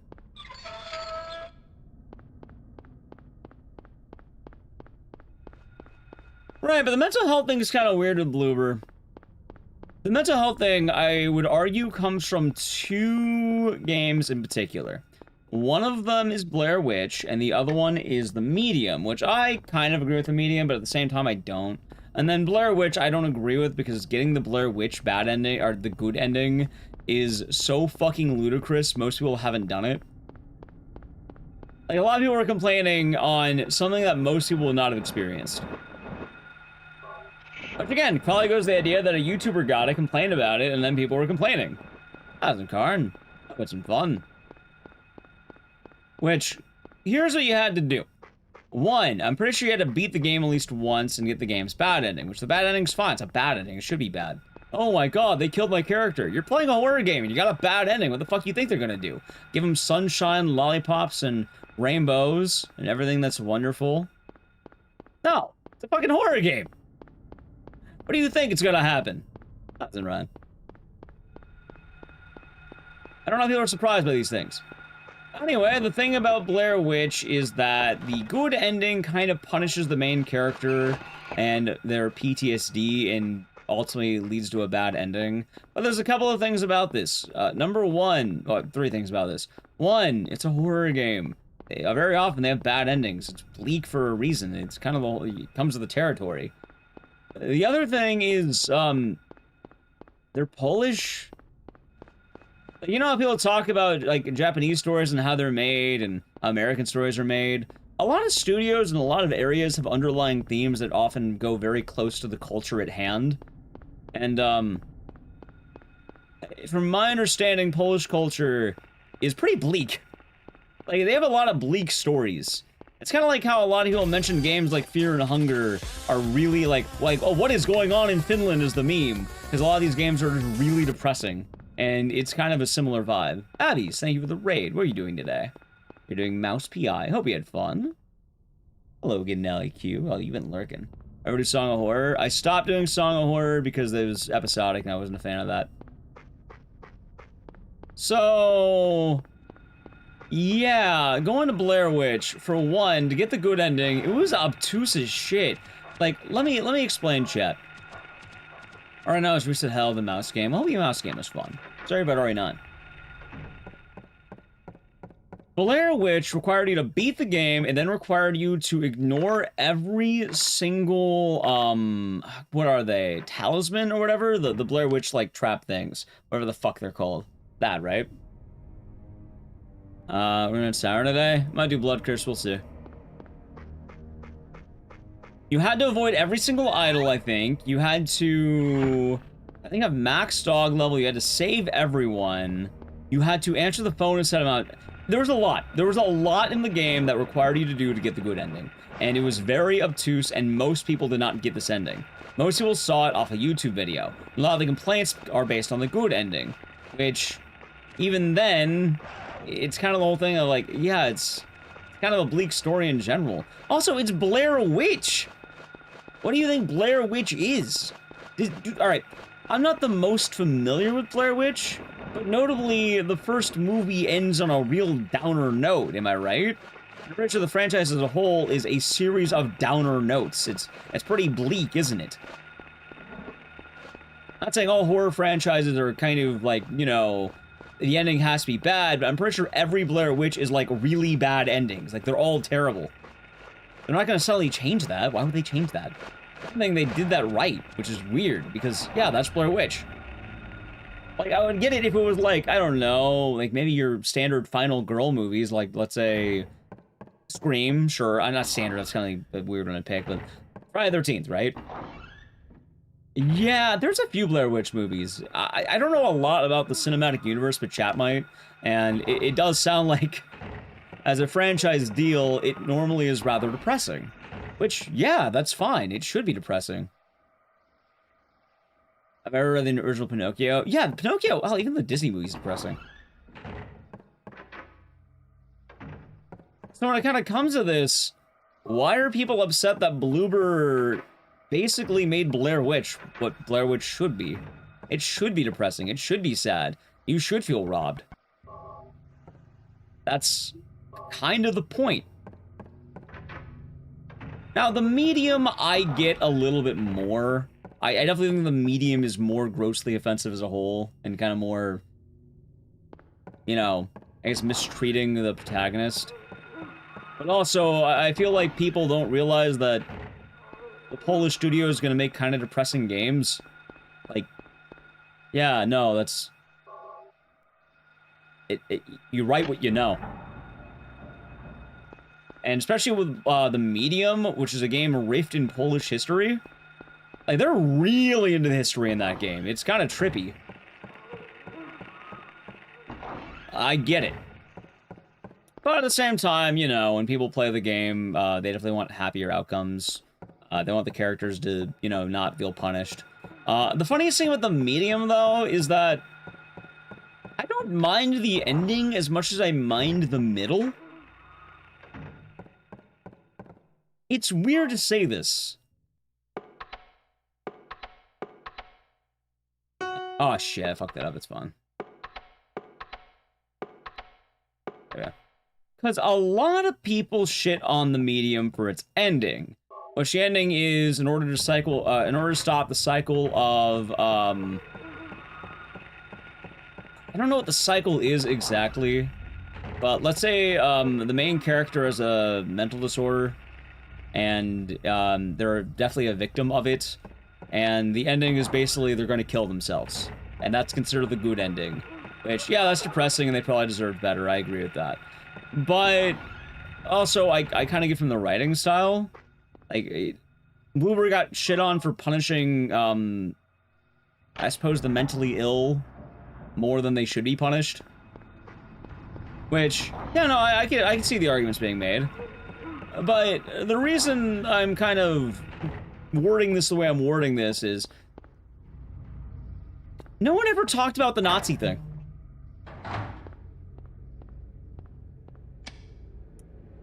Which is, there's a character that's a pedophile that blamed Hitler for being a pedophile. As in, this guy became a pedophile, and his rationale was the Nazis made him do it. As in Romic. Which, yeah, no, that's absolutely fucking dumb at that point. The fuck you mean that is an actual argument you are making? And the thing is, yeah, no one ever talks about this. People who shit on Bloober, they don't mention this. They only mention the mental health thing. Which, don't get me wrong. Don't get me wrong. I think mental health is a, you know, a topic that should be treated nicer and better. And I do think there's issues with it. But, yeah, no, hold on a second. What do you mean that there's a character in the Medium named Child Eater who is a, you know, is a pedophile who blames the Nazis for his actions? Yes, because back in the era of World War II, the Nazis took away his childhood friend. They took her away. So now he molests children. Which, yeah, no, that's fucking dumb and should be shat on more. But people don't talk about that one. People talk about the, oh, but the main character kills herself at the end, and it's mistreatment of mental health. Is it? Yes, I don't disagree with that, but I feel like there's a larger elephant in the room that is ignored, meaning most people aren't playing the fucking game. People are listening to the YouTuber who decided to talk about the mental health thing. Like, one of these is like, wait a minute, what? Versus, yeah, no, I kind of agree with you. Versus, wait, what? What do you mean his name is Child Eater? What do you mean?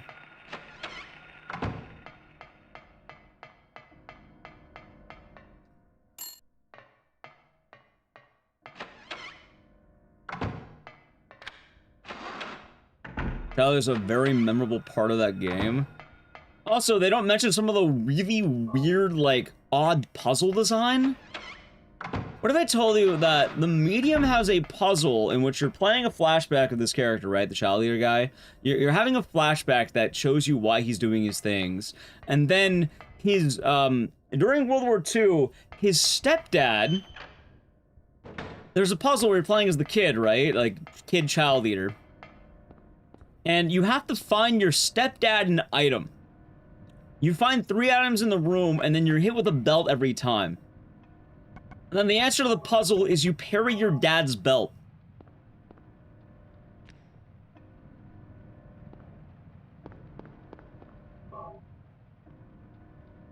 Imagine hitting the Mickery counter on your dad's belt.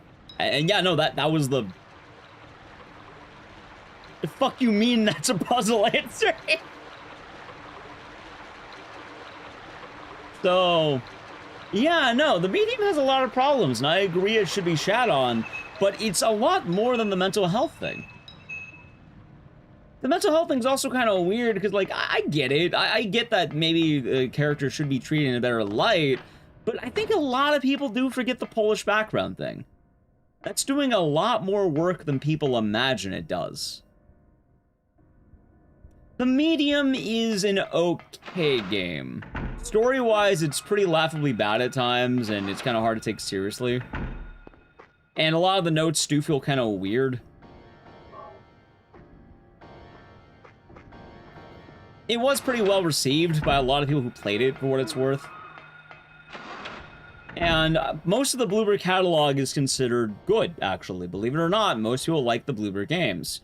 There was a large vocal fan base of people who did not like Bloober and thought their handling of mental health was really bad, which, you know, when you're going from making very bleak Polish stories to making a character that should not be as, you know... Let's just say the mishandling of mental health, I think, really came in line with Angela. I think a lot of people were very defensive over Angela, rightfully so. And as a result, they didn't want the company that's kind of mean to people who are victims to be mean to that victim. And I think a lot of that had bleed over. Especially when, for quite a while, Bloober was seen as the frontrunner of Silent Hill 2 Remake and the grand return of Silent Hill. But, you know what? They knocked it out of the park. They did a really good job. And I think they've earned some goodwill off that. They did really good, and they really nailed a lot more than people think. I think they did a very good job. And I think Bloober always had it in them. Layers of Fear... Alright, Layers of Fear 2 is boring as shit. That's the problem with that game. I think Layers of Fear 2 is easily the worst Bloober game that they have. Layers of Fear 1 was considered to be very good and is a classic wife story more than anything. It is more of the descent of the artist.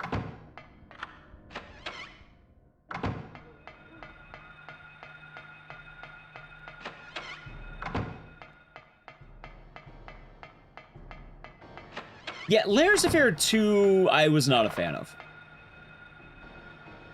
I also think it's a lot more boring than any other game they've made. I think Layers of Fear 1 earned, like, it's earned its praise, I think. It's a nice game.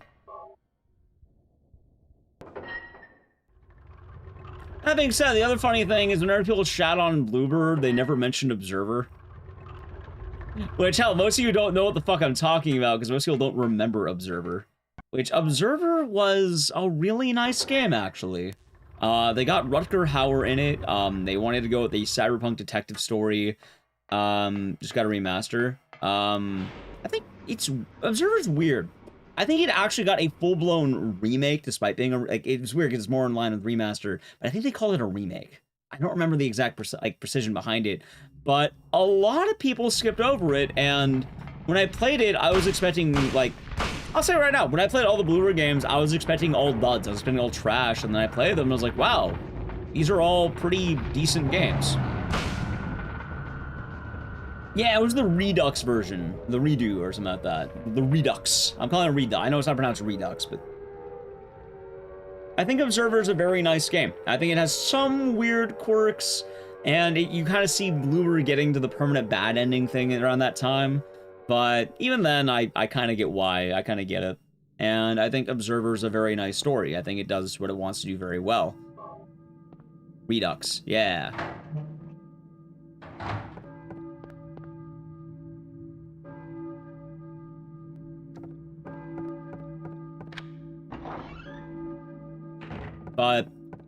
I guess the point I'm making as well is I feel like a lot of the critiques don't really understand cultural output when it comes to games. And this goes into any game that's ever made. There are certain values and certain cultures that really bleed through the media. People write what they know, and it tends to stick a lot more than you would think. You could have American writing, British writing, Japanese writing, French writing, and a lot of Eastern European writing is very bleak. It is very, very bleak. I should say, the medium as a game is weirdly, like, both the medium and the other one. What's the other one? Chronos. Both of them are very, like, how do I put this? They are games that are straight up just Polish history. Like, they are just straight Polish history games. Like, they drop a lot of Polish history in these games. Like, a lot of the notes in the games that you'll find are just straight up telling you Polish history. Abraham Lincoln, thank you for tier 1 for 11 months. Hey Ecdycis, hope your day in the runs. Enjoy the emote and the series. Thank you. Hopefully we'll get a good run. This one's kind of rough already, but we'll keep it going. The last thing Rucker Hare made before he passed. And I like Observer a lot. I think Observer's a very quality game. It's a very nice game. And as well, I guess another thing too is with certain games, they have influences beyond their own, like, you know, writing what they know. It can also be writing what the people who've influenced them might know. Like, a lot of people tend to mention that Silent Hill has the Jacob's Ladder perspective, some Twin Peaks vibes. I thought the haters in general admit Observer was good. Most people don't talk about Observer. A lot of people who hate on Bloober basically never mention that game. Probably because it goes against the narrative. But for what it's worth, Bloober has been having a bit of a upswing. People are pretty nice to Bloober these days because Silent Hill 2 was a banger. It did do well. A lot of people were kind of more hopeful with Silent Hill 1. And yeah.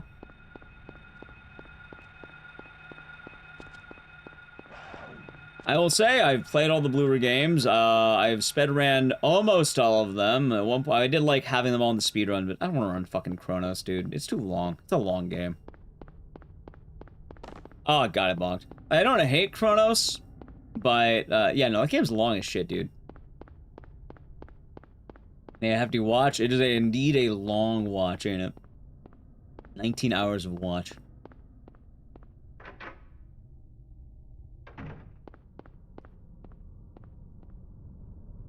Oh, funny enough, writing what you know isn't even always going to be based on, like, let's say, country of origin. Since we're talking about Mugenics, you know, writing what you know, Edmund knows Newgrounds. He knows that, like, it's a very weird, precise, gross, kind of cringe Newgrounds humor, which still has its charms, but you know what I'm talking about, Chad. It's very Newgroundsy. It can be enjoyable, but it's also kind of cringe. But in a good way sometimes. Not always, but in many ways it can be kind of fun. They pick up some things, though you didn't before. Nice.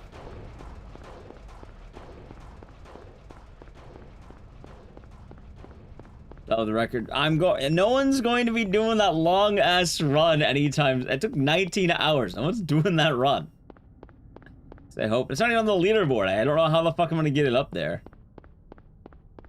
Chronos. Is long to say being long or justified? Honestly, I think one of the reasons it's long is because it has unskippable cutscenes, if I remember right. Like, if you can skip the cutscenes, it would make it way better. I don't know why they did that. And is nigh. I did not know a whole lot about the world of Edmund's games. Without spoiling it, though, I don't know, I appreciate... I like the story of Mugenics a lot. As weird as that sounds, I really enjoy Mugenics' story. There's a story in that game, and I don't know, I liked it. Well, I do? I don't know, probably nothing. Records are made to be broken, that's the point. And it's not even on the leaderboard yet, chat. It doesn't count. Nah, there's a plot point I would like to talk about, but the game's still relatively new, and I know people who are playing through it, so I'd rather not drop the bit of info that it is. But I don't know, I really liked it, without even having a full understanding of everything that it was.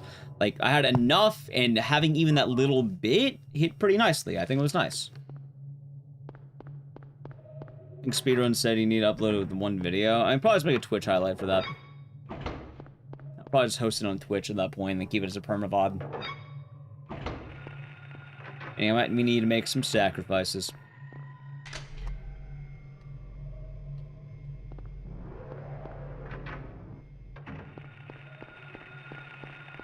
If anything, I think there's something more important to be made, chat, or noted. Which, this doesn't come up enough.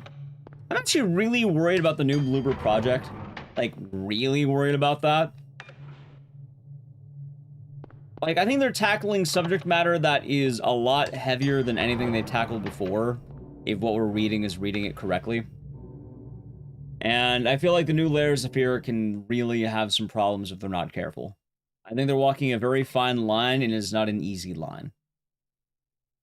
I think right now they're at their possible most risky elements. For those who do not know, Layers of Fear 3, I believe, I don't know what the working title is, but new Layers of Fear got announced a little bit ago around Valentine's, and the announcement came with a poem. The poem is very famously known for vividly depicting, I want to say, the rape of a woman. And considering that the subject matter is probably going to be pretty heavy, and I think as they're tackling that territory, they're walking a very fine line, and that line can be rather risky. Yikes. Well, not yikes yet entirely, because... oh shit, hold on. Like, don't get me wrong, it's definitely a heavy subject matter, and yikes subject matter, but also, they're trying to make a horror game that is hopefully going to seriously tackle these elements and be able to showcase them in a, let's say, professional light. Horror is a genre that very ultimately is designed to make people uncomfortable, and I don't think that's necessarily going to be a bad thing.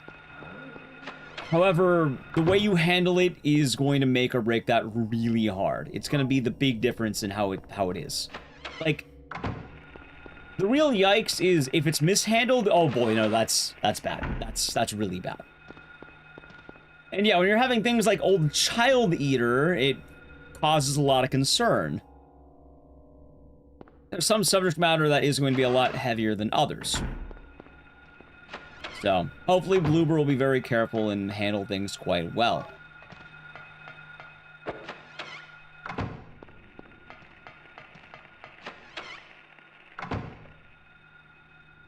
So, I guess I'm more worried about that than Silent Hill 1. I think Silent Hill 1's gonna be perfectly fine. I'm not worried about that. I think they'll be fine. Especially considering they have existing source material to work with. And they already kind of know how to work with Konami pretty well. But, you know, them venturing on their own... yeah, that's, And they come back from that? Well, that's proper right to be concerned, as they say, huh? I like that one, by the way, Louise. I did like that. Without saying too much on the... let's say on that, I did enjoy that, because I have spoilers and all that.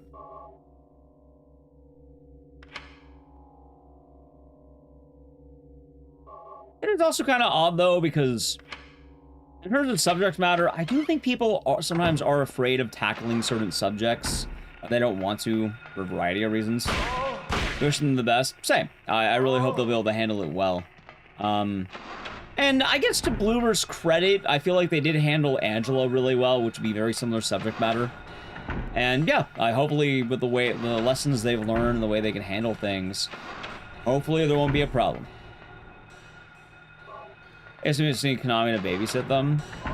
Hell, for Silent 1, I'm pretty sure that will happen, but we'll see. I think Bloober has earned some goodwill, and hopefully they'll be alright. Yes, that's the thing.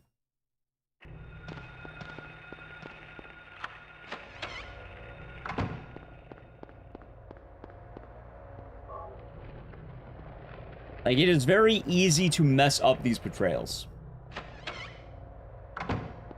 I also think Bloober has still a good degree of bad will for their non-Silent Hill stuff.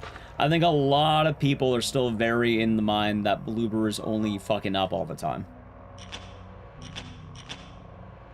I imagine review-wise in the studio, they're probably all fine. Like playing Layers of Fear 3? Yes, I would like to. I enjoy the other Layers of Fears games, and we play horror games, chat. Like, we do play horror games.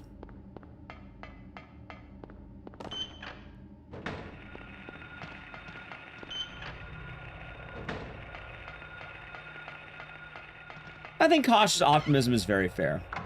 We played Devotion. Yeah, we played quite a bit of dark games on this channel. I like Devotion a lot. I mean, Devotion enjoyer.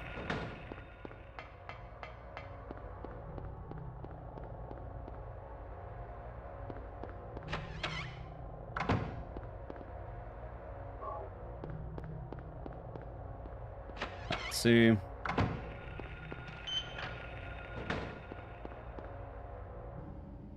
It's done. Although that explains a lot of it. Why is Five Nights at Freddy's not allowed at GDQ? I'm pretty sure it's something to do with the developer or the main guy, like, notably donating to, like, political causes or whatever. I don't remember the exact specifics, but it's something to do with that.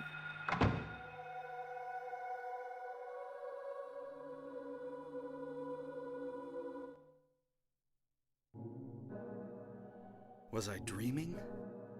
The other part's also probably the fact that, the one time they had Five Nights at Freddy's, it didn't go well. They had it once, and it did not go well. And most of the games were also auto-scrollers. The one game that wasn't... Yeah, I think that was it. I couldn't remember the exact specifics behind it, but, like, he notably, like, donated to something that was, I don't know.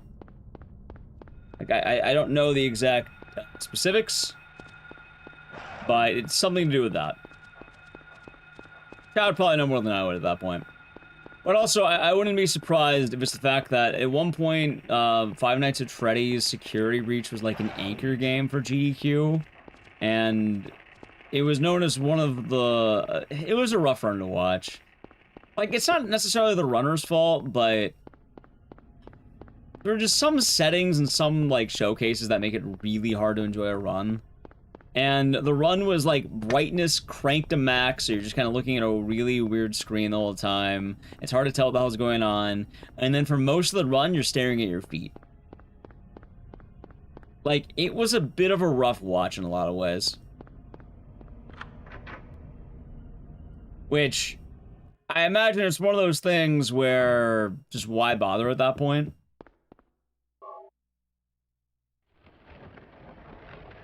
At least if I had to guess. I don't know, admittedly, though. I know people have cataloged several of the reasons, like, online, but I don't remember all of them off the top of my head. Was the game poorly optimized? I don't remember the specifics. It had something to do with lag or something. Or, like, certain, like, strats that required staring at your feet. Which, funny enough, like, that's the thing with GoldenEye, too. Like, it doesn't really get in, because no one wants to watch 30 minutes of a guy staring at his feet. It's not really interesting. No, it's not so much that. I think it's specifically orgs that are very anti-LGBT, if I remember right. And it's not being anti-Christian, but it's more being pro-LGBT. Which would make sense, because, yeah, GDQ is supportive of those causes.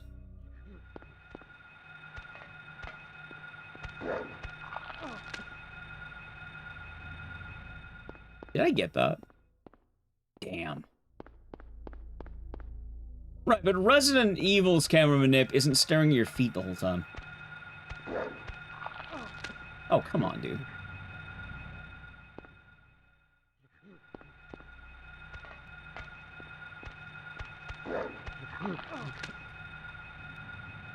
I don't think I'm landing some chat.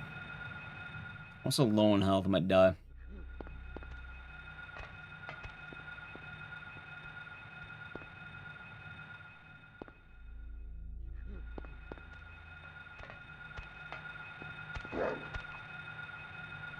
Also, as I said, I ultimately don't know why a lot of these games get banned. Maybe for a variety of reasons. I don't really know. I imagine they also add games based on need. Like, I'm pretty sure if Fear and Hunger was submitted, they'd probably notably mention that one. What's happening? This.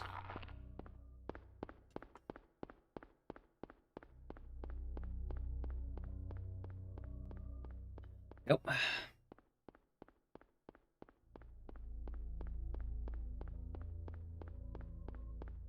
Ow. See, there you go. It's an out of bounds. I just didn't get a good setup.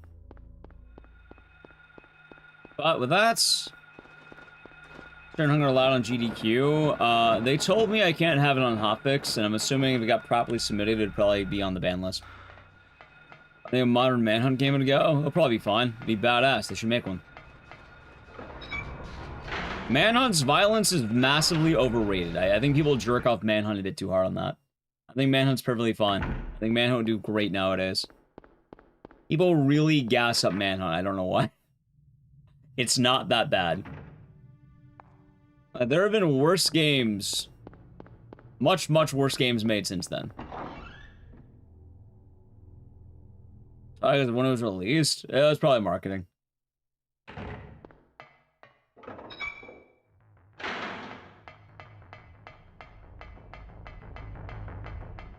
Like hell, RE7 is worse than any Manhunt game. That's the funniest bit. RE7.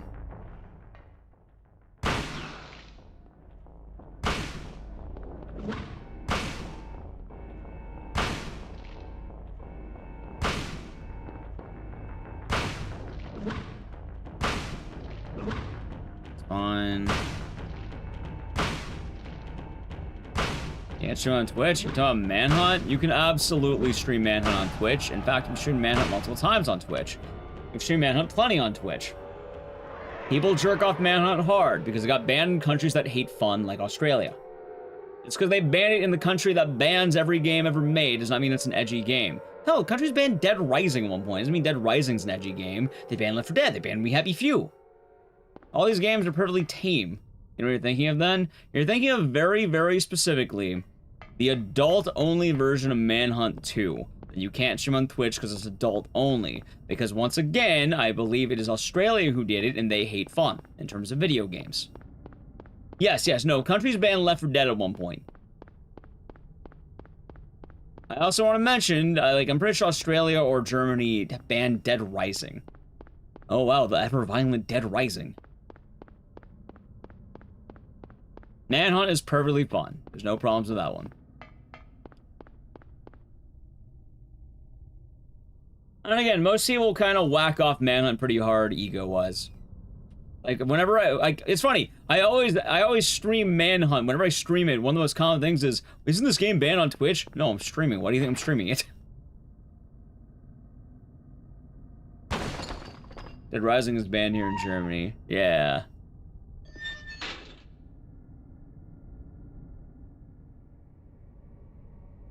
There are some places that hate fun, chat.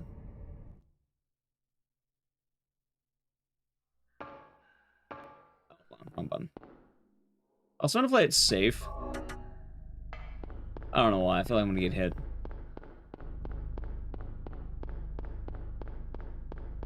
Twitch has the games that are banned on the website. You can just look at those and you'll see what's banned.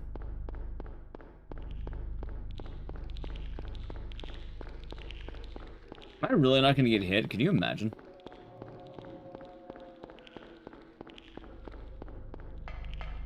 That being said, the reason Manhunt doesn't come back is a really laughable reason. It's not called GTA 5 or 6. That's why it's not coming back. And they changed the name of Manhunt to GTA. It'll come back.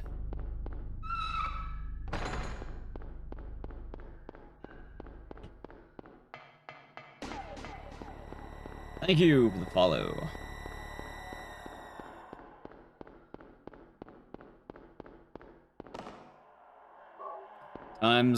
Yeah, some areas have pretty rough censorship laws. And about Manhunt? Yeah, no, that was actually announced, and alright, so funny enough, they actually were going to do that Day of the Hat Man. I think it was like a leaked thing, a leaked memo or something, but they originally planned a DLC for GTA 5 that was like GTA Carcer City, which is the location of Manhunt 1, but it got canned in favor of GTA Online. So GTA RP basically killed any chances of that happening, because why bother doing new IP when you can milk the same thing for a decade? And it's been working. So. Anyway, with that thought, I gotta play an ad. So, sub to the channel, Prime Gaming, Edge. I don't know, I'm pretty anti-GTA Online for what it's worth. Like, I'm happy that a company can succeed and make money, but I feel really bad that Rockstar is honestly feeling kind of held back as a studio. I mean, I guess they're making masterpieces all the time and the greatest video games ever made, according to some. But, I don't know. I miss getting games like The Warriors. I miss getting games like Manhunt. I think there was a time where Rockstar really was just doing a lot more. There's a lot more variety. And it's kind of sad to see the loss of that.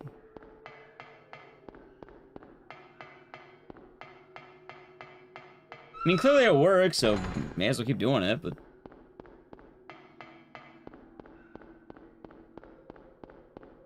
not like it doesn't work.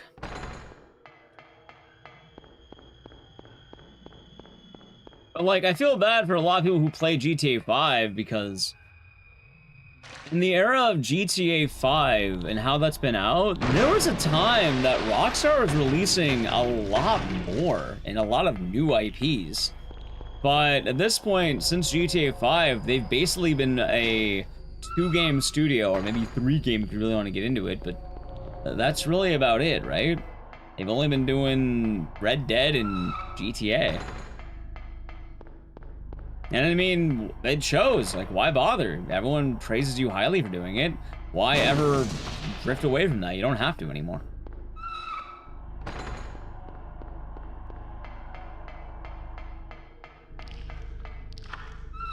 There's no need to revisit games like Manhunt and, you know, have that gritty reboot, when you can just make one of the most successful games ever made. Like, it is absolutely devilish that, what, I think Rockstar was, what, I think 2014 up to 2026? That is 12 years without a new entry into the franchise, realistically. A 12-year gap. For a profitable franchise, might add. I'm pretty sure the only new games they've had in that time were probably Red Dead stuff, right? Maybe they had something else, or I don't know, maybe they had like some random spin-off of something.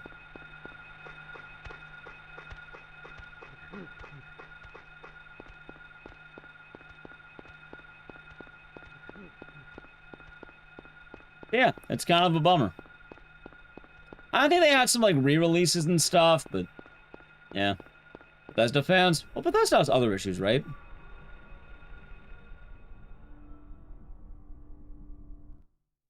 Oh, it was in Camionero? Yeah, thank you. It was a fun one.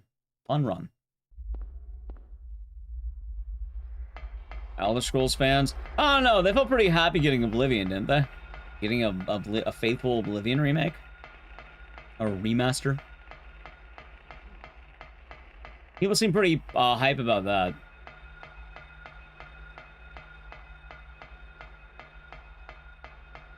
I imagine a lot Bethesda was probably carrying on their side studios. Although, I don't even know how those are doing. It doesn't seem very well. Like, Arcane's mostly dead at this point, right? I guess they had Deathloop was pretty good, but then they also had Redfall and... eesh.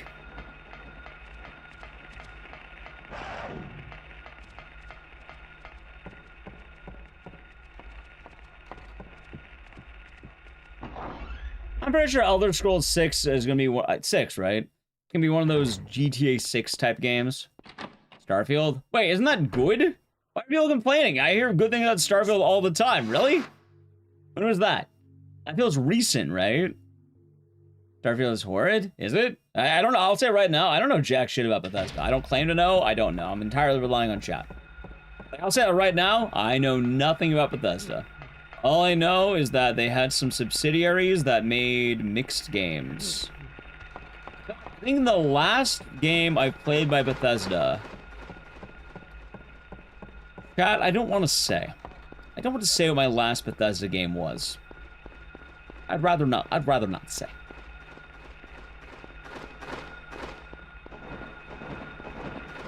Might feel great shame. No, it's part of, I want to say, is it Arcane? Or not an Evil Within? No, believe it or not. I guess only if you want to count that as old release, you can. Evil Within would count. But let's assume not. I guess Ghostwire Tokyo counts. But there's a game I played that was released more recently. So do you count based on time or based on release? Like, as in, like, I played the Evil Within last week, would that count, or would you count the, Doom? I think there's a game I played more recent than Doom. I'll just tell you, chat. I'm pretty sure it may be Redfall. We played through Redfall at one point. We didn't beat it, but we played Redfall.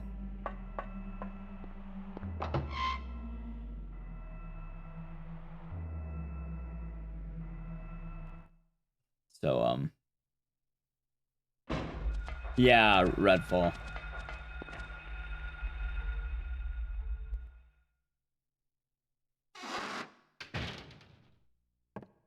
I don't know how many of you remember that game, but, if you count recently played, it's probably the Evil Within one. If you count recently released, yeah, no, it's Redfall.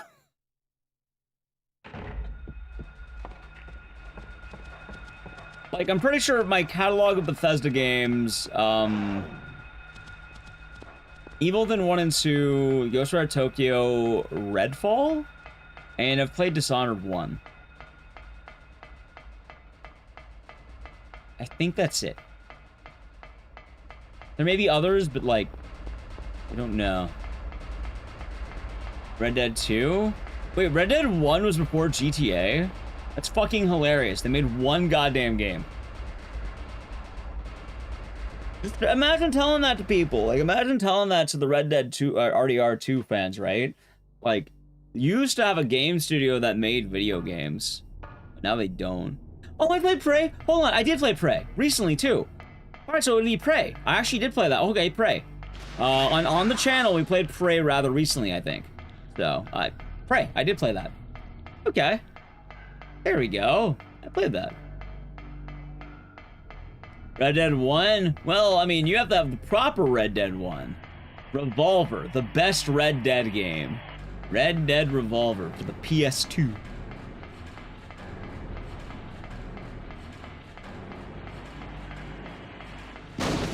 Now that right there is a video game, chat.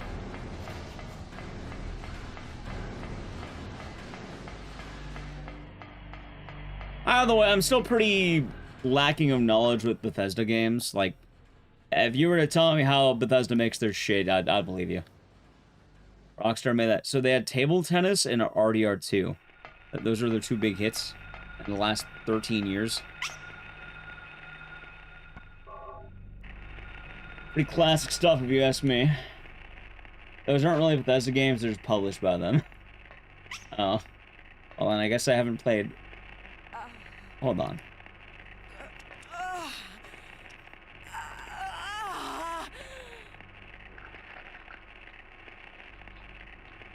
Did Bethesda develop Doom? Like the Doom 2016? Sybil.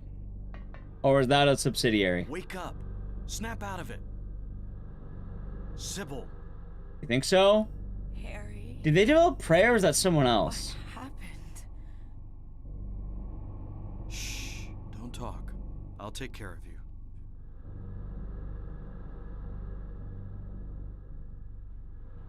ID Software is Doom. What the hell did Bethesda make then? Is it just like Fallout and Elder Scrolls? Prey was Arcane. Prey was Arcane Austin. Other school. I mean, I guess I played Oblivion when I was in high school, and that might unironically be the closest. Harry.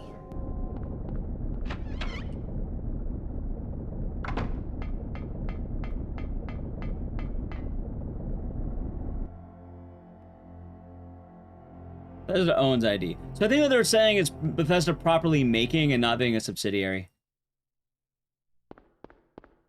Mention of Doom. I played Doom 2016, and that's really about it outside the old man shit.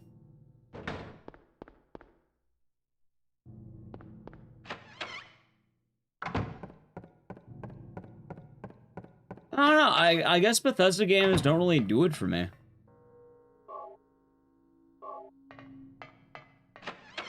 But luckily, chat, there are people out there who have very well-made opinions on the Bethesda titles and know all about them. Like, I imagine a lot of you probably Jabbo watchers, if I had to take a wild guess. A lot of you probably watched Zeke do Oblivion Remaster when that dropped. Probably have your Bethesda people. That's good.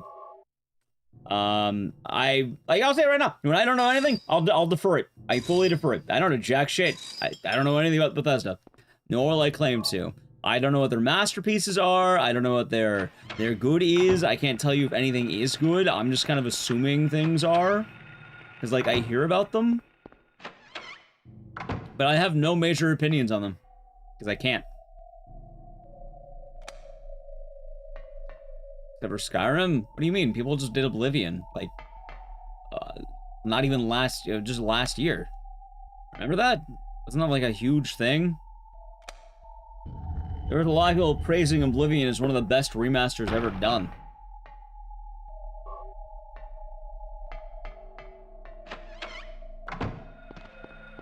Some old horse racing games. Did they make Gallop Racer? I liked Gallop Racer when I was a kid. That's a peak with Morrowind. Not Gallop Racer? Darn. Darn.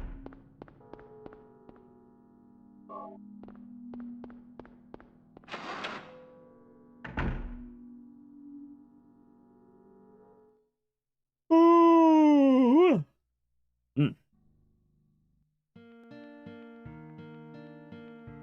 Yeah, they're probably doing it right. Have a good one.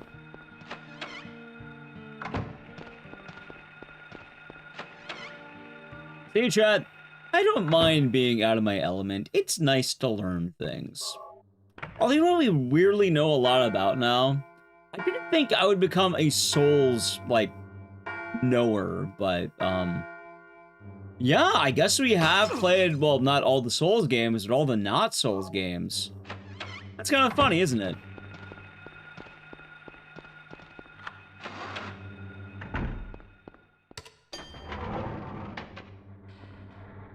The hell is Breeder's Cup? What? Why the name Breeder's Cup? Ew. That's a vile name.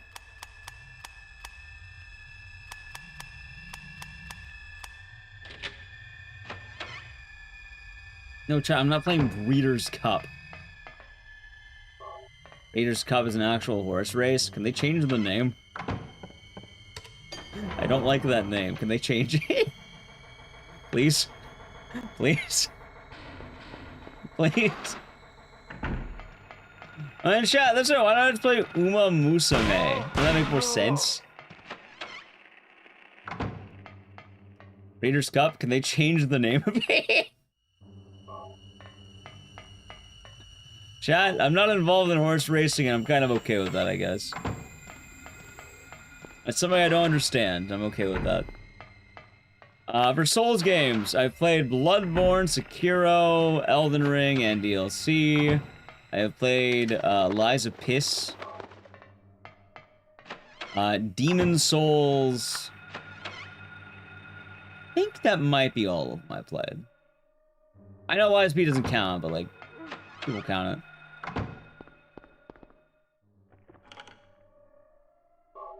I think it's funnier if I don't play Dark Souls, though. Remake, OG, or both? I played the remake because I owned a copy of the remake and I had a PS5. It's so overblown. You mean like there's a lot of them? Are there? I feel like there aren't that many. I think just the ones that come out are just really hyped. Like, I don't really feel like there's that many of them. There's a good decent bit of Dark Souls slop out there. Is there?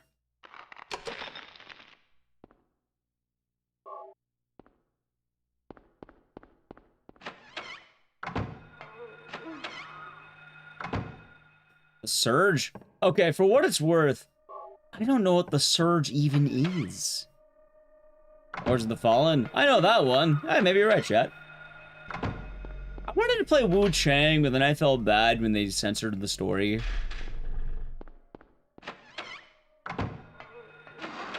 Like, I remember hearing a lot of the debacles, and it was like, oh, I guess that's less fun now, isn't it? I think the idea behind it is one of the major themes that anyone can die, but then they made it so certain, like, historical characters can't die now. Which... yeah, it's kind of a bummer, I guess.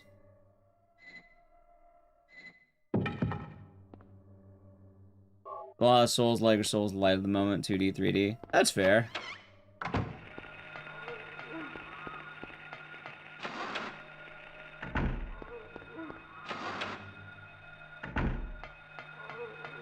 Oh yeah, of course, Pragmata, the Souls game, Pragmata, of course. Well, I suppose I've only played the mainstream ones, and I liked them. I liked what I played, chat. I felt pretty good about a lot of the ones I played.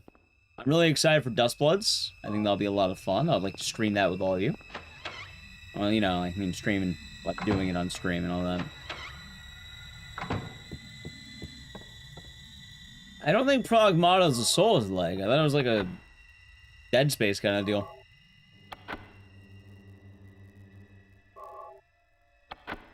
A lot of people were saying Expedition 33 is a Souls-like. That's just people throw the word Souls-like at everything. Like, waking up in the morning is a Souls-like. I got out of bed, it was a Souls-like. I had to take a piss in the middle of the night, it's a Souls-like. Yeah, remember when they called it Cup Souls and Crash Souls and Ghost and Goblin Souls? Ghost and Goblin Souls, I guess is a good one.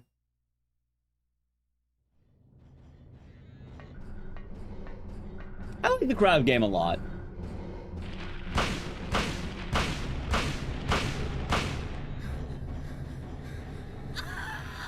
Eating a sandwich Souls. Eating at Arby's, fast food Souls.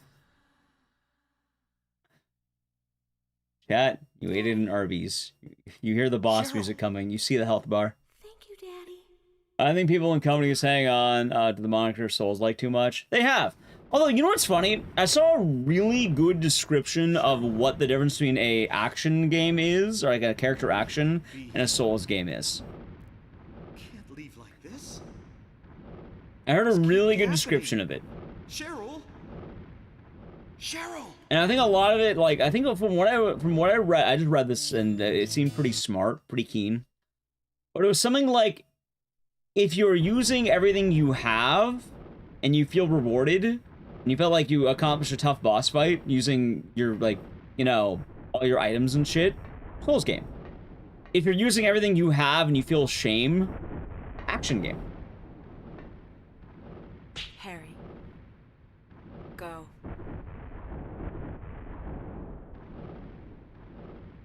Oh, I imagine a lot of that's probably gonna change based on challenge people. Kept losing to the meat mountain boss at Arby's. Yeah, exactly. DMC actively punishes you and calls you a dork if you're using items. Games like Bayonetta would lower your score and you big detriment to use any items. While Souls games, it might be the, you know, your one-time boss fight. It might come in handy. And your whole inventory is usually considered to be a part of your toolkit. Right, people feel different amounts of shame, but I think that's a pretty nice litmus test. But the real thing is, Souls-likes are RPGs. I don't even call it survival horror, they're just straight up RPGs. Like, that's what they are, they're RPGs. Action RPGs.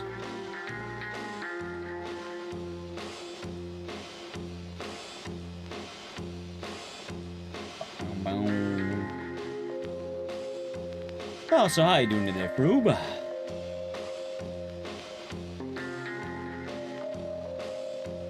Bam, bam, bam.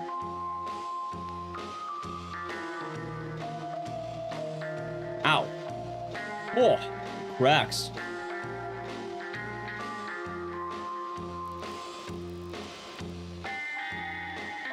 Maybe actually do something. What do you got planned? You're gonna get an ice cream? I'm kind of hungry, Chad. I haven't food today. I had food yesterday, but not really today. Give me an RPG and a survival horror at the same time. That's it. Very, very rare. As we've learned with all the games, that is actually a very, very rare combination. In fact, there's a handful of them. Chat's gonna know a bunch of them, but there's not as many as non. RPG and horror tend to be pretty drifting. They can come together, but they're pretty drifting. And even then, I wouldn't call most RPGs survival horror. Survival horror is a buzzword, too. It's kind of weird. I don't know, I kind of nitpick when it comes to survival horror. Anyway, that was a really bad run. It's a terrible run, Chat. An awful run. Have a good night. Heavy diet. Hey, well, that's good. Yuri's soul. Yeah, that'll happen. There's some about Penny Blood. Yeah, we were talking about that earlier. Penny Blood kind of got shafted. Which hopefully will bring it back. There we go. All right, y'all, let's see. What shall be next? What would be a good game to do next?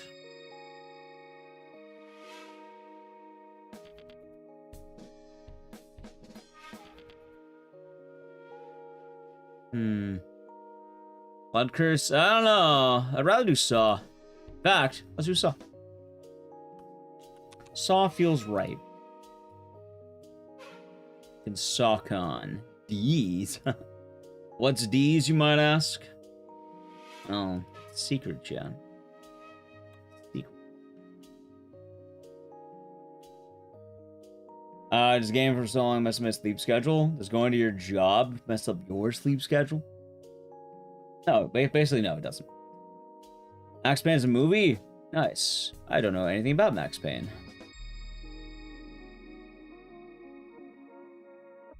Yeah, I know. That's basically my job. You know, it's like going to work. It's no worse than working a desk job. That's kind of the funny thing. Like, you know, people like, you know, like, oh, well, you're gaming all the time. Is that bad? No, not really. I'm pretty sure my old job had it worse. What did I want to do really quick? Right, SawCon.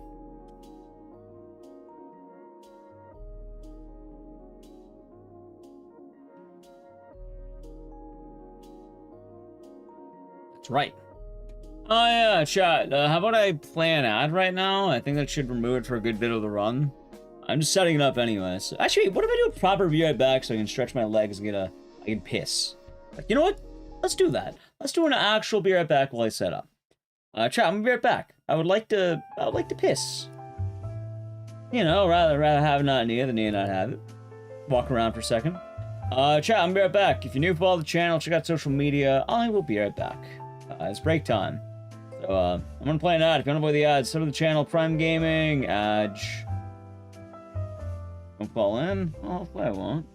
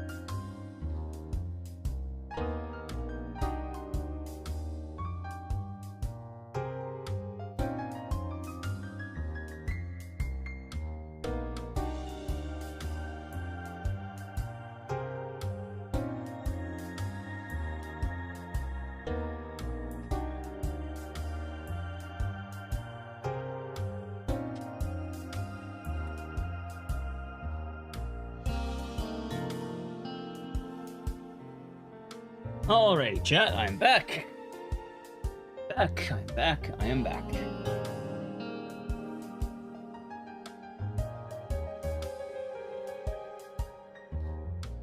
I'm back. I got a seltzer water. And, let's do some Sagan, shall we? I gotta piss. And, gaming.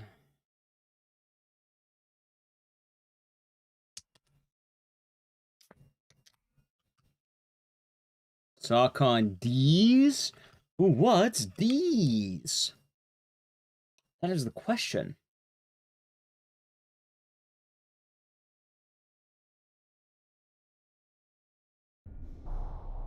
What's D's?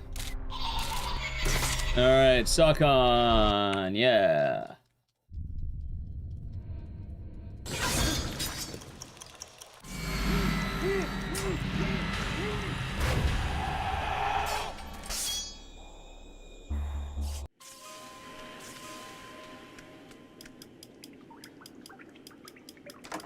That was close. Yeah, welcome back, chat. I don't know. So, we're talking about Siren, right? I feel like I've been doing good at Siren lately. I haven't really been feeling the Siren spirit as much as I could be. I also don't think Siren's gonna get into GDQ. I might leave Siren as a... If it gets into GDQ, I'll grind it more, but... I don't know, I'm slowly losing hope on the world of Siren, I guess. Are you barefoot? Oh, shit luck.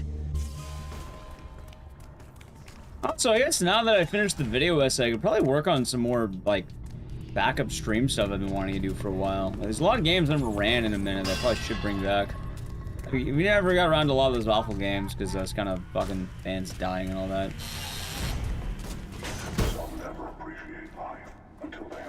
Have fun, Sakan? No, we will.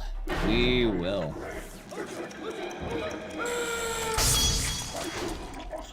Sakan's always a good time. Maybe today's the day we'll get a nice PB. Eber, as they call them. Detective Tab will be here soon. You just mine.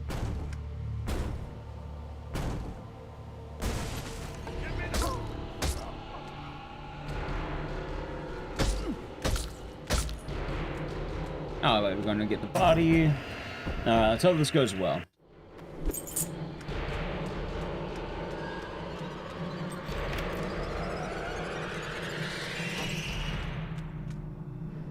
B. X.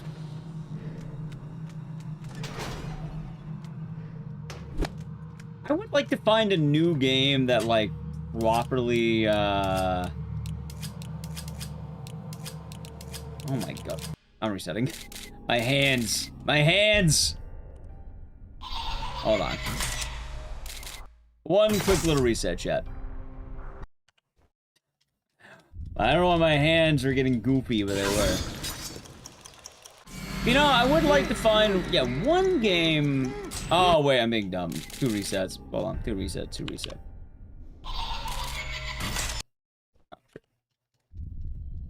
You know what? 3 reset, because I fucked up the timer. There we go. Okay. Now we're cooking.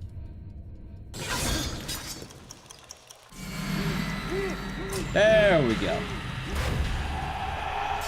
Yeah, I would like to find a game that hits the general roster and kind of sticks around for a good bit.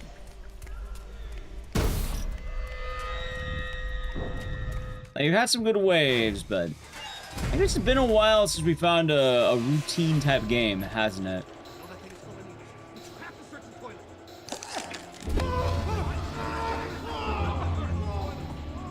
I mean, Silent Hill was kind of gearing up for that, but I gotta look more into it. You know, Mugenics wasn't like, let's say, stereotypical banger, right? Are you barefoot? Oh, shit luck. Oh, we did have another game that was kind of like that for a little bit.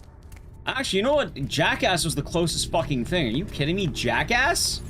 That was the closest thing we had to that? Ew. Ew.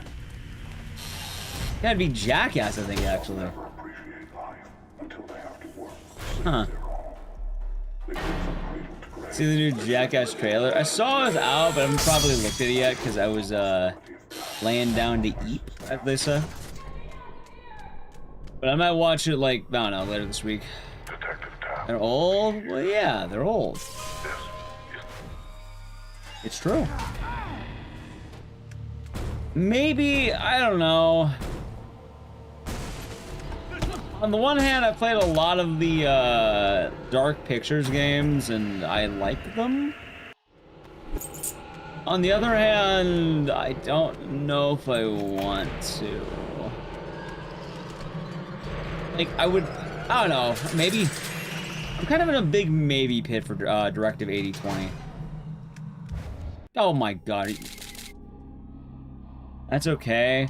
Yeah, without getting too weird about it, like, and they sponsor me, absolutely, I'm down. I like the Dark Pictures games, and they're fun. Went a little bit too far. I think the main thing I have, though, is I don't really do space as much. Like, I'm not anti-space, but a space game really has to click for me to want to do it. Which is rare. And more importantly, everyone and their mother's gonna be on that game when it drops. And I don't know. I don't know if I want to be, like, not saying I have to be a hipster or anything, but if the game is not, like, immediately leaping out at me, I don't want to make it feel like an obligation to do it. I'd rather take some time to eventually get to it, as opposed to like that. At some point, we end up playing it. I think so. I'm down to do it day one that they sponsor me. I'm assuming it will be a fine game. I like their roster. I enjoy the stories they have. Like, we could do it, but I don't know. I don't know if I really want to. I think I'd rather wait.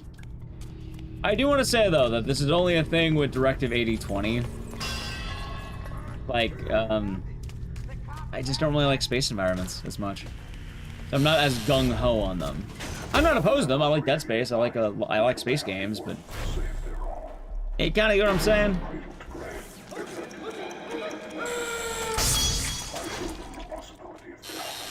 Like, I liked House of Asses being in the desert. I liked, wait, was the Devil in Me in the desert, or am I thinking of the other one? The House of Asses was the Devil in Me. I liked the hotel a lot. I thought the hotel was cool.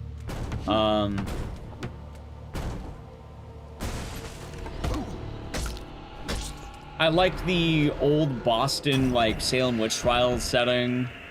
I liked the quarry a lot at summer camp. I thought that was fun. And yeah, for a lot of these, I think the settings are really fun. And this one, though, I don't know. I don't feel like I'm much of a spaceman. I had House of Asses and the Devil in Me mixed up. That's right. Thank you.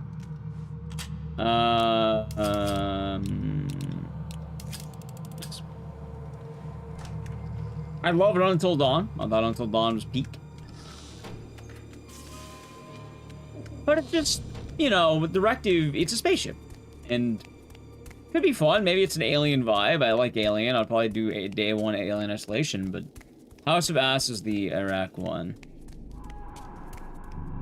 Wait, hold on, I'm confused.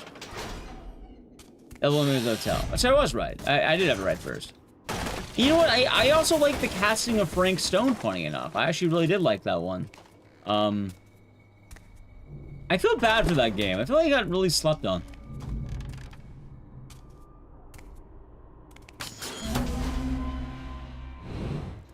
The story changes, but the game is the same. I mean, I like doing the one and dones and see what they have to tell. It's just, I know they don't chain together, and with Directive 8020, it's been so long since ones came out. Maybe I'll do it, I don't know. I'm very mixed at the moment. I'm just kind of worried because I don't want to just do it because everyone's doing it and it feels like an obligation. I would like to do it at a point that's kind of more chill, I guess. It's weird. I also like the Man of Medan. I don't know my favorite of them, but I like Man of Medan. I like the sea. I like the seamen and all that. He said seaman. Seaman.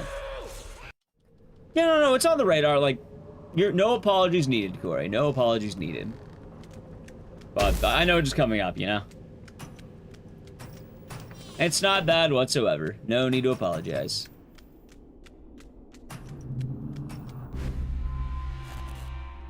Was Seaman a good game? Yeah, Seaman's actually pretty tight. Just kind of unfortunate with the technology at the time. When's it come out, though, I guess is the question. Like, I saw people already getting, like, the press kits. I saw a few people getting the special boxes. I don't think I'm getting one of those, so I'm probably not involved in any of the marketing stuff.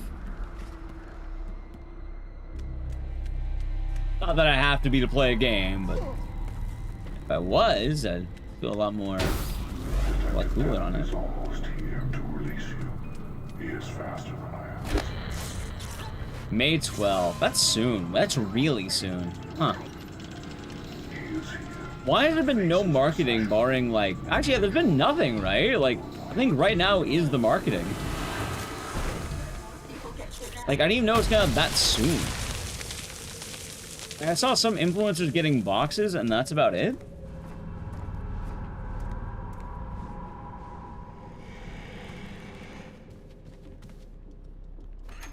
Shout out to Cuba Triple, you're doing good. From what I remember, I think the Dark Pictures, like, marketing team is also really European focused for some reason. Remember right. I don't know, I can get jack shit.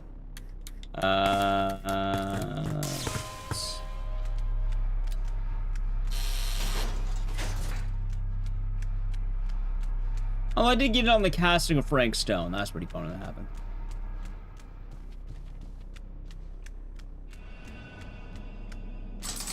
B. Also, but I guess that could have been behavior. Make more sense.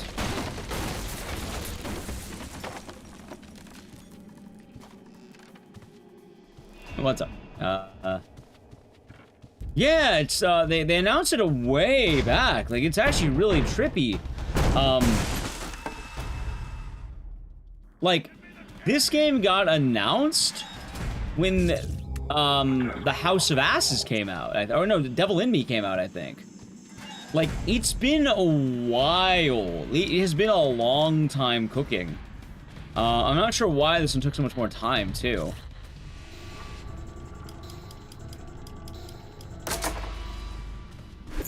It is a little odd. Because, like, for a little bit, they were having, like, yearly release almost, which, you know, I was cool with that. I like that. But with Season 2, I guess they really wanted to amp it up, which I guess it makes sense. I feel like you could reuse a lot of environments on the Earth setting, but when you're starting getting into space, it's maybe a little bit tougher. Not a thing. I know you didn't. Promise I won't do it anymore. The drugs. So I kind of get it. None of it. I know you won't. I don't know what else I can say, what else I can give. Your life. Nope. It is a part of the Dark Pictures anthology. And it's supposed to be the Season 2 launch. Man of Medan up until, I want to say, The Devil in Me was Season 1. And now they're on Season 2.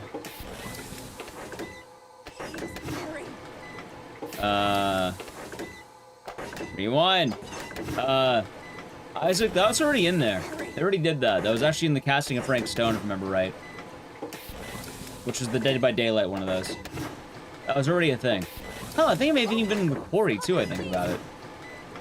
The Quarry gave you limited rewinds, and then I want to say casting of Frank Stone, let you rewind as much as you want if you wanted to.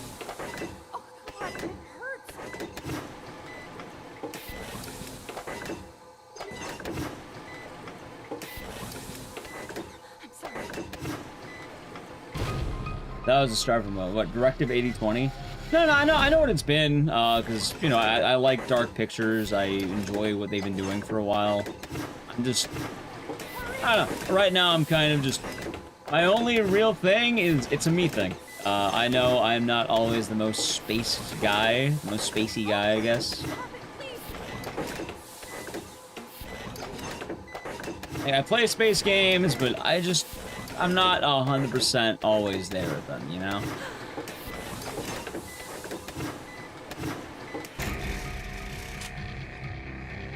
Still played them yet. They're fun. They're long though is the problem. Like, you know, they're basically watching a movie. Like hell, the reason I never really speedrun a lot of them is you're just basically sitting there for almost 3 hours each time. You just make the correct choices and sit there. It's just fun every now and again, but yeah, no, they tend to be pretty long. Like, I don't remember a lot about the quarry routing, but you just read a script while it's going and you pick the right direction, and congratulations, you got it. The game's pretty easy to speedrun. Your old friend from the Force, Jennings Foster. You might want to ask him what really happened in that hit-and-run case you two worked on. That is, if he is alive, by the time you find him. Yeah, the weird thing too is since The Devil in Me came out, I think they had... To protect himself. I suggest you hurry, detective. What's the word? They had both The Casting of Frank Stone, and they also had The Quarry, which are both avoidance of the Dark Pictures anthology. I mean, admittedly, I think skipping out on Dark Pictures is probably on the better end. As much as people like the Zoomer therapist guy, I think having a unique, like, eye each time is better. Having a unique, like, what? Therapist, let's say. Yeah, have the guy with a really expensive hat. I remember his fancy hat. He is my nice Scuba Trooper. He is not innocent. That's John Jigsaw in the flesh. Captain Ender right now and save the franchise.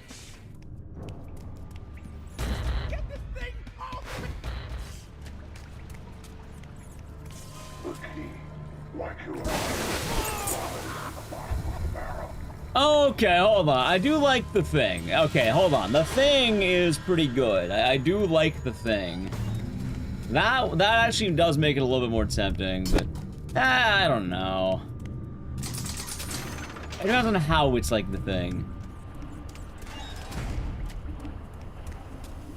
See, that's not fair. Will be your first challenge in reaching your friend. The steam from these pipes. See, I don't really care about cosmic horror, but if it's like The Thing, I'm kind of down. Everyone else is here will be forfeit.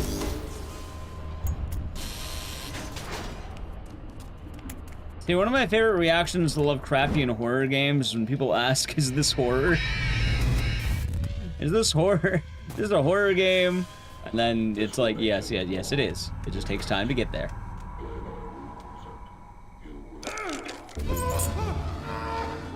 Happens every time. I trust you will remember the toilet in here, detective. A fitting throne for your new kingdom.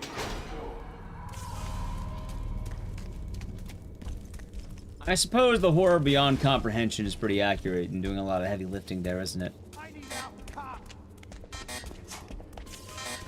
Makes sense.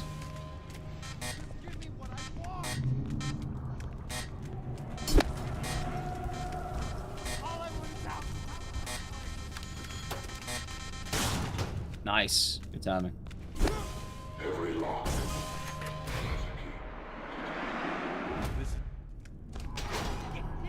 I'm glad he closed the door for me, nice.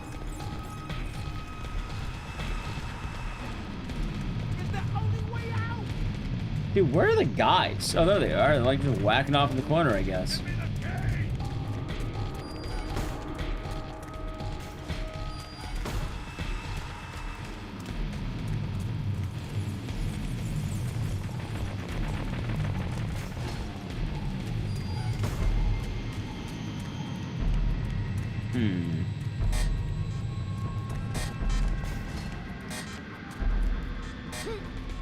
Hey, so far so good, chat. So far so good. It was awesome. We only first played it last year. I like the Thing game. I used to play it a lot more, but I don't really do it as much. I heard about the commercial, did not see it. B, X. I don't know. I feel like my grind on the Thing ended a while back because I just wasn't getting ever to PB territory anymore. Like, it used to be a lot nicer, but I just kind of fell out of favor with it. And then when the remaster came out, the new tech was fucking wild, so I just didn't want to do it. That was one of those things that the work to put in wasn't really worth the effort. It was a lot easier just to run the OG game, so I just kept doing that.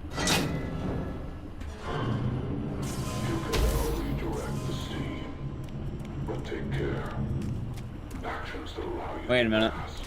may also allow others to escape. Wait, what? Oh my god, we got the knife! Fine, fuck it.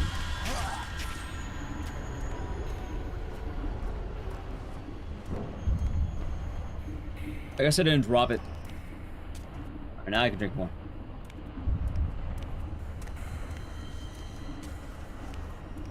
But yeah, chat. You know, I think it would be nice to find a new core game. Something that fits a nice vibe and really just shines.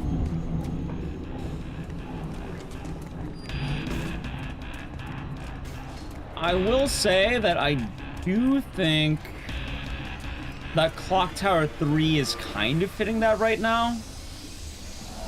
It has been a core game in a lot of ways. And it's one of the only games that I really feel like I've been enjoying sticking with at the moment.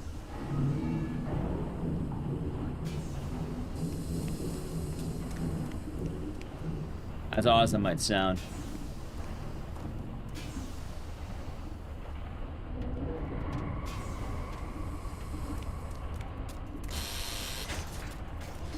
I'm opposed. Oh, alright, that's fine. I'm not opposed to other games, but you know, there was a good moment where I thought Labyrinth of the Demon King might kind of fit that niche. Ooh, that was close, but it kind of didn't. I think the thing is, it's hard to find new games that do that because of all the stupid down patching.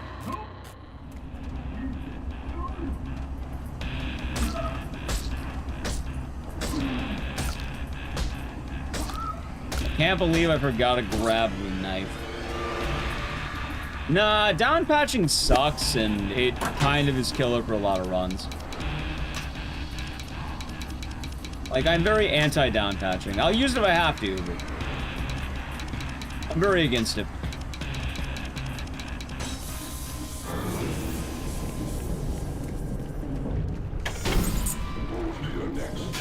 It's pretty fun, Dang. It's pretty fun. Like, notably so, down patching sucks so much ass.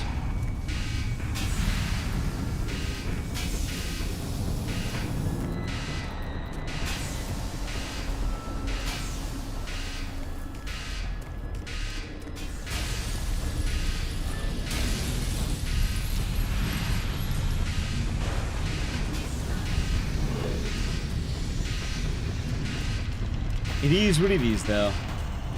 You know, I guess RE Guided was kind of tight for a little bit, but I don't know, I kind of stopped doing RE Guided. Looks like you were quick enough to save yourself, but thinking about yourself is what you... Although RE Guided was pretty tight. I thought Elf League would be good for a bit, but there's so much you have to keep track of that's not really fun to stream as much. Like, I feel like it's less of a chill game and more of like a, alright, time to get to work, buddy. Time to get your ass in motion.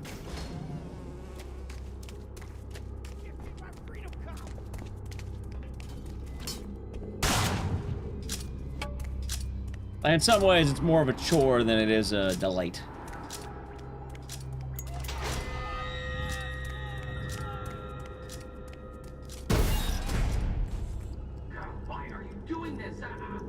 I'm kind of wondering, like, how easy it is to learn Castlevania. I like Symphony of the Night. I thought that was pretty cool. Not totally opposed to the idea of running it, but I don't know. I don't know if I'm really a Castlevania type of guy. Justice will be served. I feel like I'll bump into too many bats and rats and Medusas. Really seen any? They're popular. Like, it's one of those mainstay franchises. Always seems to have a pretty good GDQ presence. A lot of it also double dips in Bloodstained.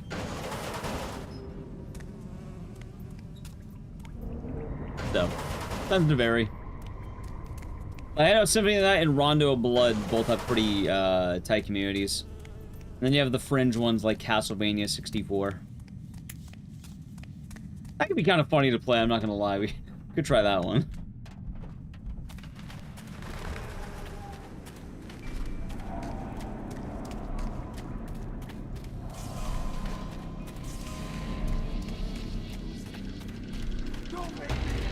Alright, please do not tell me that anyone's nearby.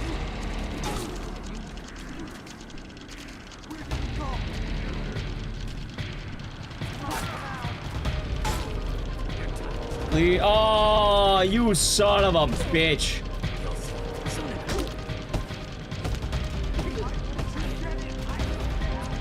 You rat. Maybe I can get over here? Nope, run's dead. Alright, we'll go to a reset because I don't feel like grinding this all fucking day. But yeah, no, I just got by RNG. Nocturne, you mean like Shin Megami Tensei? I played a little bit of it. Why? Not Nocturne, I played 5? Vengeance, or whatever.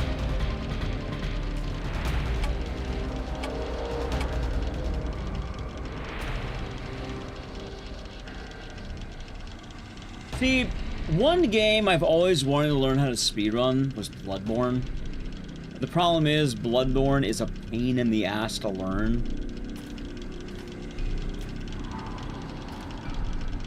So much so, I can't see myself learning it anytime soon, chat. The game made from the guy who made Blood Rain. Oh, no, I haven't. Ow. Funny enough, it's not the FPS that's the problem. The problem is the fact that you have no real way of practicing it unless you're, like... It's really weird. Like Sekiro, nice and easy to practice. You can reload, it's super nice. The checkpoints are pretty generous. The game's already rather fluid. Learning Sekiro is tight as hell, chat. Bloodborne, though? Yeah, no. There's not a lot of, There's basically no good checkpoints for you to have.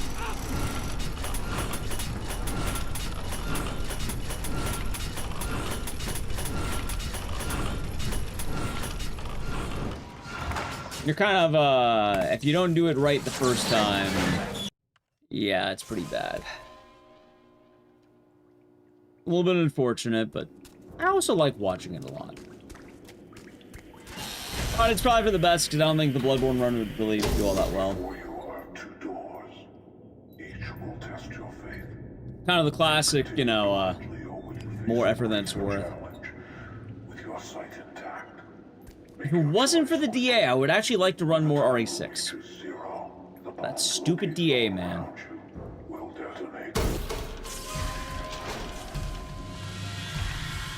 Although, until I do have unfinished business with RE6, because I never really got good enough at one of the categories. Like, I'm pretty sure I can get a very easy top, like, 2 in one of them. Because I was like, there's a giant gap between first and second, if I remember right. I don't want to be running more RE6 than I have to.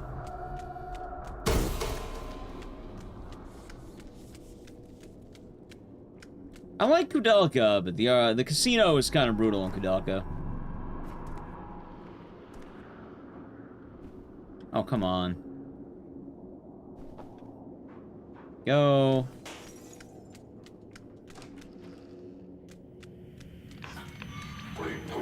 Game gives you Manhunt vibes. It's probably the gritty, like, abandoned environment. But this game being the Asylum and Manhunt kind of being the general, like, let's say jailish, like, is the word dilapidated areas? They're similar vibes. I see it. Wow, we're spot, huh?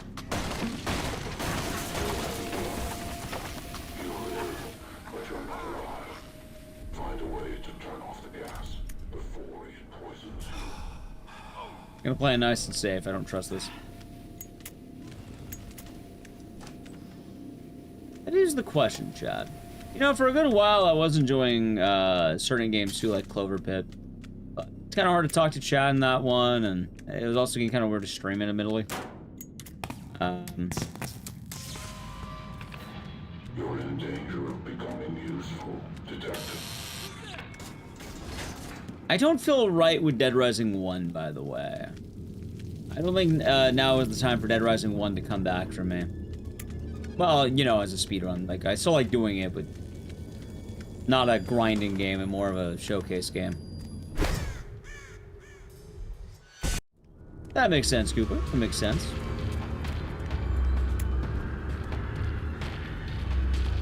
And, like, Dead Rising 2 is weird because I don't know why I fall so behind in that game. Because, like, for 90%, I feel like I'm really far behind. I don't know why. I'm glad I healed because I turned into a man on fire. Look at that. I hate to shake because I'm on fire.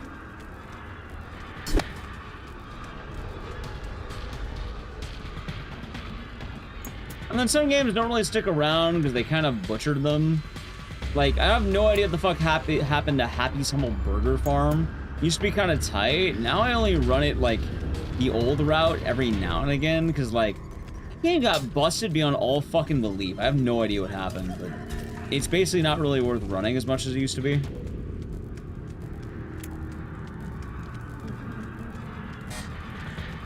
You've seen that movie?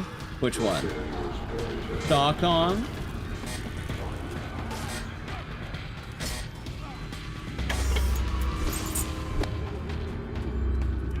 Man on Fire? Oh, of course. Manhunt was, I think, like the last major one for horror to kind of like become a bit of a mainstay.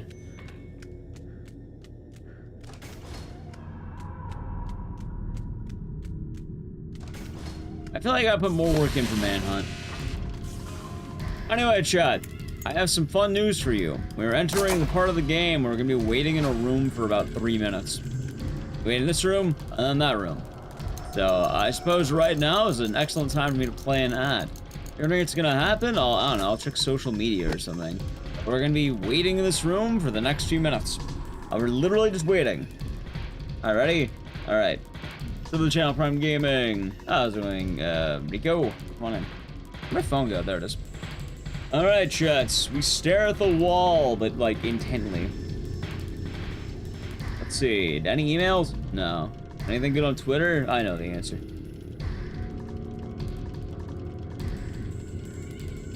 What a part of the game, chat. Association percent. Something like that. Oh, there's a Quagsire table.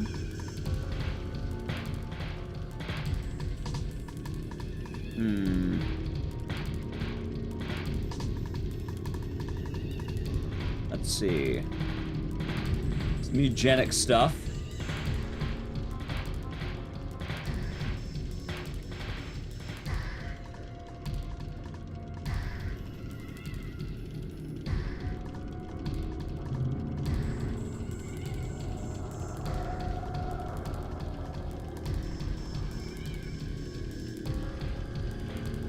That's about it. And what a time, wonderful times. Best part of the run, huh? Best part of the run right here. Dude, there's sandwiches in my timeline, and I kind of want a sandwich. I haven't really eaten today, and I saw Jersey Mike's, and I kind of want Jersey Mike's now. What happens to go early? Oh, nothing. Let me show you, let me see. This door is locked. You need a key. The key is behind this door. You have no way of getting inside this door until a bomb goes off and opens the path. There's no way to get through this currently. If you try going outside the door before the bomb goes off, it will kill you because it's a bomb. Manhunt 2 is not as fun as Manhunt 1. There we go.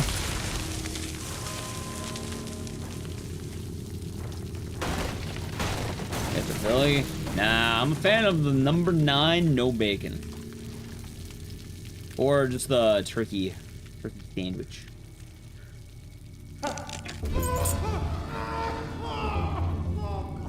A number 9 large, a number 6 with extra dip, 2 45s, 1 with cheese, and a large soda. Sorry, I forgot 2 number 9s, the number 9 large. There you go. Large soda.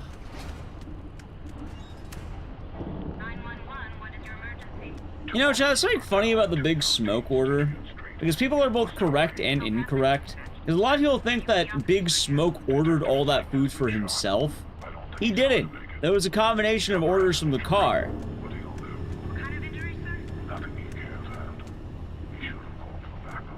It was basically ordering for the whole car. It wasn't just for him. Yeah, it was everyone's pluses. See, that's the thing, though, because you're still right, because at the end of the day, he ate all the fucking food. But he didn't order it all for himself. He just ate all of it for himself. There is a difference, believe it or not. It was, well, actually, you have to understand. It wasn't a delay before the betrayal. It was the first of multiple betrayals. It was the first of multiple betrayals, Final Girl. The first betrayal was eating all the damn food. Yeah, because it was an order for the car. And, you know, for what it's worth, he did order it for everyone in the car. Then he fucking ate it all anyway. And then, yeah, he was, it was the, you know, then the actual betrayal of getting, like, you know, the hit.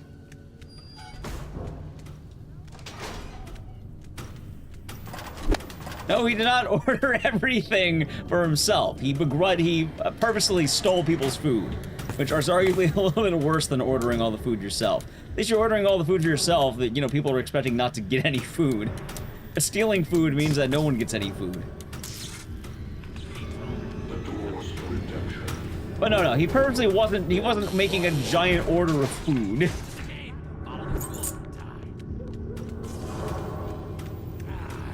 Smoke is a big man. That he is. That he is. I like the first of multiple betrayals. I know anywhere Disney on PC. I think there might be like ways to find it on PC, but Manhunt 2 is weird. I don't like it as much as Manhunt 1, and a lot of that just because I feel like it misses the point. Hey, look at him. Maybe for what it's worth, he could still be ordering a lot of food even without getting everyone's orders.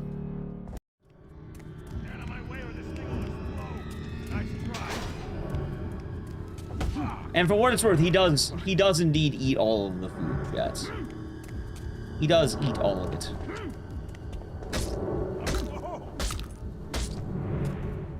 You know, I'm not gonna lie though, I can kill 2 number 9s, a number 9 large, number 6 with extra dip.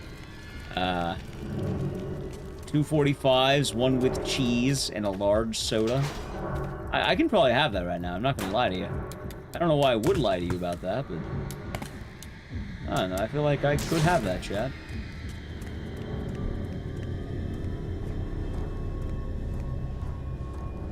Manhunt 2, Manhunty. My main problem with Manhunt 2 is I feel like it went more to like, haha, the government, as opposed to the original game, which is just like a shadowy group of what, boyers, I guess, are working. I did forget the number 7, didn't I? Sorry, I forgot the number 7. I want to see him suffer. I want him to know what it's like. Sorry, I don't have Big Smoke's order off the cuff of my mind. Suffering is just the beginning. True poser, how could I forget?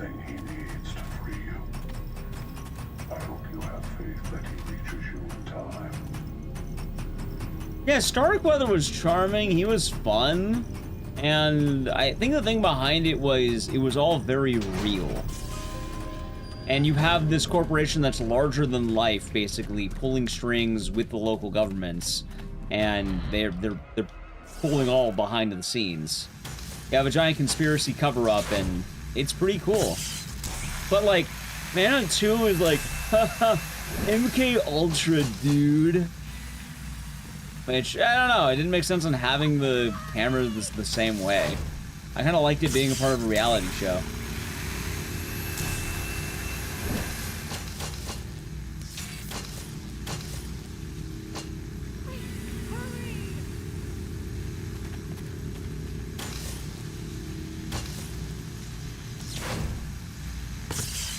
What a run.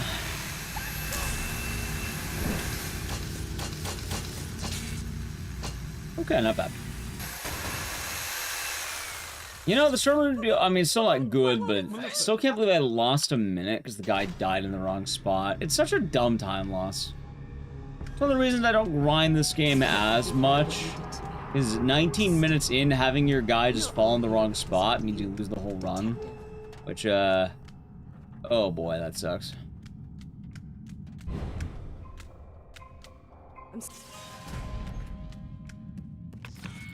You seem to lose friends fast, Detective. I think the other reason we don't do Manhunt 1 as much is usually when I do it these days, it's always the bitrate is dying, the bitrate is dying. I don't know, I don't hear about the bitrate dying all the time.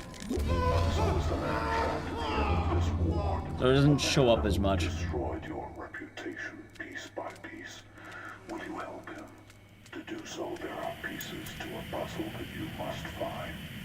Assembling these pieces will bring you one step closer. But I think the fire is indeed coming back, Jack. It is a dangerous game, Detective. But the best games always are.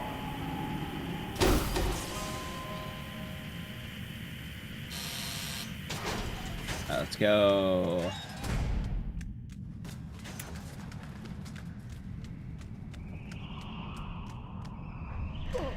Understandable? Yeah. But hey, I mean, we had the Wheel of Games coming on Saturday, so we'll have a pretty good deal of variety then. It's always a nice time with the Wheel of Games.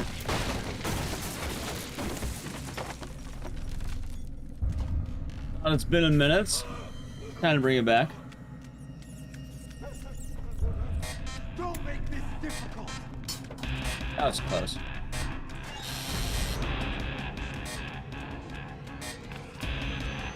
Let's see how that ends up going. Dude, I want my neck to crack. I like Speedrun Bingo, and I had some ideas to bring it back. My main thing though is Speedrun Bingo is a bit more of a commitment. Usually for Speedrun Bingo you need like 2 days, not 1 day. It tends to be a multi-day affair. That being said, I do think I have a plan next time we do Speedrun Bingo.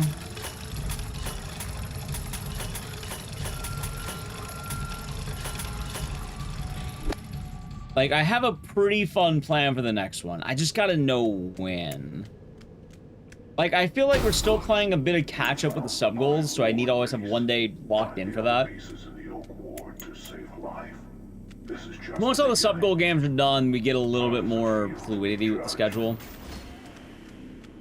And like, for instance, this week was weird because Wednesday I have to take off, Thursday I have to take off.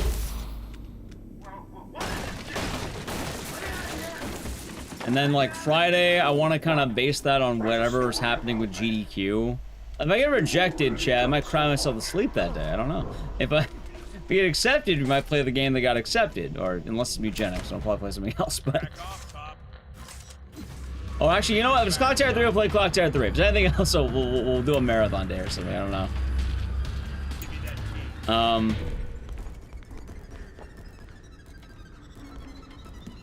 here, Tom. I want that key. Yeah, but like Wednesday, Thursday, I'm taking off. And schedule's kind of just in a weird, wonky area. I feel like I'm having like 2 types of weeks. One where I'm like man's dead for a little bit, and then one where I'm on literally every single day. And it's kind of weird having that. Like on the one hand, I feel good, but on the other hand, I feel kind of like rough.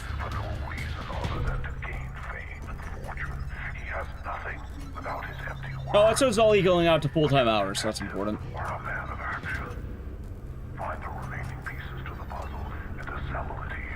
I need to know when Parasite Mutant comes out. I want to play the fuck out of that. See, I'm excited for that game. You know, Parasite Mutant.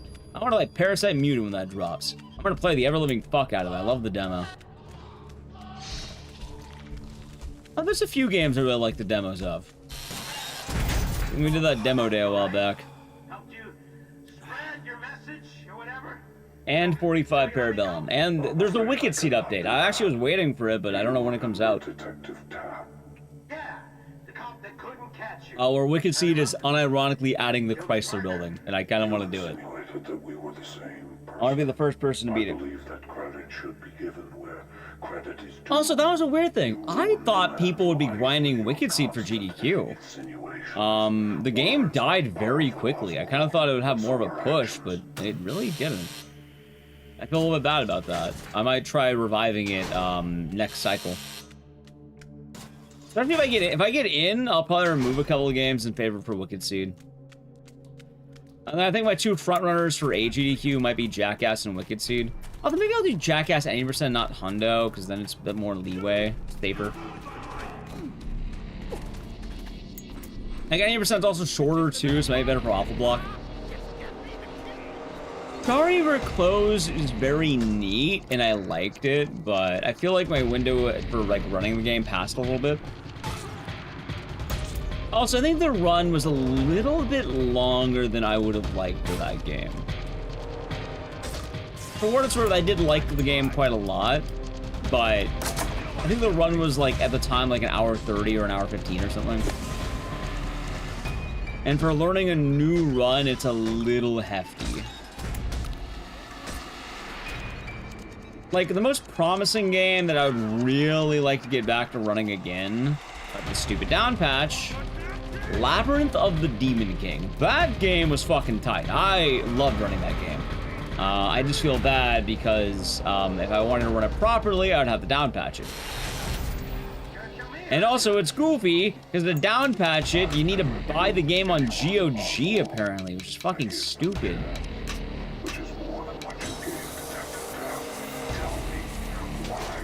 Oh, there's no Steam down patch. It's only available on GOG for some reason. I don't even know how to do it there. I know I have Luigi's Mansion. So you meme about that. I actually have ran Luigi's Mansion. I don't have it on my list because unfortunately, it just never really did all that well. It's actually one of the reasons why I'm pretty, I handle the games I run with a lot of scrutiny.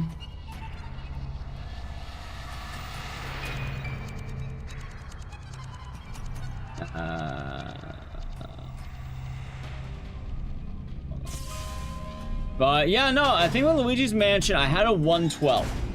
It wasn't great, but I had a 112.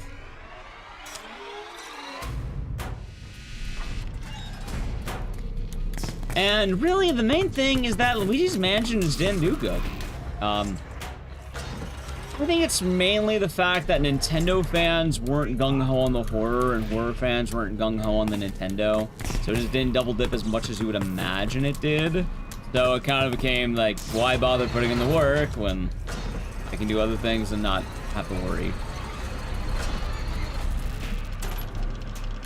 But for what it's worth, I actually still remember how to run Luigi's Mansion, and I guarantee you, if you gave me like 12 hours, I can get a PB. If you give me one day in Luigi's Mansion, like a solid 12 hours to get my grind set on, my ass can get a PB immediately, I think. I think I could be that guy. I could be the Don. Well, not the Don, but like I can beat my PB at least. You're the exception. Oh, there's a few exceptions. No worries. There's no ignorance on it. Like, I kind of purposely haven't mentioned it as much. I don't have it on my big list. It's on my old profile because I never removed my time. Go that way. I'll look in here. And I'm so proud of that run at the end of the day, but I didn't want to have runs on my docket that I wasn't proud of, or that weren't going to be part of the main culture anymore. A couple other weird examples of games I've ran, but I don't count on my list. I ran a game called Claire, which is a weird indie horror game that I'm the moderator for, and I have one run, but I don't ever feel like I ran it properly, so I didn't want to list it. I ran Amnesia: The Dark Descent. I have a really bad time on the board, and by ran, I mean I tried learning the tricks, I failed spectacularly, and I'm currently last place on the leaderboard. I know the route still, technically, I just don't know how to do it. Maybe I'm better at the game now, though, technically. How's it, Renzo? Hope you're doing good. I keep playing with the idea of going back to Amnesia 2, because I actually like the run. I think it's a really good run. I don't know, I never go back to it. It's kind of one of those... Nice.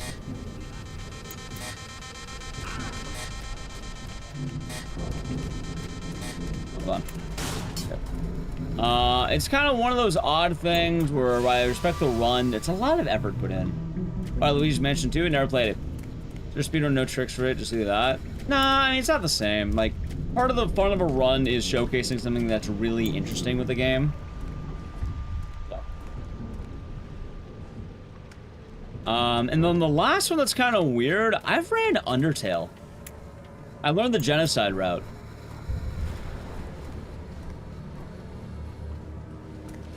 We don't run Undertale because it's kind of an auto-scroller, actually. All your time save basically comes down to, can you do the Undyne and Sans fight, which, they're hard. And also, like I said, it really didn't do that well.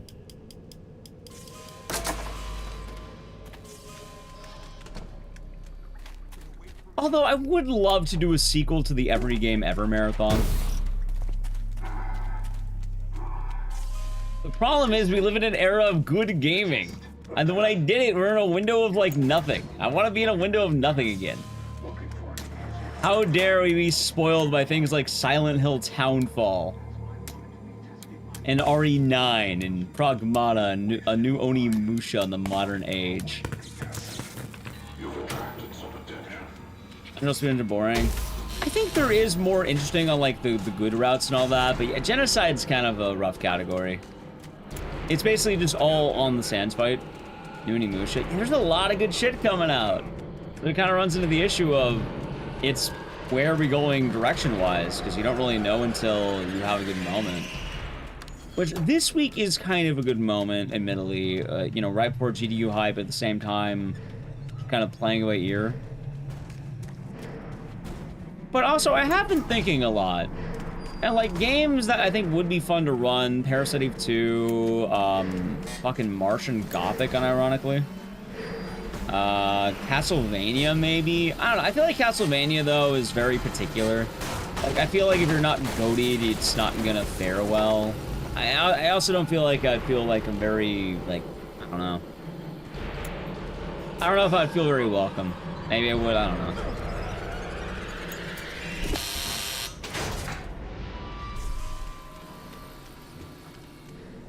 B.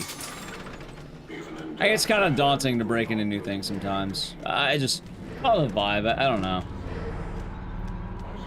Could I be welcome? Maybe, but yes, I wanted to learn Martian Gothic, but for one, we got a bit of hiccups with that, and two, apparently we had to get a very special Russian version installed. Exactly, by the way, Kuba True, but the most interesting trick doesn't happen in the genocide route, so it just amounts to nothing, sadly. So that's why I dropped it. You don't really do it. So we've ran some weird games since then, and we've kept them around. Like, I still consider myself a Yakuza runner. We ran like a dragon. I'm not a good one, but, you know, I've done it. I know we don't do it all the time anymore, but there was a moment where we were the sleeping dog. Fact chat. There was a revival in Sleeping Dog speedrunning thanks to yours truly. So I'm kind of glad I got more hype as a result of that.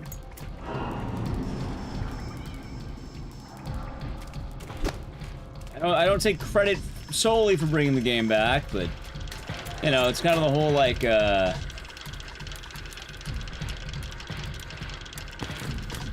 even the smallest stone can cause an avalanche or some shit, right? Hold on.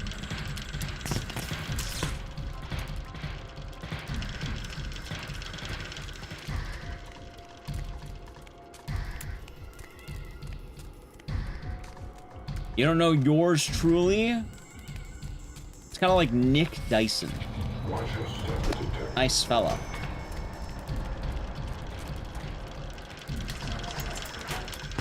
But yeah, I think a good game's right around the corner, something that's gonna click. I feel like we'll find somebody.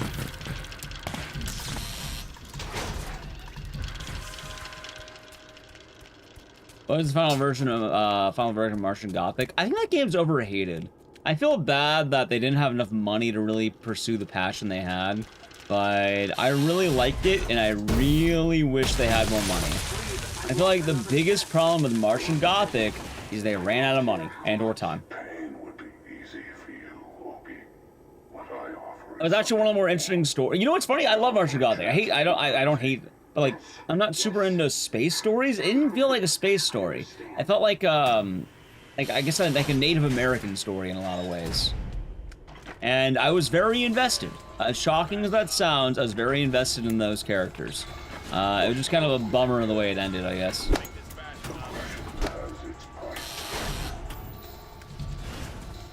It's also kind of a bummer because there were some runs that I thought were very cool, but then when you actually try learning them, it's like, God, this is not easy. This is not fun to try and grind. It's more fun to watch than it is to do. Although some people can find their fun and all that.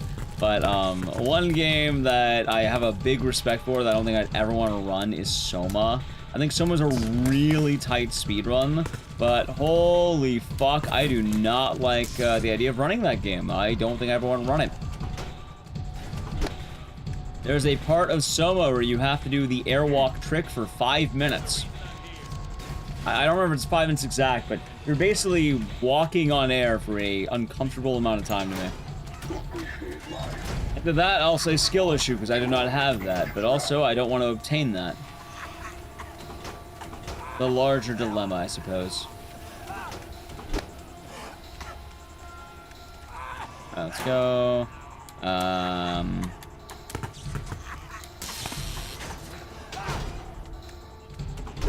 Nice. Dude, what the hell am I doing right now? Hold on. Ah! Okay, I see what I meant. Alright, sewer red, I'm fixing it.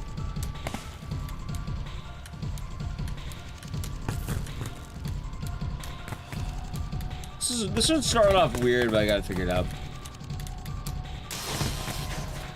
Yeah, so I used to love running Spooky Jump Scare Mansion, but I don't know, Chet. I'm not a spry lad anymore. I am kind of getting old. I'm not gonna lie. Not that this is a bad thing, but yeah, no, Spooky's kind of fucked up my hands a little bit. Not all the time, mind you, but enough where I can't really do the game as much as I used to. And I know there's the OG versions and all that, but it's not the same. I haven't played any Godzilla games. I have a couple. I haven't done much of them, though.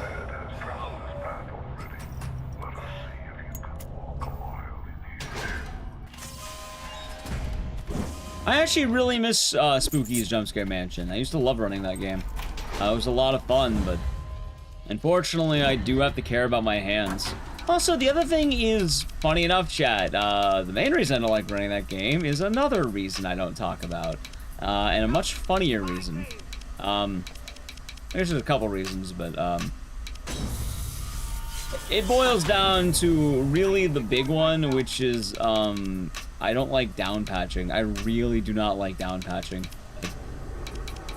One of the problems with Spookies was that they patched out the tech at one point, and in order to get back the tech, you had to like patch your game to a very specific patch. And yeah, no, dude, that sucks every time. It really is a run killer. Like, it does make that difference. Which is unfortunate to put it, but it does. It really does. Most people avoid pain and suffering, but not you, Detective. So. You relish it. There's also some games that I think are cool, but are admittedly a little bit too long. Like, I like the Evil Within a good amount, but I'm not gonna lie, man. 2.5-hour attempts, 3-hour attempts are kind of rough to do.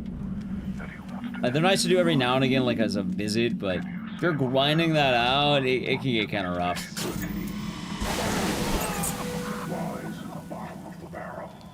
Like, I'm pretty sure the only long game I like grinding a lot is Parasite Eve, and unfortunately, I must savor that for the Christmas time. If I could play Parasite Eve more, I would. I would absolutely play that game more. It's so fucking good. And that's why I'm excited about Parasite Mutant. Because Parasite Mutants, ooh, that's gonna be good.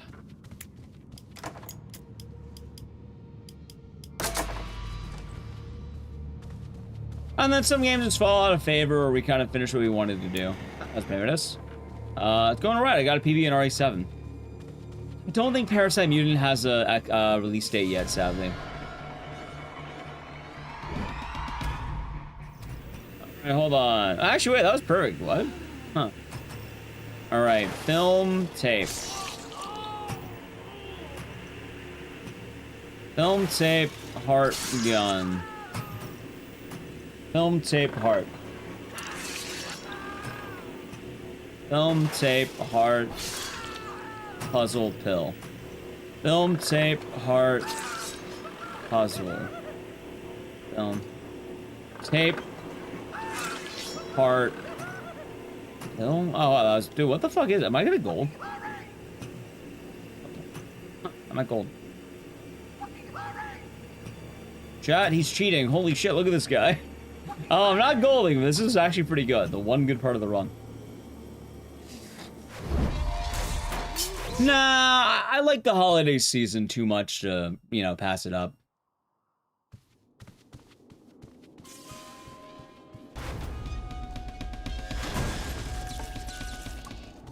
There's also the really weird balance of what games do well on stream and what games don't. I don't know, it's so hard to find a game these days that really fits the perfect niche.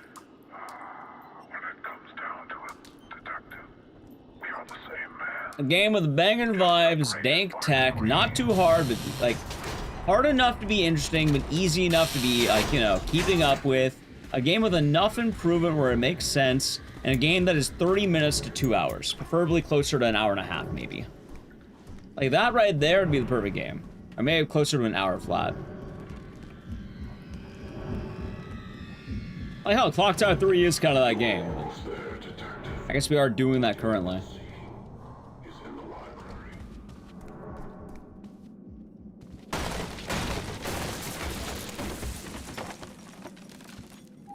It's a tough call.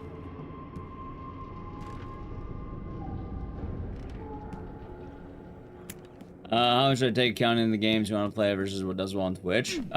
Very much so. My masked apprentice seeks to surpass me. There's a lot that goes into it. He has the only key to escape my final combat. Some games I really like, unfortunately, don't get to stay as long as I would like. And there's kind of a series of compromises and catches.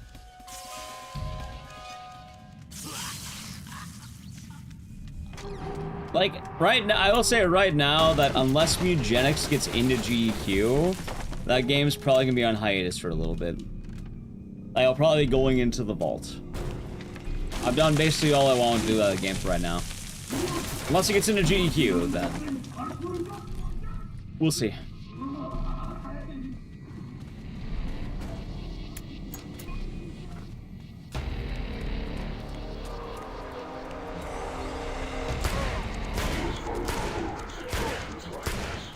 Like, also, it's kind of weird because some games don't make sense and some do. Like, hell, here's a good example in a more contemporary one. Look Outside doesn't do as well as I would like. Probably because it's a very interesting RPG that I think after people watch, they want to play for themselves. Or they don't want to go through the thought process of, like... Actually, that's probably it. People want to play for themselves. They see the games like, oh, I don't want to watch this. But then they dip out so they can experience the game. Meanwhile... Jackass the game? Bangers, apparently. Everyone loves Jackass. Everyone wants to be a Jackass. Everyone believes in Johnny Knoxville. They see the egg gulp and they start going. It's like, it's all about the egg gulp. Wait a minute.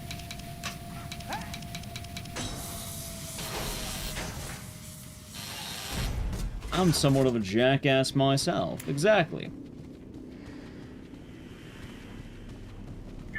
It should also be mentioned that among everyone in chat, there are different enjoyers and different things. And with the heavy variety comes another cost, which is some people like awful games, some people like good games, some people like weird games, some people like, you know, serious games. It sort of just hops around that not everyone's in the same things. So it tends to ebb and flow. Some people do whatever. There are some people who are always here no matter what we're doing. They just like the vibes. But having to quantify all these, you know, it tends to vary on what we're doing.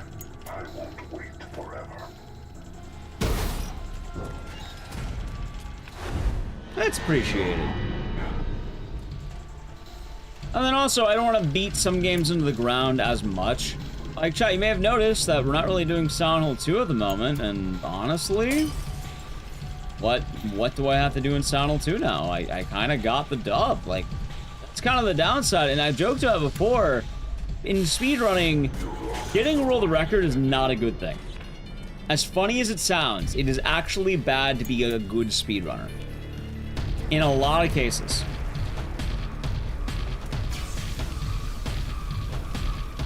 Not saying I'm absolutely goated. But let's say for retro gaming career grinds, it actually comes a bit of a problem for a lot of people. I'm not talking about shit like RE9, by the way. If you're running RE9, you're getting a record. Every time you upload, you get 100,000 views or some shit. Nice and easy. No worries there. You can get a check mark pretty quickly, for good reason. People like watching it. It's hype. And, you know, there's a lot of skill that goes into it and a lot of work for good reason. Give me 1 second. Hold on.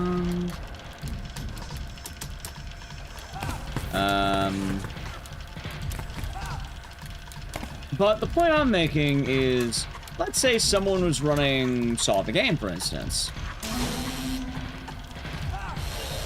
Part of the fun, also pick a number 1 to 6. Part of the fun is watching the grind set and almost being edged, in a sense. Like, getting the PV is nice, it's rewarding, it's fulfilling, but if you do too good, you don't really get to play the game anymore. Unless you want to beat yourself. You kind of have to wait for someone to beat your time and have a motive for competition. Some people are really fine beating themselves all day long, but it really depends. Anyway, B. Wait, B? What am I talking about? 5. You know what? I'm picking 6, actually. I was in there, Jack. Hope you're doing good. I'll pick 6. Supposed to be a walk? What do you mean a walk? Huh.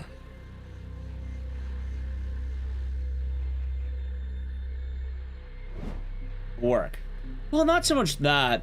It's more just there's a point where the grind isn't as interesting because what's left to conquer? A lot of speedrunning is rather limited. That's why the marathon days are fun. You don't really, you're not as committed. You get a fun little showcase. You get to revisit games in a nice, chill way. These work well for a reason. Hell, if I was grinding Saw, that shit would suck ass. 5. The answer was 5. You're kind of loud, but it was 5.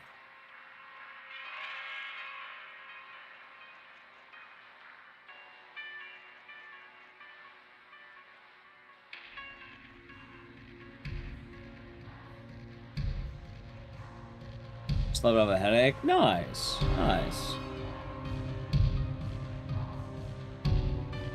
Yeah, like, there's some games I thought were really cool, but I can't run them all the time because I know they don't do well. Like, hell, right now, if I busted out a run of Tokitoa, I understand that. I'm fine with that. What's next, by the way? Let's see, chat. What will be next? We gotta think about a banging game.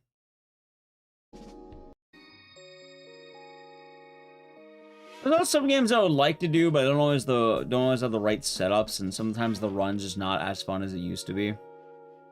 Like, one of those games that are Ark Thompson, there's a strong possibility. One game I'd really like to do more is actually Zombies Ate My Neighbors. I really like that game. The main problem with that game is, one, it's not easy to set up, because I don't really have a SNES setup that's well, and I don't want to emulate. But also, more importantly, that run kind of sucks now. It kind of ruined it. It is not a fun run to do anymore. I mean, still fun, but not a fun setup, I should say. Zakwack, thank you for the Prime Gaming for 43 months. Enjoy the emotes and the scissors, and thank you. Every day's been nice. Let's see here. What would be good?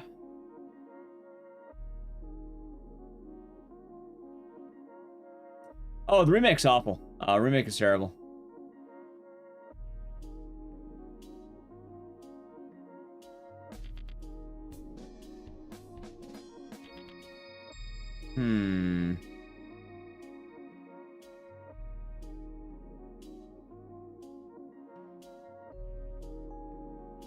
Doo-doo-doo.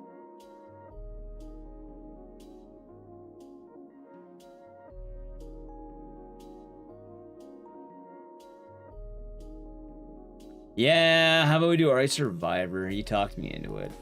Conned me into doing RA Survivor. I can't believe it. Got conned into it. I mean, it is the best game in the franchise, chat. To optimize? Oh, no, it's not that. It's something bad. Anyway, while I get ready for Survivor, remind me in a second and I'll tell you. I gotta play an ad while I'm setting shit up, because I'm just plugging shit in, so if you wanna avoid the ad, well, hold on. Okay, that's good. If you wanna avoid the ad, sub to the channel, Prime Gaming, Edge. It is B-Craze, it is. Got a sandwich? Nice. Yeah, Zam has RNG manip. I'll explain more in a moment, but what's RNG manip?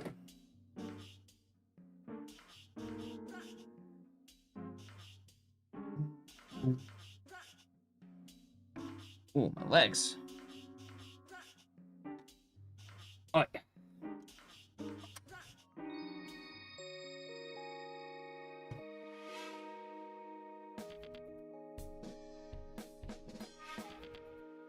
You know, I never did play Ghoul Patrol. How is Ghoul Patrol? Never played it.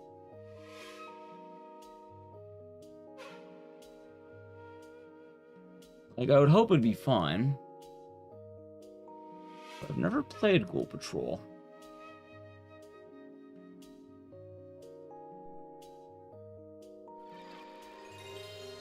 I heard of Monster Madness, Grave Danger. No, I have not.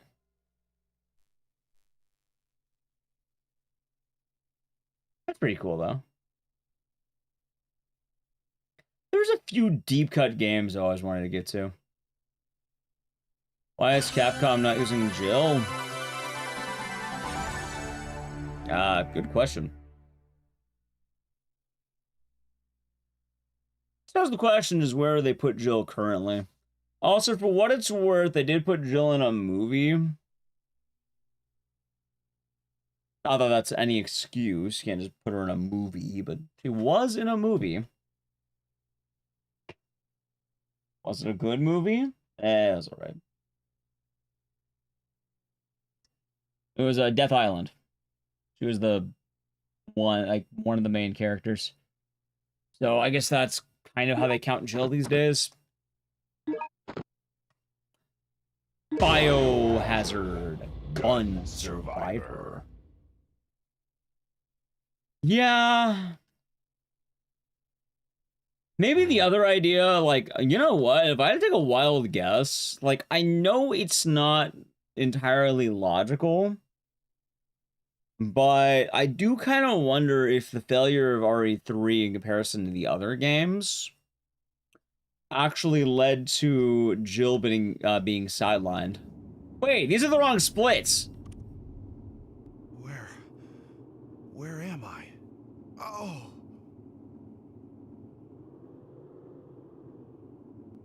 Darn. Like, it actually does logically make a bit of sense when you think about it. If I had the data that said a Jill Valentine game wasn't going to work, I'd probably believe that a little bit. Not saying it's entirely logical, but, like, one could argue that the refusal of RE3 remake could be people not liking Jill as much as they think. Not saying that's the case, but it could be Capcom's mindset in a way.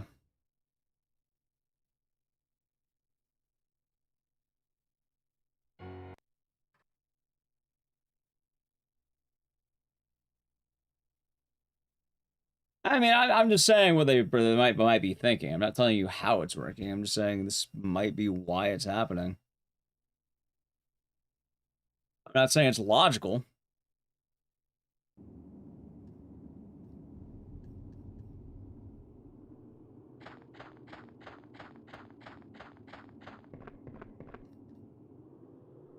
So, also, at this point, it definitely seems like Leon is the face of Resident Evil.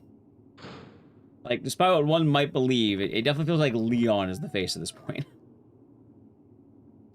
You look familiar. It's the Leon Skennedy franchise.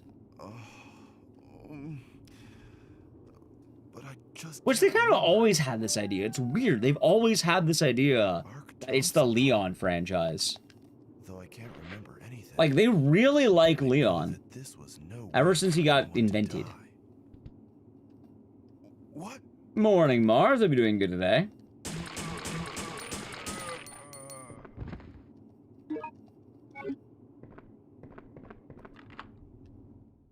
Like, hell, I guess to a sad degree, Leon, or sorry, I guess Jill is kind of sidelined a lot more than people think.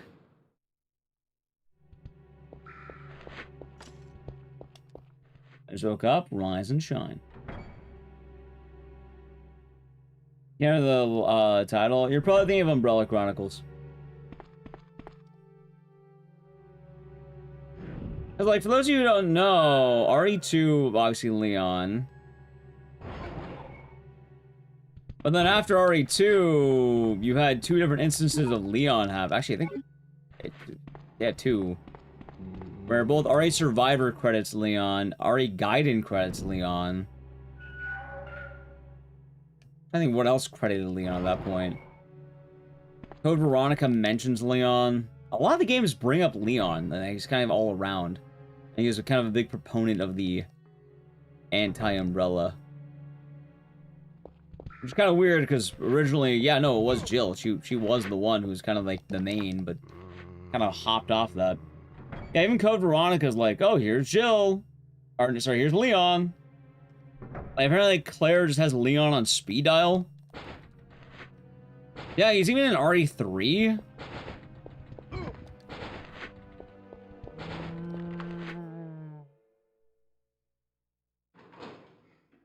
And then obviously RE4. So. Yeah, to get his own Darkside Chronicles story.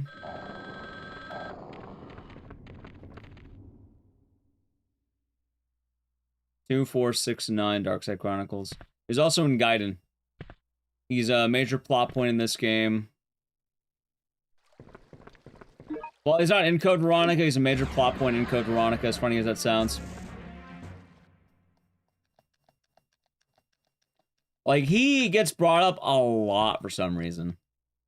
Leon's in RE3? Yeah! One of the endings is the Leon ending. It's an epilogue where they just show you what happens to Leon. Okay, for what it's worth, they had him for all the characters around that time. Like, they had the Ada ending, they had the Hunk ending, I think, too. It was weird.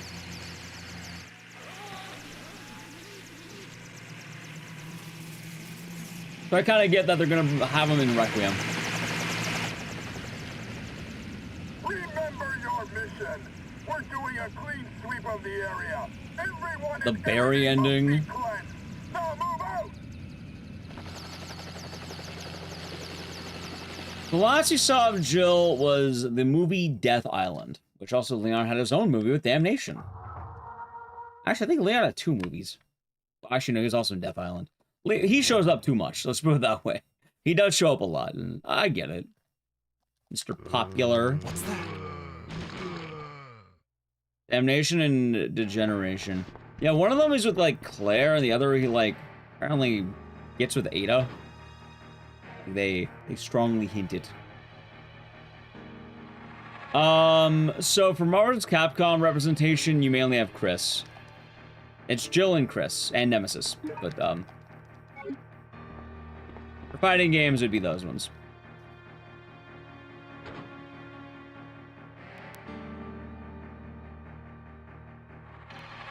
Oh yeah, I forgot all about Wes, my bad. I forgot about Mr. Wesker, chat. Forgot about old good old Wesker.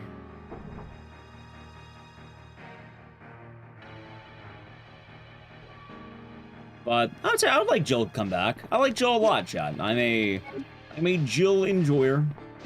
And I do sympathize with the lack of Jill, but it does seem like they want to be the Leon company pretty heavily. But also, I imagine the data is probably saying that Leon games just sell way more money. Or they make more money. It's not sell money, but they make more money.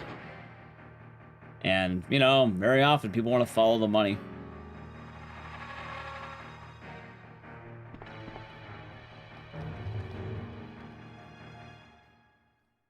They don't really use them. Well, they don't need to follow every plot thread. You know, usually just have the main stories. Continue along with that.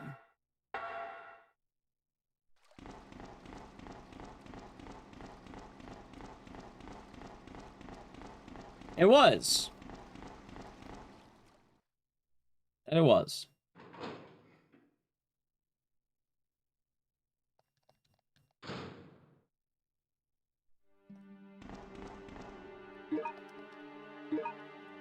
It's always been Chris. Chris does well.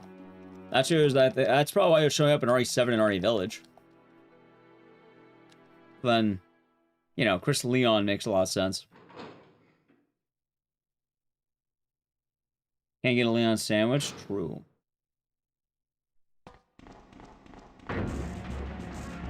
Video game with Jill and Claire as the main characters, maybe Ada. I don't think that'd be teaming up.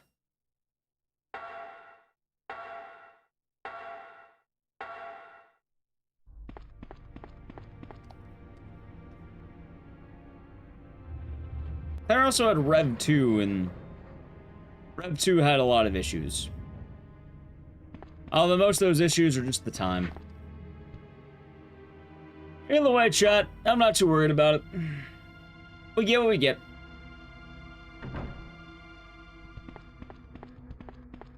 So RE6 is weird in selling a lot, because while it sold a lot, it also hemorrhaged money.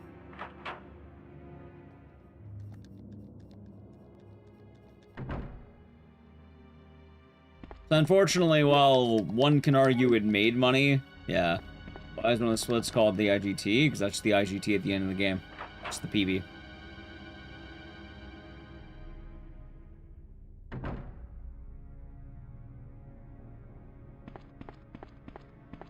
Story is ass. They mainly just tried doing too much, I feel like was the problem.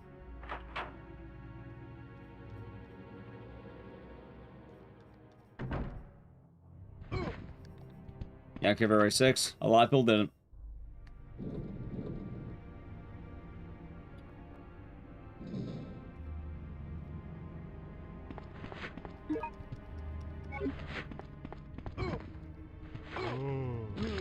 Yeah, I'd probably wager the reason why Jill's not coming back as much.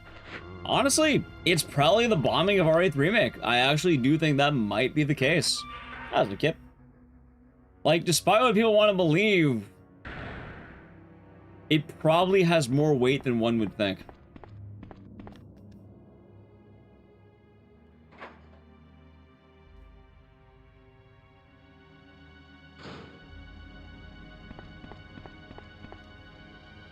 Which, we know it's not obviously the exact one-to-one case, but kind of the whole idea of putting your best foot forward.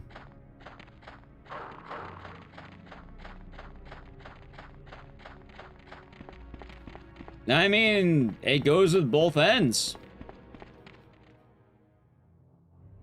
Why make a game with Jill when Mr. Money is right there? You can still appreciate Jill, but, you know, you put Mr. Money in there. Yep, Mr. Money. And you know what? They were right. In a lot of ways, they were definitely right.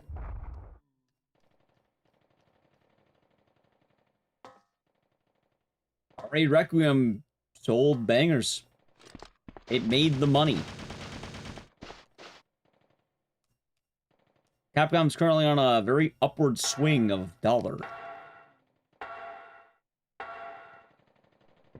And again, I know people don't want to like R8 Remake and a lot of people are going to hate it. A lot of fair criticisms. I feel like it's not entirely fair criticisms. I think people shit on the game a little bit more than they should.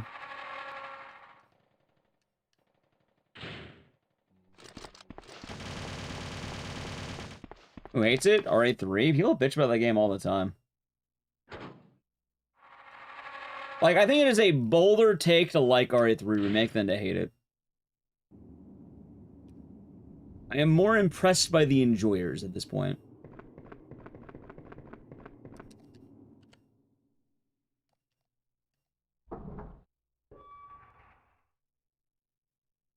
Although, you know, a lot of the reasons probably the fact that you had to pay $60 for a game that came with, like, less content, basically. Having to pay more money kind of sucked. You know, Pragmata's doing great for a new IP, and they're on a good, nice swing. Hopefully they'll carry over to Onimusha, which will be nice.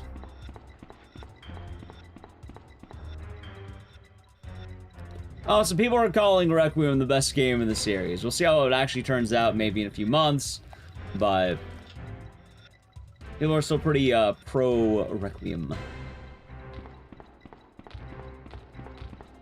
Nice. Hey, full price day one for Ryan 3 Remake. Me too.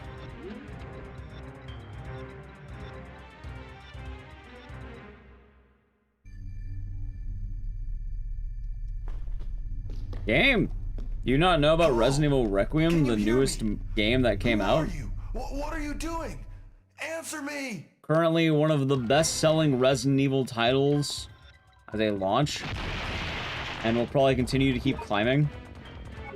The game that has sort of devoured Twitch for the last 2 months.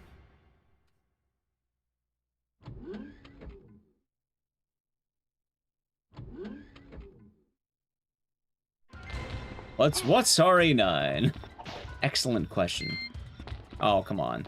Wait, where the hell am I? What the fuck? Dude, how did I get so shoved back? What? What the fuck is this? Get out of the way, dickhead. Thank you. RE9 was the best game? No, the best game is RE7. I like voice acting. Yeah, Eric Thompson's the greatest Resident Evil character ever made.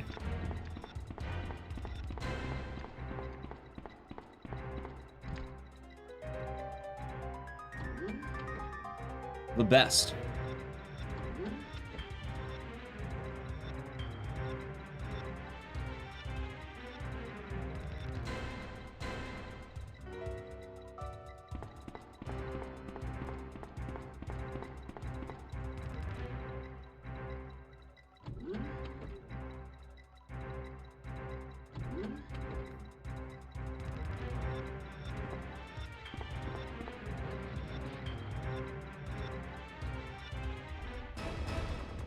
It's a new naming convention. It's still pretty easy to call RE9 Requiem. Village. See, a weirder thing would be calling Resident Evil 3 by its subtitle. Because I think Resident Evil 3 has a really weird one, right? It's like The Last Escape or some shit like that. It has a subtitle people don't talk about. And it's a goofy one. I don't remember the name of it. Yeah, it's Last Escape, that's right. The game is not actually entirely known as what people think about. It's quite literally The Last Escape or some shit like that. You played Nemesis? What's weird, it's not even Nemesis, because it is Nemesis, but the game's like subtitle is The Last Escape. Which has been an odd one, you wouldn't think that, but... The Last Ape Escape, oh yeah, that's right.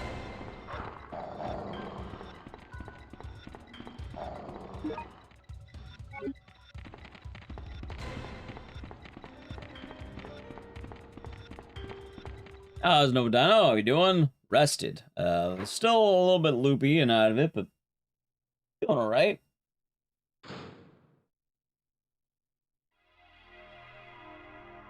Last Escape is Japan. There, okay, there it is. Yeah, it'd be kind of like saying that. Oh yeah, it's Biohazard. It's like playing it's like playing Village, like playing Last Escape.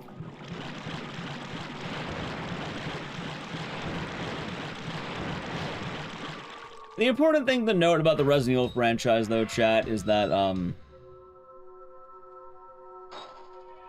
it's mostly bangers. There's not really a whole lot of duds in the franchise, and that's good news. Like, a lot of people like to tell you this is, like, the worst stuff they ever played, but it's really not. Most Resident Evil games are pretty good. Even, like, the low points tend to be pretty, like, in the middle. There are some rare big L's. But if you're only counting mainline games, hell, the worst of it's probably gonna be, like, a fucking C tier or something like that.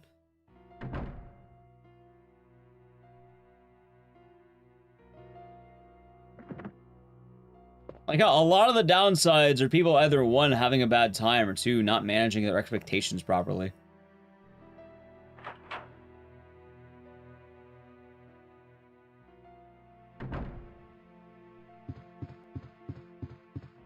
Men in Black are bitching. It really is bitching. Like, especially RE3. I really don't think RE3 is a bad game. People were just let down by it. In comparison to the original, right, but it's not the original. It's the remake. It is indeed different. In a vacuum, the game is perfectly fine. Most people are just kind of let down because there's, you know, areas they wanted from the original that aren't quite there.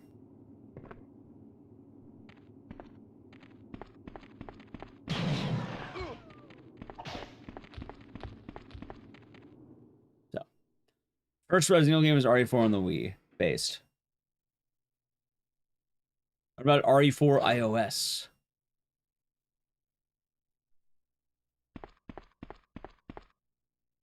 Oh my god, dude. Yo.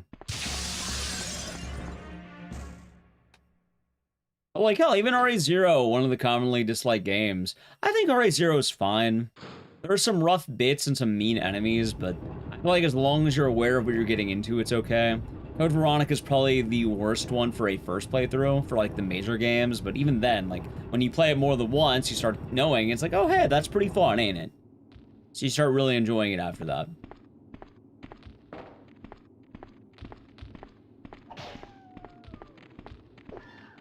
It ends up being kind of silly in a way. RE3 Remake is your favorite, especially because of Jill. I like RE3 Remake Jill quite a lot, actually. I enjoyed her character. I enjoyed a lot what they did.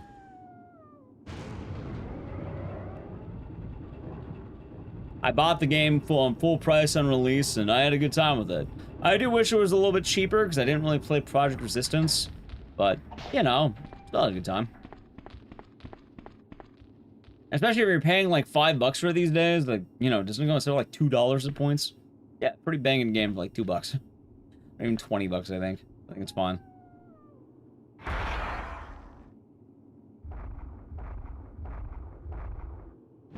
Now, you may be wondering, Chad, if I'm cool with the game, why don't I run it?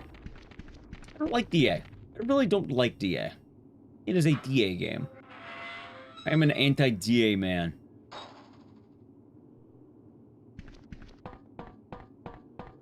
Yeah, I mean, it's not bad. It just sort of imbalances shit. Like, in reality, the only real duds they've had is Umbrella Corp, and we talked about that to death. And, you know, shit like the mobile game. Anyone still playing that? Dead or Alive? I don't know. Wait, sorry, about Dead or Alive? I don't know. No, I said Dead on Arrival. For, the other one for, Resistance. DOA. That aim's more of a weird spin-off. I still enjoy it. It's also not bad. It's actually pretty good. No, DA is difficulty adjustment. It's usually something in speedrunning where you have to, well, casually, it is something that makes it so the game is fair to the player. So if you're too good, it'll make the game a little harder. If you're too bad, it'll make the game a little easier. And speedrunning, it sucks ass because you have to artificially play worse to play better. And you have to have, like, deliberate times you're, like, throwing bombs at yourself and shit like that and missing shots. It's annoying to manage and not very fun. So I don't like it.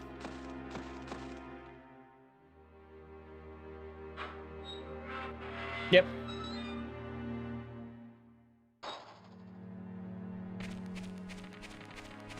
It's actually one of the reasons I really like RE7 and RE Survivor. These games don't have as much DA. This game basically has none. And then RE7 has DA, but it's so minimal it basically doesn't matter. But realistically, any game since RE4 would be, like, filled with the DA. The bad. You like Reverse more than Resistance. That's fair. I mean, my only problem with Resistance was the player base is kind of trash. And fight a lot of Crimson Heads. Understandable. Understandable.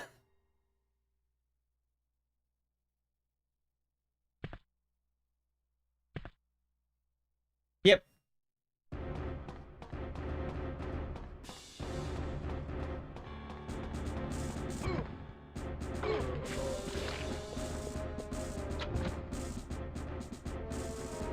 How do you know if a game has DA and it's not just hard because of hard difficulty? Well, if the game's called The Resident Evil and it's beyond RE4, it has DA. That's the best answer right now. Otherwise, depends on the game. Usually, a lot of games will have dynamic difficulties and settings because they want you to feel like you're not being robbed.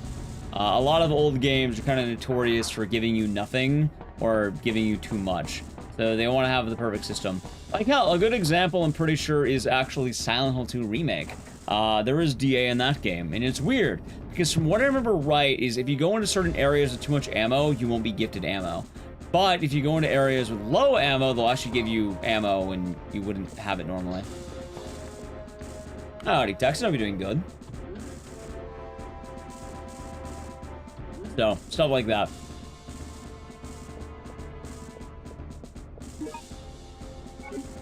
Unfortunately, it's kind of filled the modern gaming sphere.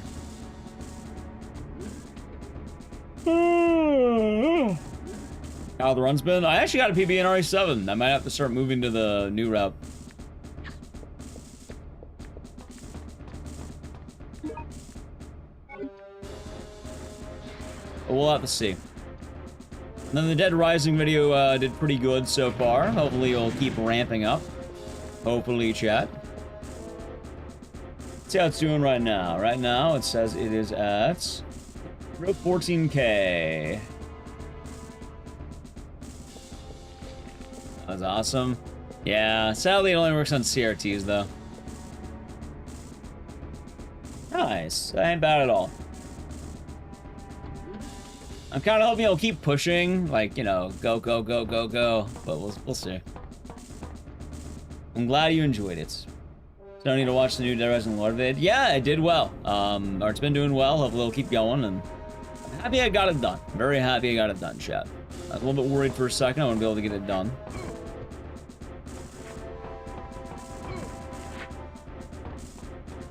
But we got there.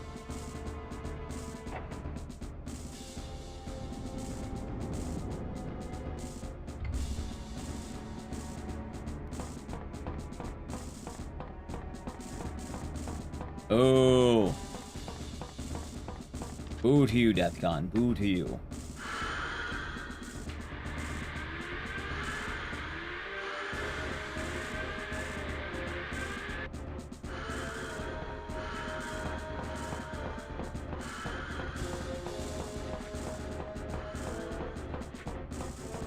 The Arc Thompson. Arc Thompson bed. We did get a PB in RE7 though, so that was good. I got RE7. Oh, I put the phone on the bed, that's right. Like, where's my phone? On the bed.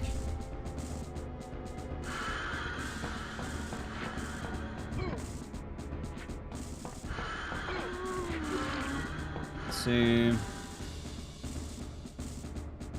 I'll watch it after the stream. Hey, hopefully enjoy it. By the way, I do know. Video essay. Okay, chat. Video essay updates. At some point when I'm feeling the chops again to get back to work while off strike, I feel like I should have at least a week where I don't work on a video essay. You know? At least 1 week where I go, okay, maybe I relax for a moment. Because, you know, I'm not gonna lie, I think doing a 19 hours Mugenics run, and then right before the ramp up to that, doing the, you know, giant video essay for the lore channel, I definitely realized I put a lot of work into the last week or so. Not to mention GDQ hype right around the corner with the submissions. Like, we'll see if it gets in. We shall see. So I think I should have at least 1 week where I can goof off.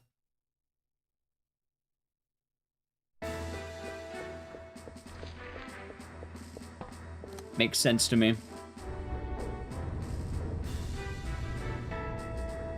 And then I'll start working on the next ones. But the next videos I wanted to do, Mugenics GDQ run, don't know. We'll find out what's coming, what's getting into GDQ. I feel like Mugenics, like, there's a couple of options. But we'll see. Me and Hobodino both submitted it. I feel like Caves is a good submission. I'm not gonna lie. I feel like that Caves percent might, like, squeak on in, because it's, like, a lower, like, run in total. I think having that, like, what, that 50 is a 50-minute estimate might be a little juicier than having the what, the hour 40 that Act 1 has. But then Act 1 is pretty cool too, so I feel like I can go either way. I'm hoping he gets in.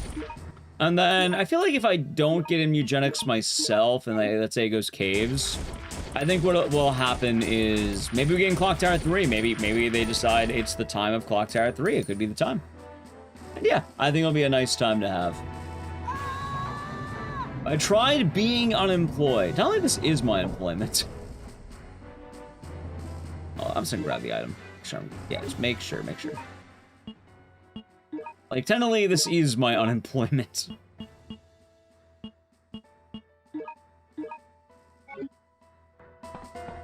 Cave Center's the sweet spot. I definitely think it's a good submission. Like, I feel like, you know, it can go either way.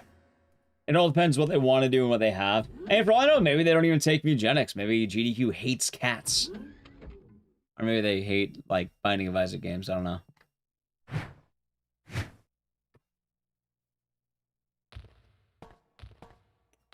Ark's pretty powerful. Yeah, for what it's worth, like, I'm not too worried about the next one. Is explosive. Regular rounds now, incendiary on the next boss.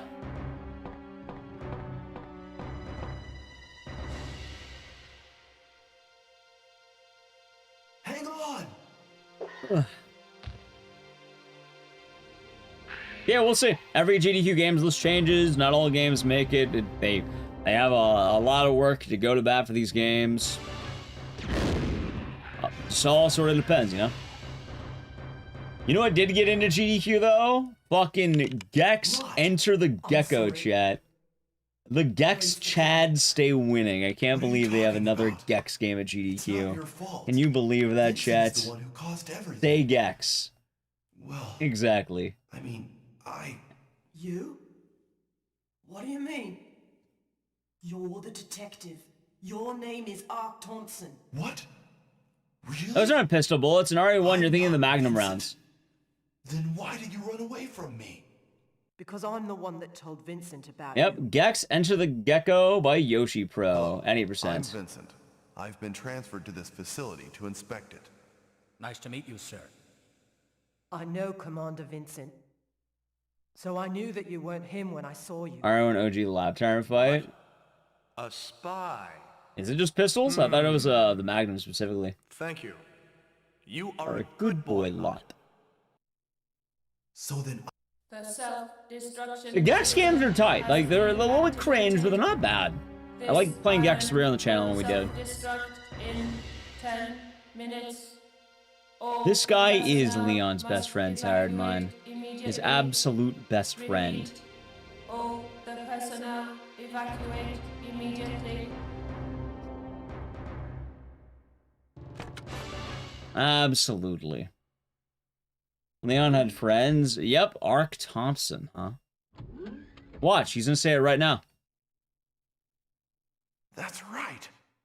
At the request of my friend, My Leon S. friend, by the I way. came here to investigate. At the request of my friend. Yes.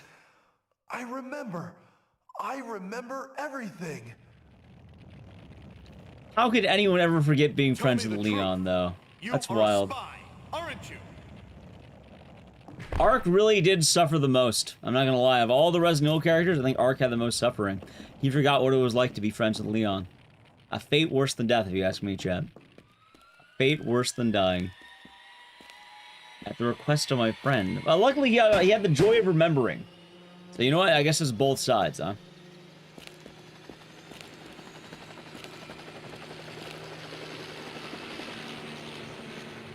Yes. I'm not Vincent. I'm Ark. Good for you, Ark. Good for you. Ark is a special boy, chat. He's a special lad. He does his best. You're not Ark, you're Vincent. Oh, yeah. But yeah, I think this whole week we're probably getting announcements, right? Hold on. So, Tuesday, Wednesday, Thursday, right? Wait, we're only getting 3 more announcements, I think. Unless they amp up the numbers, I think we're only getting 3 more announcements, chat. Like, only 3 more GDQ announcements. Ah, that was Raven the Wraith.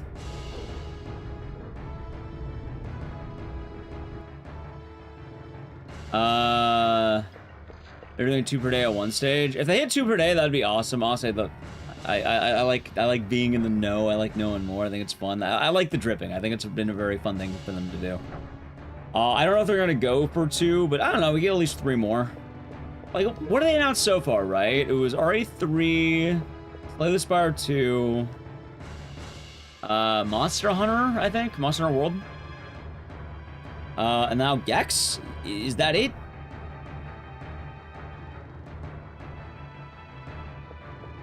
Nah, they're saving the Mario game announcement for Thursday. You know, they're gonna wait on Thursday for the Mario game. Paid an unreasonable amount of money for a PAL copy of Gex 1. Nice. How do you know? I think Naliq has a copy of Gex 1. I believe you're not dead yet. You're human. Has there been no? You must be the leader of the no. unit sent by Umbrella to destroy. That's like asking, is there a GDQ without speedrunning, J-Rock? Really? No. I don't have time for your pathetic games. I have already sent the self-destruction system.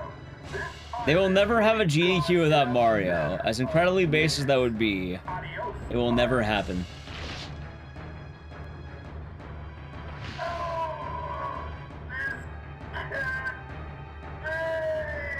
Discount Hunk? I like calling him Twink because I think it's funny. So RTA in Japan had one, but that's a little bit different.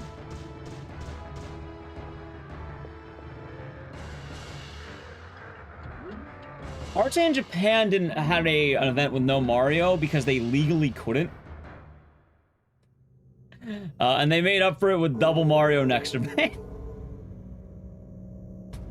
Based, that was the best event they've ever had. In my opinion, best speedrunning event ever. RTA in Japan 2025 summer. Summer RTA in Japan 2025 was the greatest speedrun event ever known to man. I couldn't for a legal reason. Japan's a lot more strict on what they can stream. Like, they need explicit approval of Mario.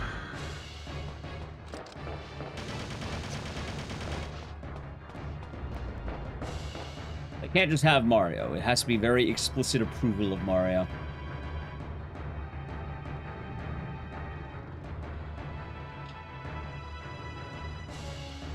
Are they? Eh, they're just chilling. Mario should my coffee. Nah, it just... Get on the train! Hurry! It's more the idea that in speedrunning, Mario kind of gets whacked off a lot more. And it's kind of a mainstay. I don't mind the runs. I actually really like Mario Sunshine. But, you know, I think it's very bold to not have one of the most popular speedrun franchises in your repertoire. I think it shows a lot of gumption, as they say. And I madly respect the decision to have none of it. I think it's really cool to go on, go on a limb and do it. So, going to that extent, there basically has only been one major event with no Mario in the world of speedrunning, and that is the one RTA in Japan event that legally couldn't have Mario. And it's not because they didn't want Mario, it's because they legally couldn't have him. Which... yeah, no, I think it's pretty cool. I think it's pretty cool to have an event that just doesn't have it. And the event did well. It's not like the event did bad. That was pretty tight. As did a lot of people.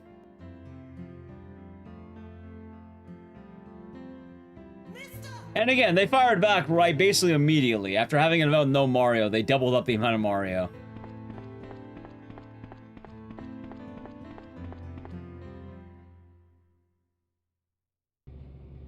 They could have had Hotel Mario. Oh, of course.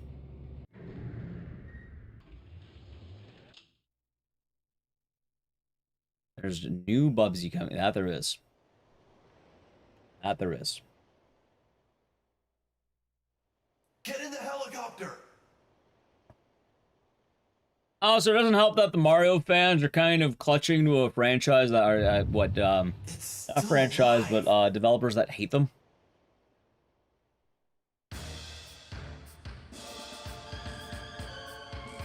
Nintendo notably is one of the most strict, like, companies when it comes to, like, the world of streaming. Not saying it's bad by any means, but it's kind of rough to lose, one of your mainstays and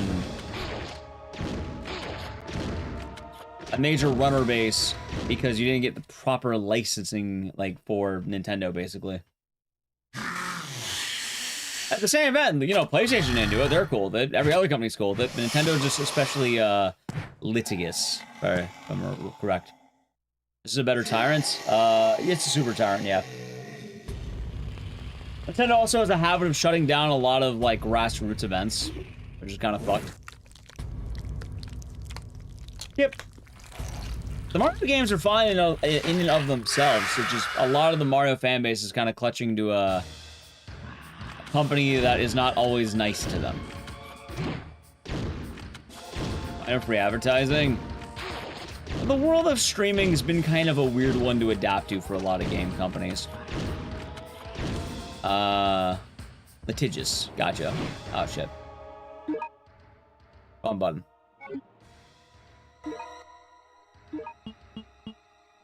Gotcha. Oop.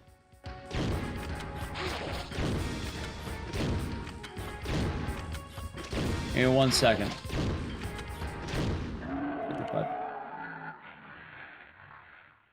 The community is nice, but, like, it's weird because Nintendo has a lot more DMCA takedowns. They'll take down more events as a whole. And especially with the world of streaming, things have changed a lot. Like, not even 10 years ago, hell, not even like a few years ago, some companies didn't want you streaming the end of their games. Notably, Square Enix had this problem. Atlas had this problem where you couldn't stream parts of the game legally or whatever, right? 10 seconds to detonation. But they'd actually try and take down streams of just doing the game. If you don't know, if you try like streaming on your PS4 of like Catherine, it blocks your thing. And a lot of games didn't want you doing this. The third birthday, funny enough, I can't show the ending because they don't want you showing the ending off. Because Square Enix doesn't like that. I think Final Fantasy fans have problems sometimes. And yeah, a lot of companies have had issues with the, adapting the world of streaming. We're safe. A lot of people uploading stuff for some reason. Yep. But a lot of people have lightened up.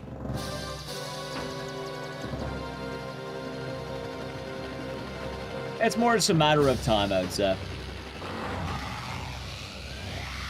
Get down!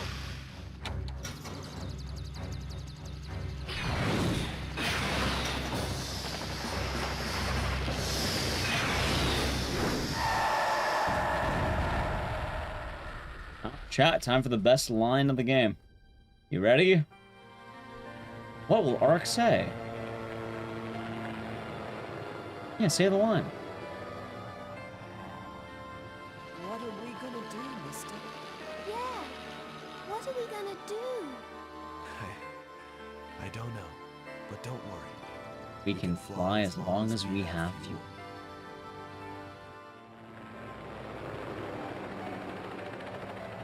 What charming words, Mr. Ark Thompson.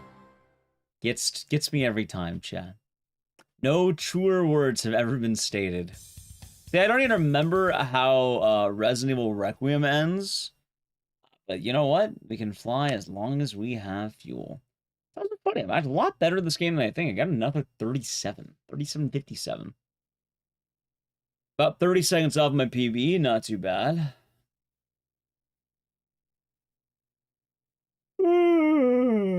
Sorry, chat, a little EP.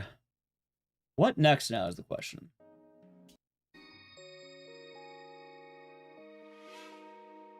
A little bit EP, what can I say?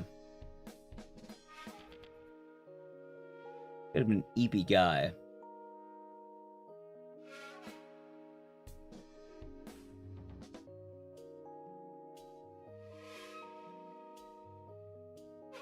Let's see. What's a chill run I don't have to think super hard about right now? The Edge. Nah, I want one more good run if I can. Game we haven't done yet. That's not gonna be a pain in the ass to plug in. Let's chill. Somebody don't want to plug in a console. The Thing. Nah, The Thing's not as chill as it used to be. I like that game a lot, but the window is past. Sound of 1, we already did that one. A nice chill game, chat. Something that is nice and chill. A lot of games, but a lot of these games have pitfalls.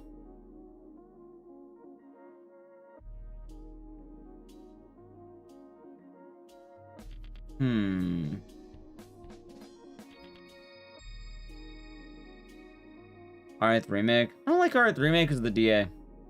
Siren. Nah, Siren's been, I'm not gonna lie, Siren's been kind of mean lately. I haven't been super on the Siren train. How Oni? Or Onimusha? Either way, both of them are kind of on the rougher end.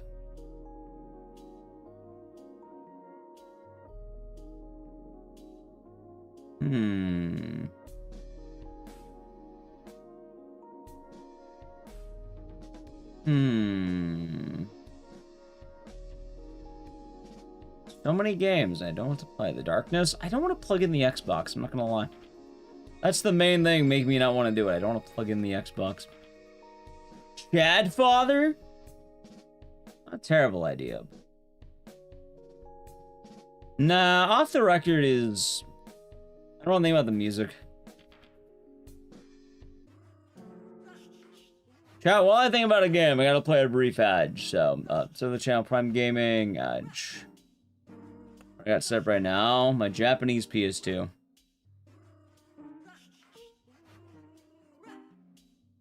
I was thinking about Jackass, unironically, but I feel like that end game is a little bit more brutal than I would like.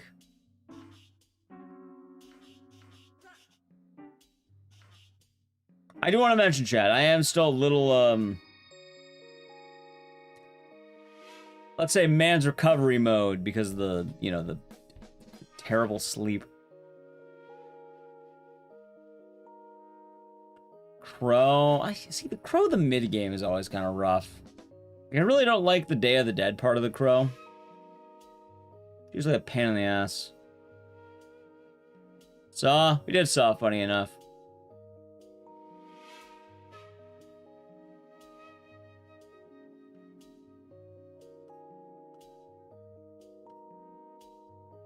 Fatal Frame. Fatal Frame always has the problem with Day 3 being a pain in the ass. Saw 2. I don't have my Xbox set up at the moment. I have like... Actually, I don't even think I have the game installed. Blue Stinger? I don't know Blue Stinger, so I can't really play that one.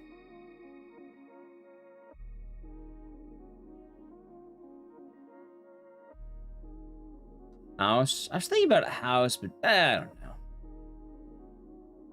I feel like I've done a lot with House already. There you go, Alex Rex. There you go, Code Violet. If Code Violet gets in Friday, I'll do Code Violet. Kuon's always a bit of a rough get back into, and I don't think I'm ready to get back into that game yet. See, that's the problem, chat.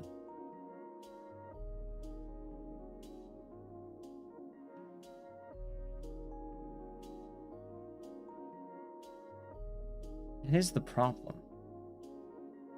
Is the best game right now really Jackass? Are you fucking kidding me? That's the best game choice I got on this list? Jackass? Eugenics Act 1. I'm a little bit Mugenics dad, I'm not gonna lie to you. Fuck it, we'll do Jackass. Why not? Jackass. Not just Jackass the game, the game that's really hitting all the notes, I guess. How's it, Bobby? The Darkness. So the Darkness has a petty problem. I don't want to plug in the Xbox right now. Ever done Doom 3? No. Howdy. Like, part of my problem, chat, is I don't want to move consoles as much.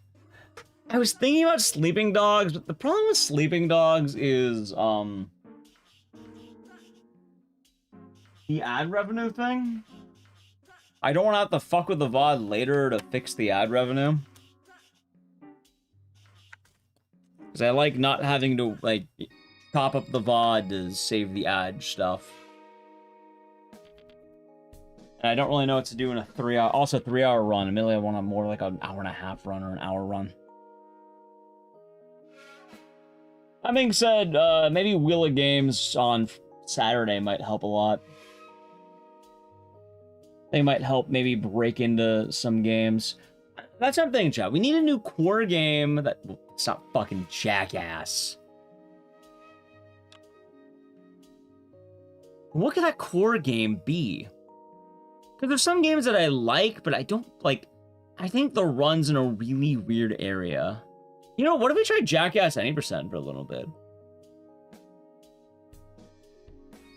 What was the route for this one? Oh, let me see.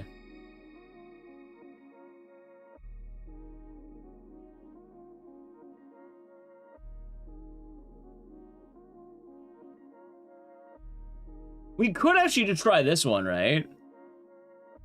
Jackass 90%, not hundo. That's actually not a bad idea, now I think about it.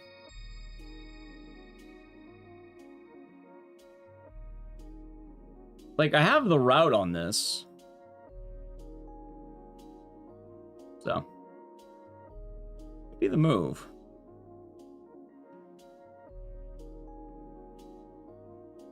By the way, I want to say I have to change one of these splits. I think a soft US, kind of. I mean, I could still 100% not worried about the route. Fuck it, let's do hundo. Wait, but hundo. No, let's try 90%. Let's try 90%. I never really ran it. I'm down to try 90% because then it's also less, like, I don't have to worry about the end game sucking as much. I'm not gonna lie, chat, I'm not a huge fan of losing my 10-minute PB pace run. It's about one split. Gulp. There we go. Yeah, let's try a classic 90% run, see what I can get. Oh yeah, I'm left with Jackass now.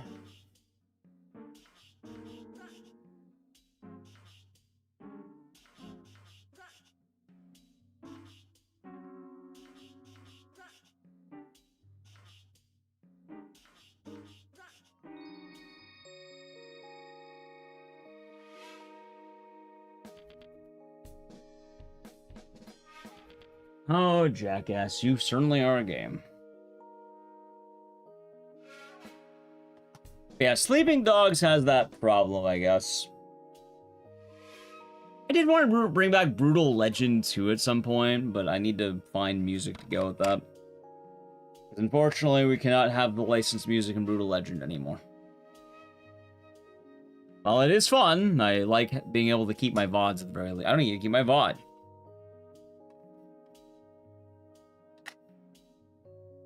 You know, I'm gonna look at my Twitch stats later on this year, and it's gonna be telling me, wow, you spent a lot. What are my games? Eugenics, Jackass. Wow, what a Sonal 2, what a guy. Only peak cinema here, chat.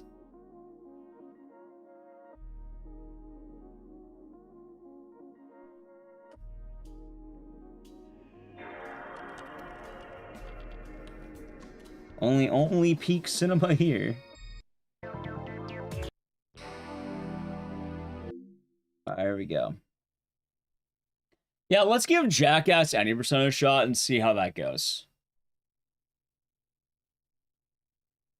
Obscure. I tried doing Obscure, and then I remembered why I wasn't running Obscure. I liked Obscure, but I remember why I wasn't doing it as much, for what it's worth.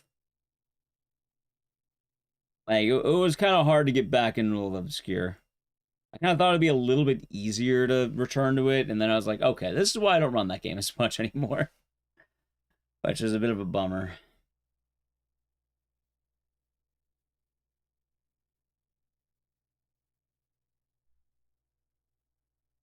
Anyway, we should be saving quite a bit of time, chat. Dick House. Yeah. Jackass. The game. The game. Alright, chat. Let's do a run of Jackass and see where we're at after that. You just start? Oh, we're just about to begin. We're doing 90% though. I'm not going to do a hundo. We're going to do any because I haven't really ran 90%. I want to see if it's a nicer category. Hundo is fun, but it's kind of mean. All right, ready? All right, Chad. I'm Ecdycis, and welcome to Jackass 90%. Let's go.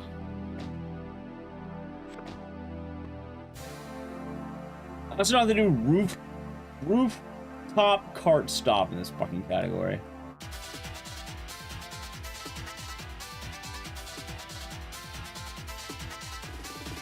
Am I calling Jackass an absolute banger? Of course, it is! Absolutely! Let's do this. Nice intro. You gotta go every time. I need to turn down. I might need to turn up the game or down the music.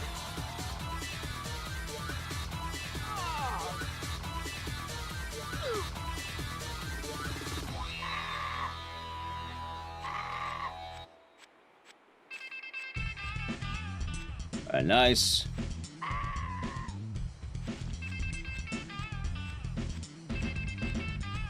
That's fine. I'm gonna try this out, see how it does. I may have golded, we'll see, we'll see. I don't have enough money. If I don't, that might be a problem, but we'll see. Some wakeboarding.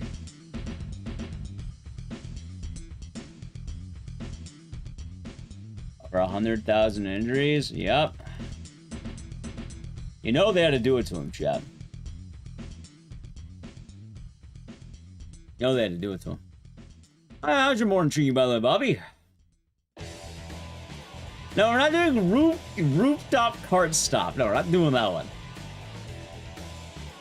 Yeah, you're just trying to get enough money to get to the next episode, which is a combination of injuries and doing some of the mini games well. So.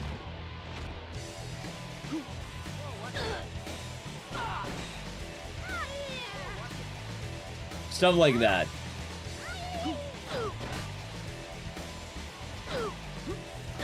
In this game, you do mostly legit, to my understanding.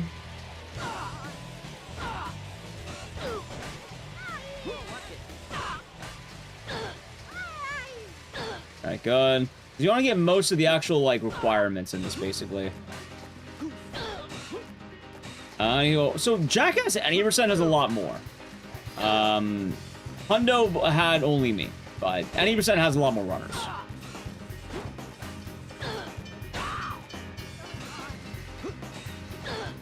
This one's definitely more popular. Oh, I missed a lot there. That was just kind of bad. I think we'll be fine even still. Hold on. Car, nice.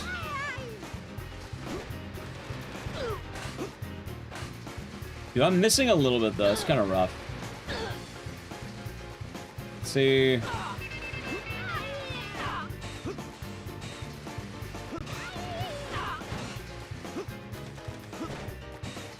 Fuck!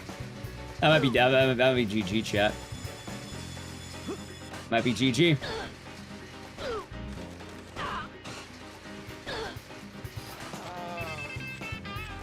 What happened if you got hit by oncoming traffic? You lose a lot. I'll tell you how much money I'm at. Let's do this really quick. Yep, there's the time loss. I bucked up. Alright, I'm gonna have to do... See, I can't do a reset, though. See, that's probably Jackass, chat. Dude, I'm barely short, too. I could just go back into it and I think about it.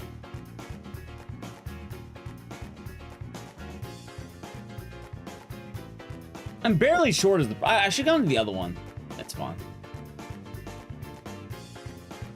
But I think there's like 10 runners at Jackass? I could be wrong. Maybe more. I don't remember how many, but there's more than you would think. Anyway, I guess he's losing time because he fucked up. You try this at home? I wouldn't recommend it. I wouldn't recommend it.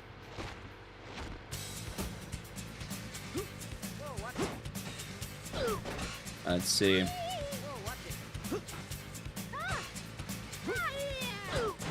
I'm gonna lose time. It's fine. I keep whiffing these.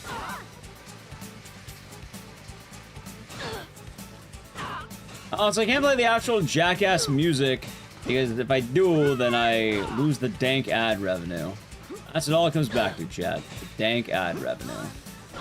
It all comes back to the ads revenue, as they say.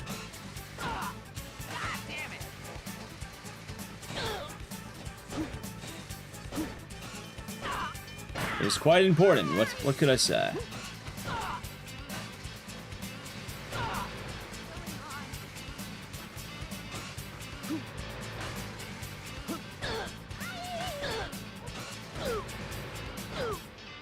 That's definitely all the ideas they had in filming the real movie that they couldn't do.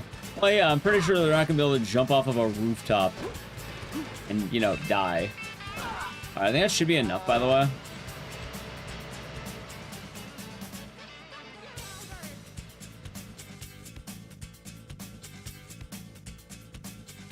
Dude, he fucking died. Johnny Coxville. There we go. Chat, how do you feel about Johnny Coxville, by the way? Huh? Johnny Coxville. Oh, yeah. That's his name. Don't wear it out.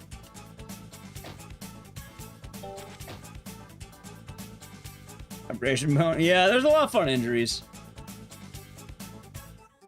And now hopefully good news on Friday, Bobby. Hopefully good news for Friday. One can hope. You know, chat, when I watch the new Jackass movie, I'm gonna be in the theater demanding we see rooftop cart stop. I wanna see them run off of a rooftop with a shopping cart. Let's see how that's gonna... I wanna see how that goes.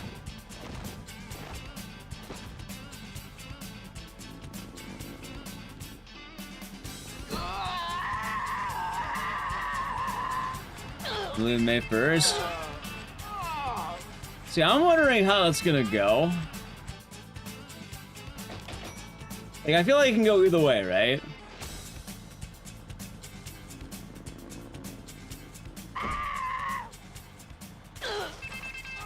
Alright, good.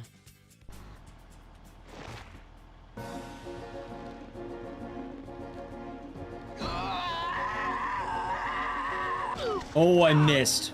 That's all I missed. It's fine. Well, it says, it really makes you think.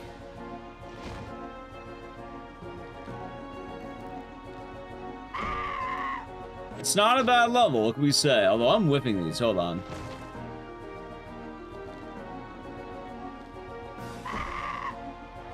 Dude, come on, a little bit more. I think it's one more over.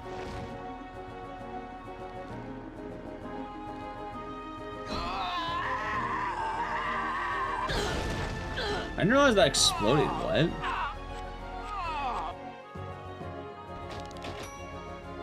Dude, how do I keep missing this? Come on.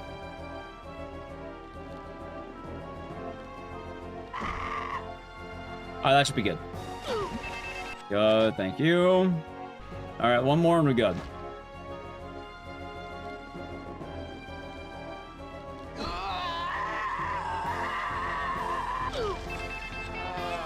And then he died, chat.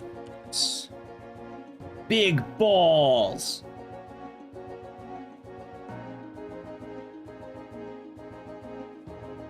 Let's see, big balls. How much money do I need on big balls? First, sure, I get the flag, I get, like, the money damage, and then... I probably get the one where I don't take damage, if I'm being honest. It's probably not that bad.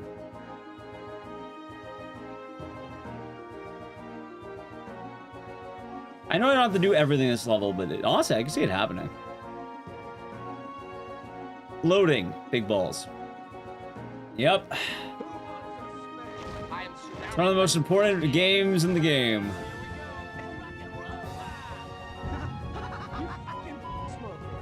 Oh, they hit me. Are you kidding me? Leave me alone, jackass. How's up, Zero? Hope you're doing good. Hope it has been nice.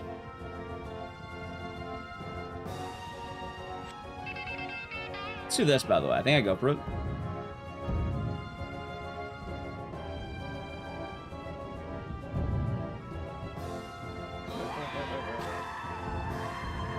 And then go. It took me 19 hours, but we got it.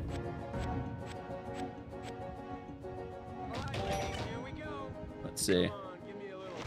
Bring it on, baby! Who wants some of this? Who wants some? It's fine.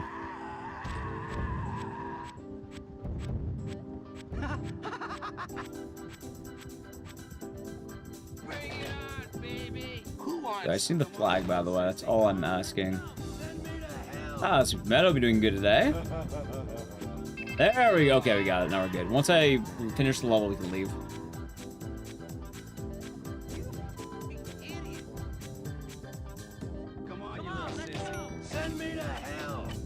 There you go. How you doing today, McMet? It went well, Officer Joe. It went well. Alright, Demolition Golf. How much money did I have, by the way? I missed out. I was at 444,000. Wait, I only need 2 goals and I'm good to go. Okay, 2 goals. That should be fast. Birdob, thank you for the Prime Gaming. Enjoy the emote and the series, and thank you. Hopefully, your day is nice. I should do the Jackass stunts IRL. Of course, yeah, of course. How could I forget?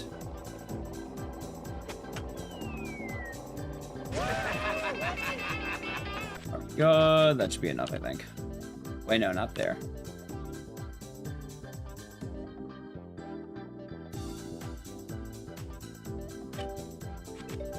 Nice. Alright, cool. That actually was pretty good. Alright, chat, ready for a snow job? Get it? He's talking about playing Katamari Damacy. The mixed drinks video was fun. I'm bummed out though, because I wanted to follow up the mixed drinks video with like the combo weapons video. But the problem with that is I'm pretty sure it's illegal for me to make homemade weapons, and I don't want to go to jail. So I live in fear of that.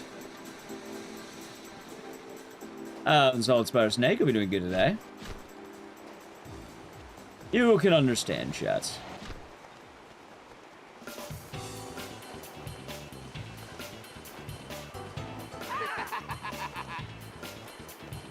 Only natural for a man to be afraid, I think. Oh, that fucker dodge. Are you kidding me? Let's see.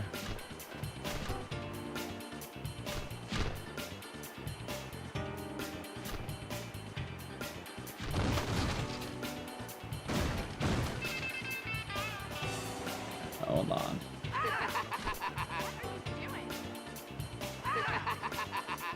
Alright, hold on. I'm at 16 feet. It's actually been pretty good so far.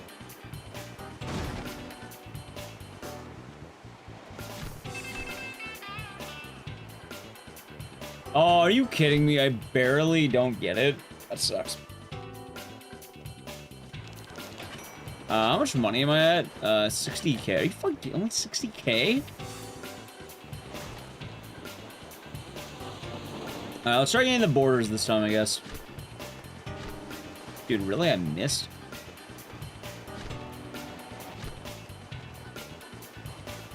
So fast. It's better. What the fuck? Dude, why am I... How am I... You know what? Fuck it. Restart the stun. Got Silent with the wife yesterday. Nice. Yeah, Silent Love's a good time. It's a pretty damn good game. A lot of enjoyers of it, which is good.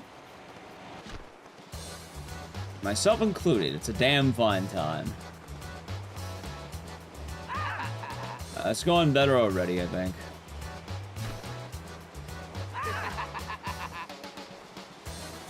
That's fine.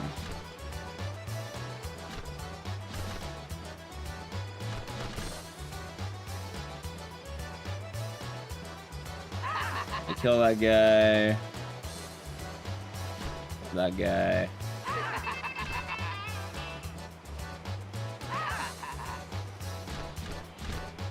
Alright, this should be a lot better unless I eat a hit.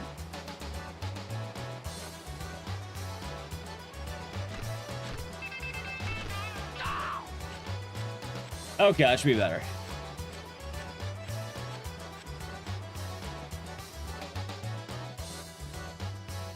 Alright, that should be a lot more money, I think. Alright, Neat Man's easy, and then the rest of the money. I'm glad you enjoy it, Evan, sir.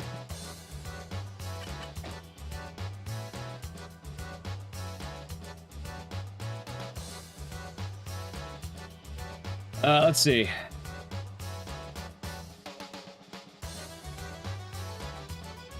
What a game, huh? What a game that Jackass is.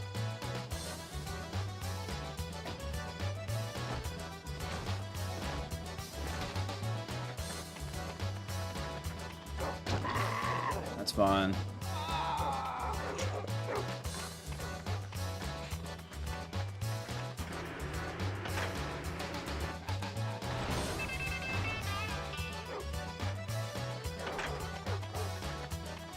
The weekend, I mostly slept because I was in, let's say, Mugenics recovery.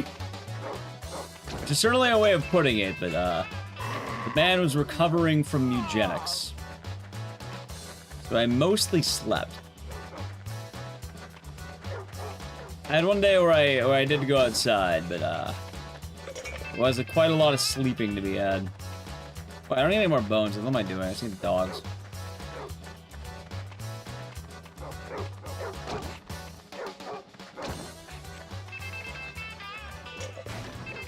Nice. I think I get money for that.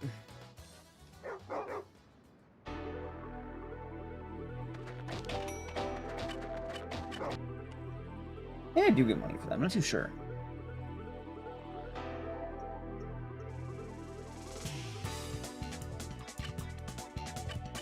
Wakeboarding.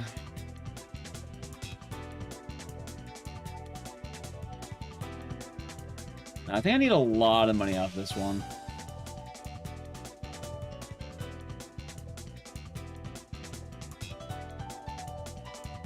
This could be the time to catch up, Jack.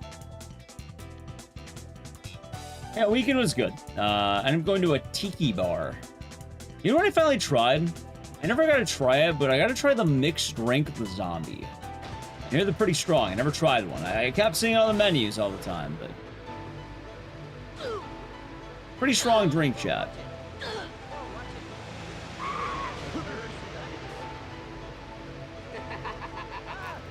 Zombies are good. Yeah, I've heard a lot about them. They at least seem that way, and yeah, you know what? I enjoyed it. I enjoyed the zombie. Hold on. Dude, I really missed that. Are you kidding me?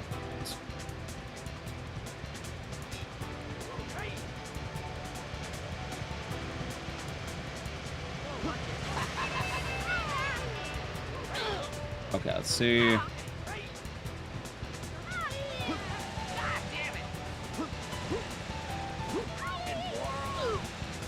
It's fun. Got Long Island. I know the Long Island. Dude, where the hell am I going right now? What the fuck?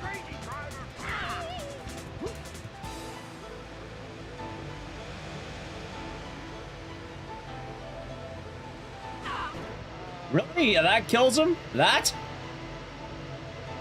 Barely, like, nudged a car and he fucking died. Nice. Oh, that's bad. I have a cocktail of choice. Normally I do gin and tonic, but, you know, I like to try different, like... I like to try a lot of different things when I'm able to. Well, I've heard about the zombie. I heard it's a very strong drink, and you know what? It fucking is, man. It is a strong drink. And most places that sell the zombie give you a limit of, like, I think it's like 2. You can't have more than 2 zombies. They fuck you up pretty bad, apparently. So you gotta be careful out there with the zombie.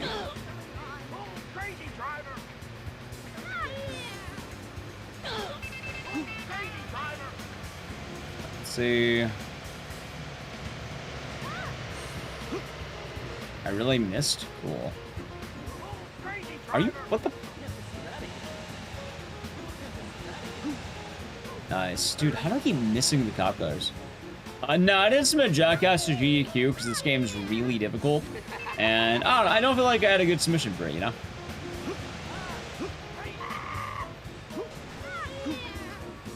I kind of went against it. My big submissions for GDQ this time around were, Code Violet, funny enough.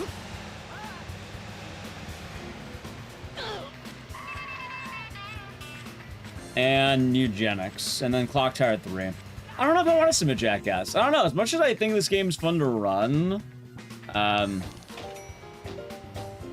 we got it. I don't know. I don't feel great about running this game, as weird as that sounds. Place just go made a variant of the zombie with blue curacao in it. Nice. Yeah, the place I was at, it was like, what's the word? It was like coffee was in it. And I think it was mixed with a drink called Black Magic. That's where I got one of the first VTubers, but Jackass Steve-O, of course. A drink called the Zombie. Yeah, it's one of those really strong drinks.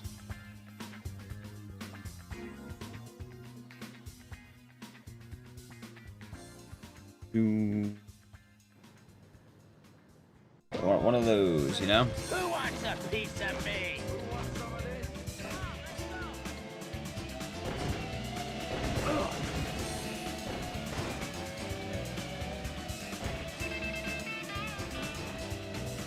Oh, let's see now.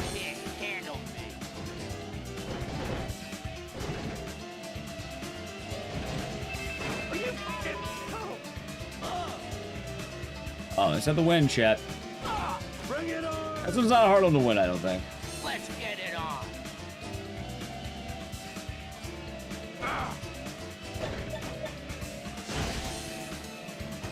Really? Like, fuck it, let's do this.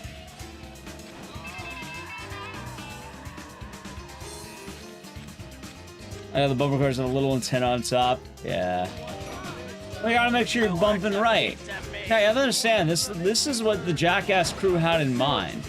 In the newest movie, they're gonna launch Johnny Knoxville off of a rooftop in a bumper cart. And then he will literally die on camera. And that is the Jackass way. It's what they plan. Oh, yeah, I fucked that up. That's what they planned the whole time. Actually, what if I just do this? Hold on. Actually, I don't have speed for that. I just killed one of the Jackasses. Nice stop.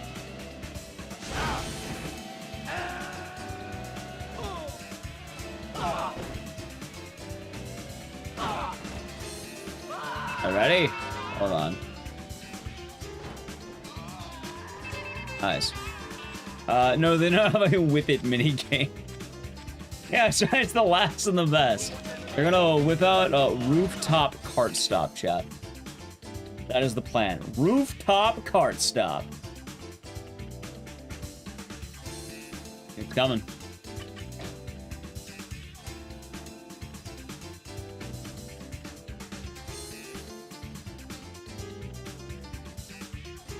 It is indeed coming, chat. Nice save. So I didn't really run this category after the first time, so I know the game a lot better now.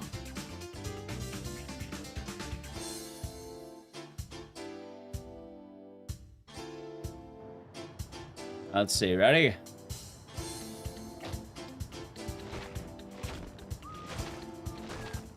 Alright. 1, 2, 3, 4, 5, 6, 7, 8. Nice! I actually got that. Nice.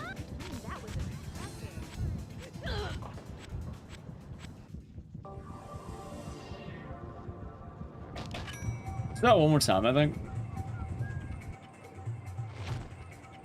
Alright. 1, 2, 3, 4, 5, 6, 7, 8. Alright, that one just looks good. Alright, let's have this done. You literally just do that for the one thing. It's so fucking stupid. I should have enough money, hopefully. If I don't, I'll have to go back to another stunt, but I should have enough money, I think. I do. Okay, we're good. It's stupid. Like, you just have a lot of money. You just injure yourself.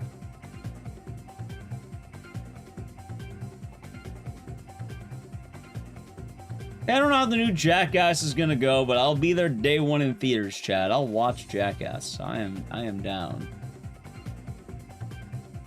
Now, like you said, she would join me for some Jackass in the theaters. Even if they do the egg gold.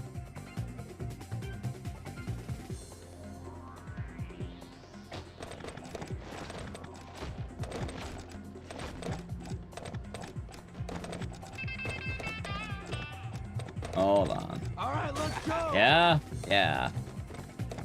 Especially if they do egg gold, chat.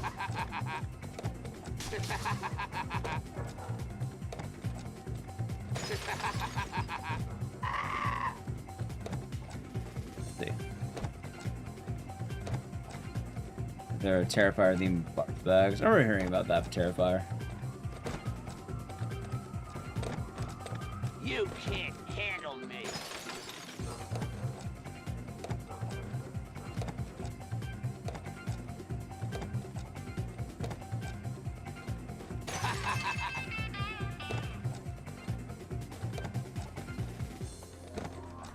Welcome back now, Q.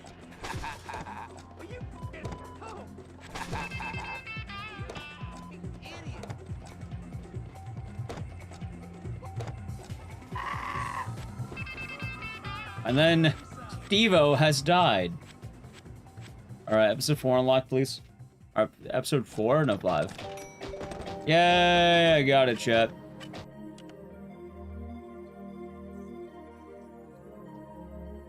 And she should bring a barf bag. We'll see what happens. Hopefully it won't be a problem. Alright, now we're on Gulf War. Wait, I don't like Gulf War. Actually, I think I'm only going for one mission here. I don't do all of this. It's only a single mission. This is actually a fast split. It's only one mission we're going for on this one.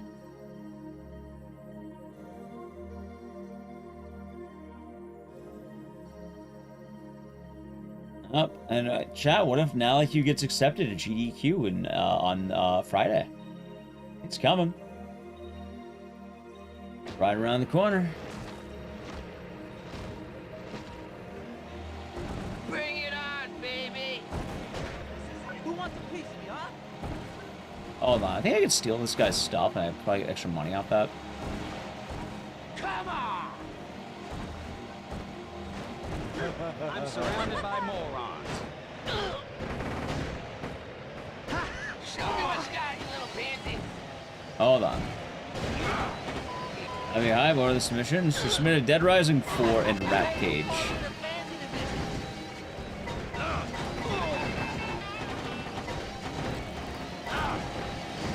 I like how Steve-O's corpse is on the fucking ground. Come on. Hold on. Yeah, this is GTA 6. It's the director's cut. Slept off a headache. Nice. Alright, good. That cage looks cool. Yeah, it's a nice short game. I think that's a pretty good shot. Bring it on, baby. Chad, I'm not gonna make Nelly Q do rooftop cart stop. As if that happens, then I have to do it, and I'll die. And she'll die. I like being alive. It's one of my favorite things to do. Wait, no, I'm not doing cart jam. I guess cart jam's after. Whoa, me dying? Here's televised me jumping off of a rooftop with a shopping cart. I snap my neck and die. What do I want? I'll be fine, of course. Can this game get a GEQ? I think it can. Honestly, I don't think it's a problem whatsoever. I think this game has a pretty good shot, actually. It's just a matter of, like, the run's kind of weird. Let's see what you got. Who wants some of this? Come on, let's go.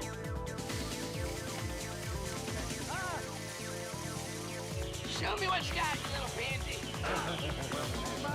Call me Sally. Nuts. Jerk face, of course. Bring it on. Show me what you got, you little pansy. Come on, you little sissy. Call me Sally. That might be enough money, I think. Oh god, look, we got beamed. Alright, let's see. That might be enough money, I think. Actually, hold on, let's do this. Super late. Should be doing good today.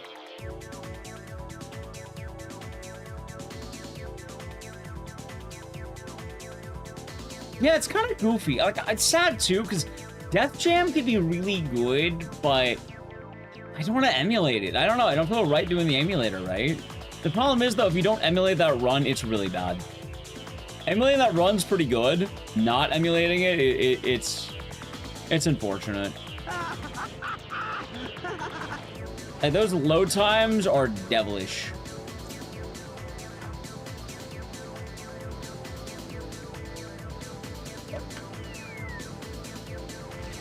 Wait, I really missed?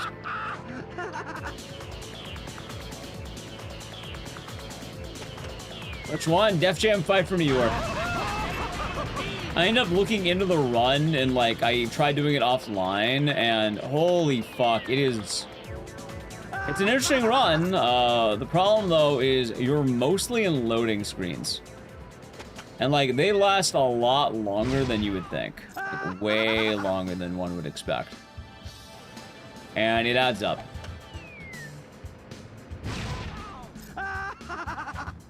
Come on, get the ball, Boyd. Come on. Dead on. Hold on. I think Xbox would be like the fastest platform for what it's worth. But if you're emulating it, it's like night and day. Which is the major issue there.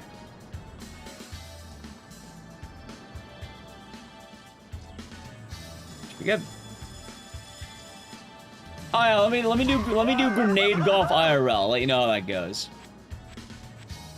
Of course, chat. How could I possibly forget? I wonder if I can just keep bombing myself.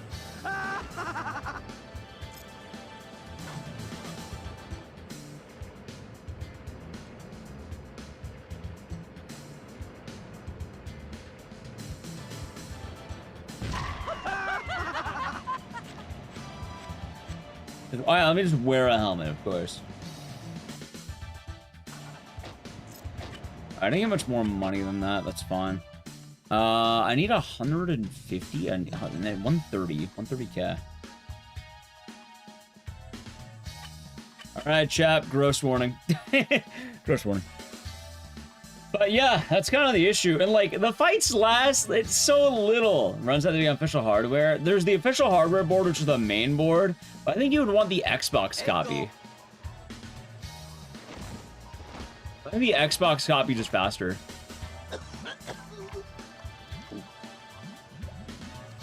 Oh, egg gulp, chat. Fucking egg gulp.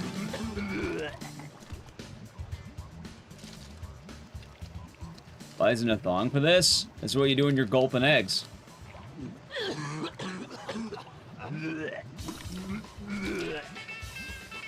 Let's see. What can we say? It's how the egg gulp goes.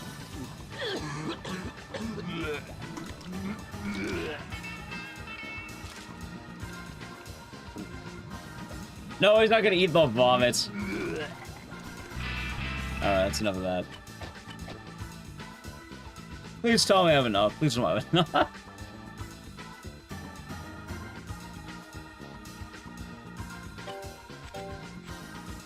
I'm down a little bit. Maybe it's... What, maybe cart jam? Maybe I think I'll win the race.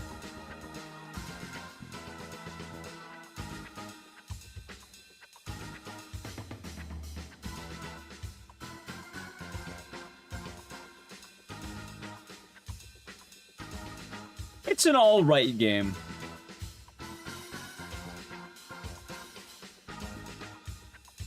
Whack your, when you whack the golf ball off your friend. Explain.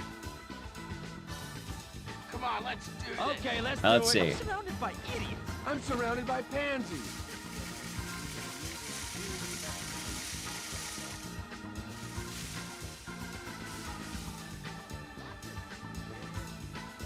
I guess I keep having to retry to unlock the episode, I think. I'm surrounded by pansies. No, I didn't get any money off that. Come on, you motherfucker. I'm surrounded by idiots. Come on, let's do this. Come on, you mother effers. Let's see. You that every day, do you? Will that give me enough? I have no idea if it stacks. I'm surrounded by idiots. Nah. Come on, you mother effers. Come on, you motherfucker. I'm surrounded by idiots. I don't get the money mechanic as much. I know you get a certain amount of money for injuries, but I think it also caps out on the total amount of injuries you get. Yeah, that's what I was noticing. I think I had an injury bonus on that one. An idiot. Who wants a piece of Pontius? Fuck you, Pontius. Dad, do you want a piece of Pontius? Have fun, McMahon.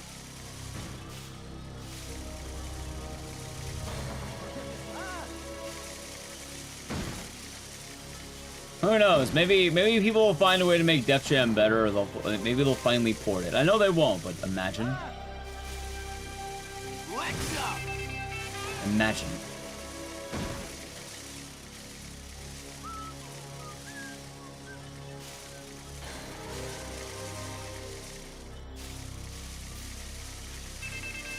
Alright, cool. Come on, you father I'm surrounded. Alright, I'm definitely over the money value, but that's fine.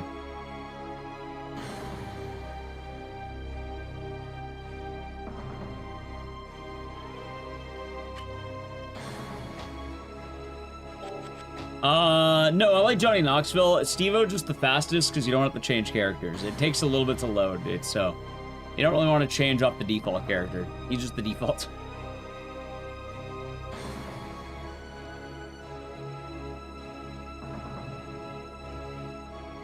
You know what's wild, chat? When you look at this soundtrack is from a Sega Bass fishing game.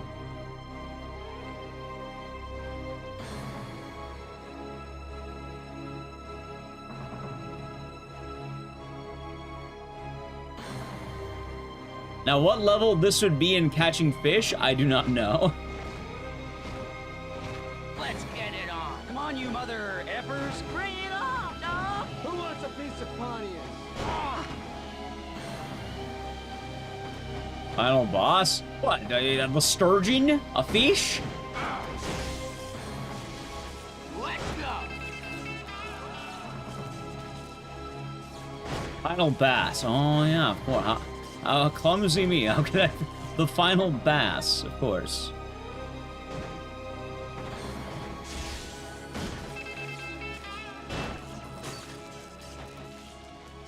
How could I possibly forget the final bass?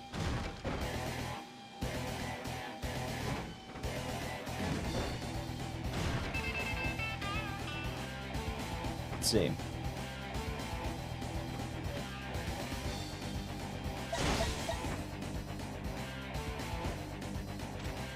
Does that count as me winning the race? It didn't. That's actually kind of funny. I thought that would count.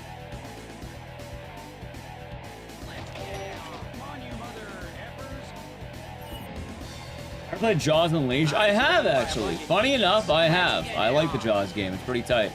The main issue I have with that is actually a really weird one.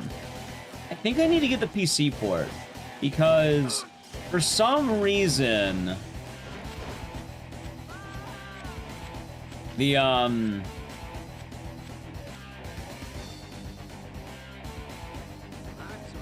bunch of idiots. Hold on. Which is pretty quick, isn't it?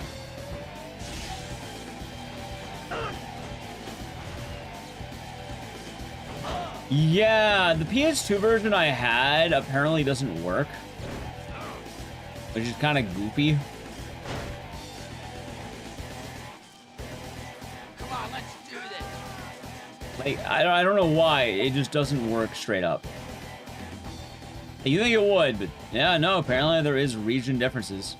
Like, you need a fat PS2 to do it properly, apparently.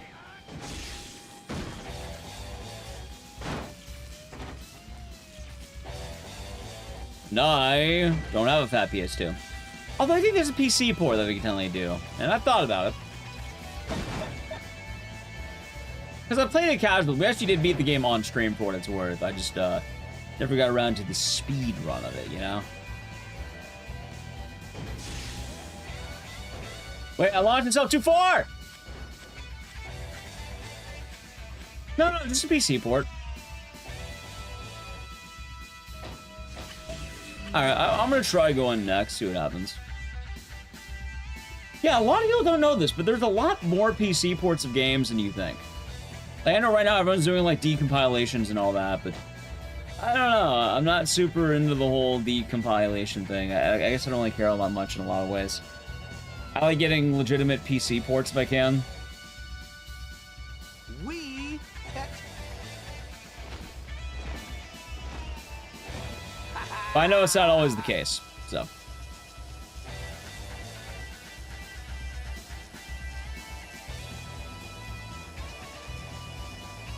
A Steam console? What do you mean the Steam console? You mean like the Steam Deck? Fun. I have one. I played Lost Sekiro on it. Oh, the Gabe Cube. I don't know. I don't really think about it. Probably be alright.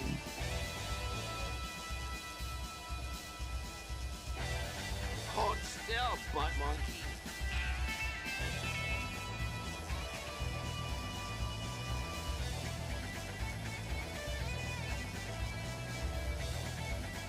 Dude, just try to hold still. Alright, cool. Now I have no idea. But yeah, people are like mentioning like the Silent Hill 1 being decompiled, Silent Hill 2, like all of that being decompiled. Steam Deck? I have a Steam Deck. The Steam console and the Steam Deck are two different things though, weirdly enough. The Steam console is the Gabe Cube, which is Gabe Newell's GameCube. And then the Steam Deck is like a handheld.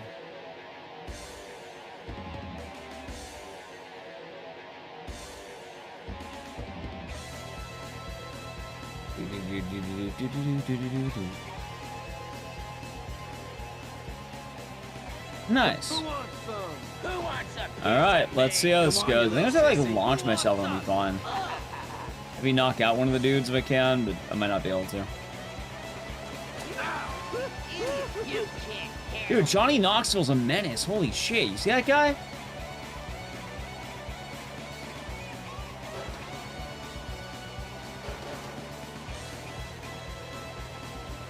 PC price is crazy. That they are. That they are.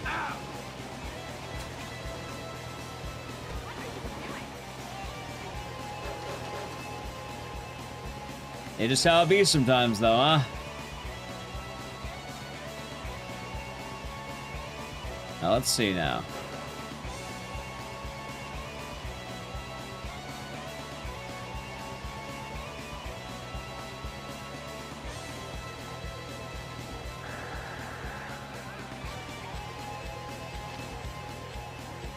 Might be good.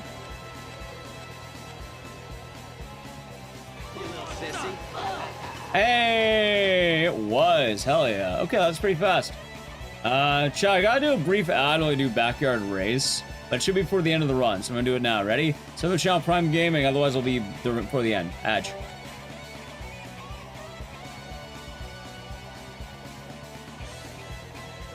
Run's almost done though, it should be quick. Adge.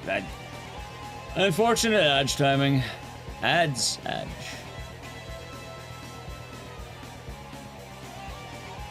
This is a much better, honestly, maybe I grind this category out more, try learning like the injury, like maybe the money count I want per level. I think it could be worth going for, you know?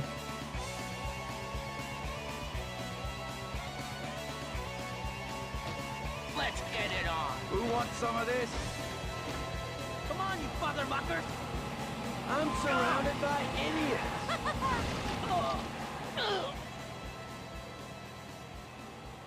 The house again? Which house? You mean the Groundhog Day kind of game? I like House, just not at the moment. I'm kind of waiting for House 2 to drop, if I'm being honest. Like, I'm really excited for House 2.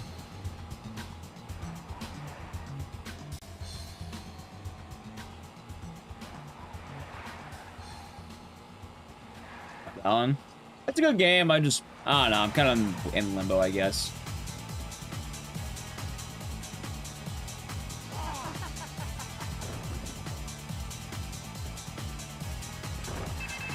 Hold on.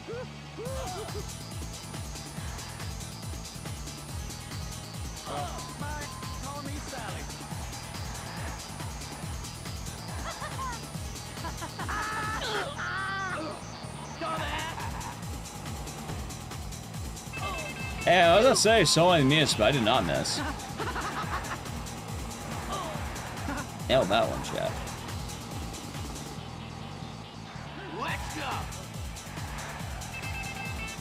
Alright, good. Hold on. Wolfman in Prime Gaming. 33 months.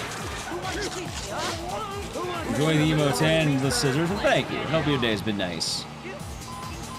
Hold on. You got a Sydney Sweeney ad. There you go then.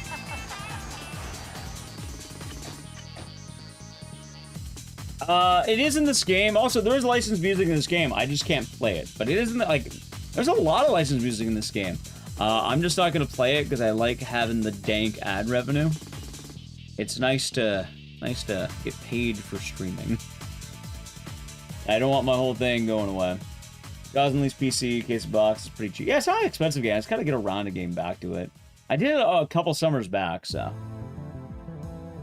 Will YouTube ever get alerts? I have no idea how YouTube alerts work. That's my dilemma.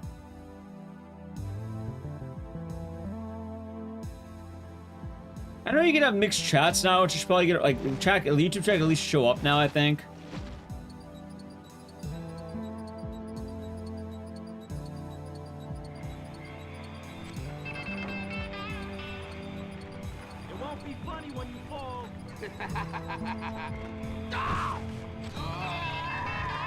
What the hell happened to him? He didn't fall down.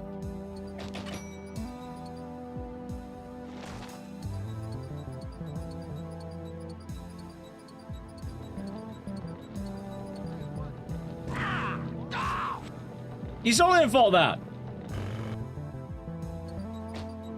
I'm at 220. Good lord.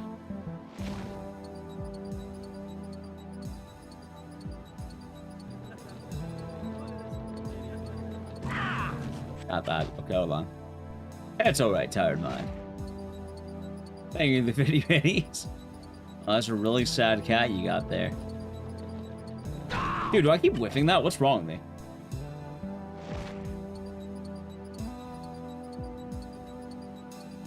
Get ready?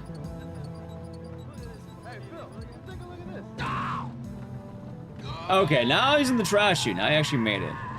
Actually, I don't know if that's good enough. Maybe it's not.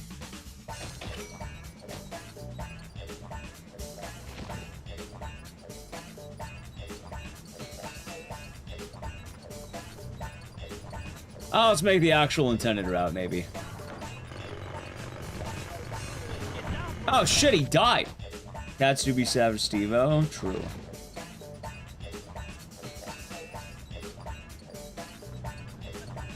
Oh, if I go this way, what happened? Did Steve-O just die? Oh. I like how that injury isn't all that massive. Actually, no, it's pretty big. Torn scrotum. I had pretty good money off that, actually. Okay, do I get paid more money for the same injury now is the real question, chat.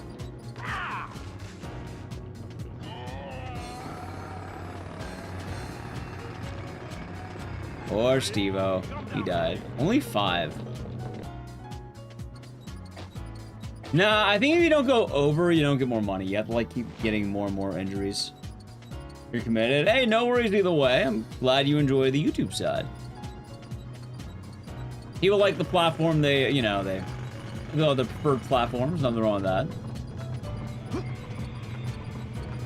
Oh, that probably could get YouTube chat on the screen. That probably could be like one of the least I can do as of lately, I think. Don't see that every day, do you? Hey, Phil, take a look at this. Hey, Phil, take a look at this. If you don't come down, I'll call the cops. It wouldn't be a terrible idea exactly either.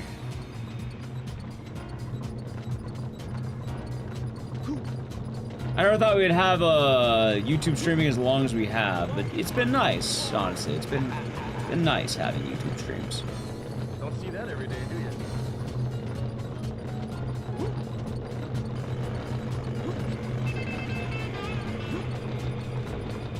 Why did we have that last barrel? Fuck. Hey, this ain't no playground. Hey, Phil, take a look at this. Hey, Phil. And that might be enough, I think.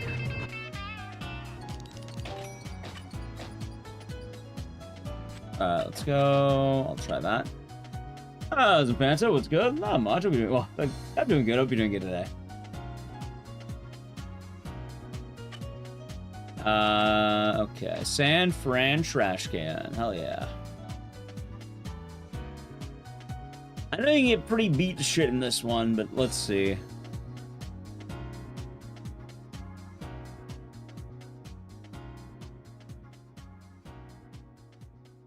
Hey, we'll be getting a PB technically. Not a good PB, but a PB. I have like 1 hour.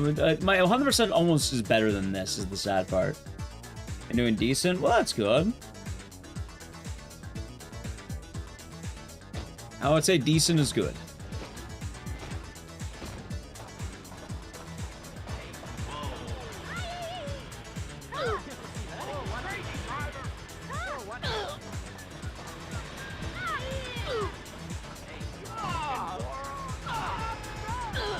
Oh, poor Steve-O getting beat to death.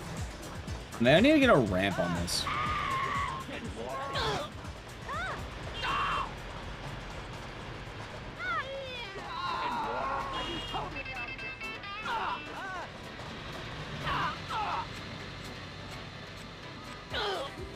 That still has some pretty good injuries, not gonna lie. Broke his jaw. Alright, hold on. A little bit more, chat. Almost got it.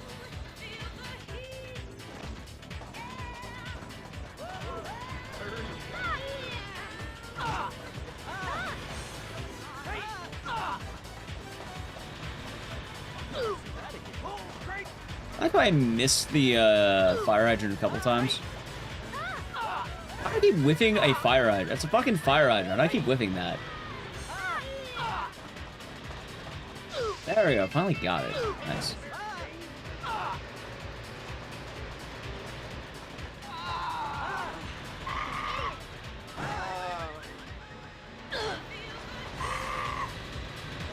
Let's see how it's at the bottom, chat. Wee. Whoa, whoa. Yeah. Don't kill me, please. All I want to do is make it to the end. I don't have to leave. Just let me make it to the end. That's all I ask. Nice.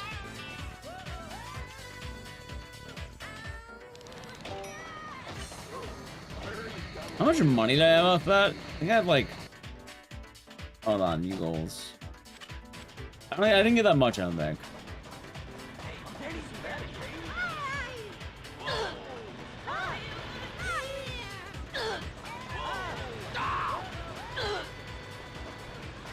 Poor Steve-O.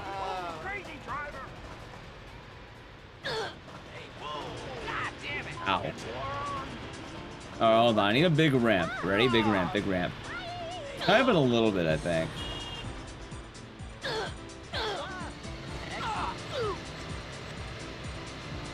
That really wasn't far enough, I guess. Shit.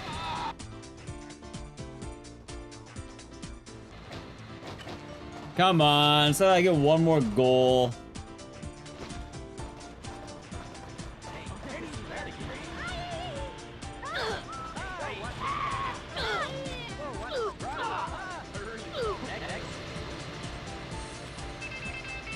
Actually, I think that was it. I think that might be it. I think I got it.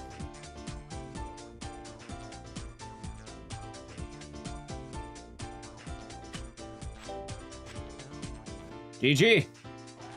All right, Joe. We actually okay. Not bad. I got a Jackass PB.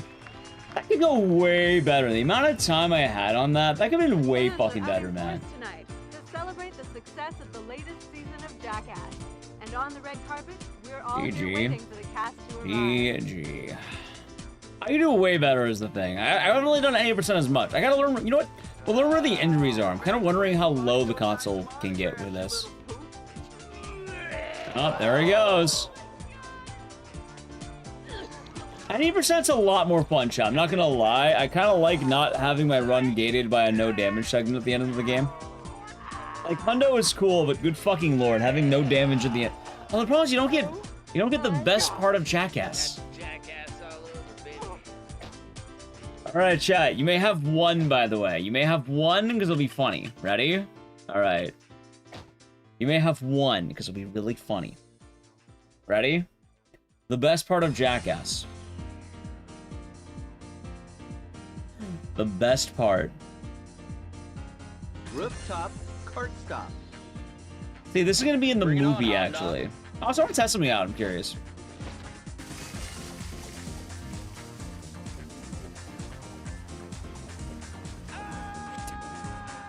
Oh, wow, wait. They're actually right. Hold on. The tech actually works. Hold on. Someone was telling me I just mash the shit on the button and then brake. I win.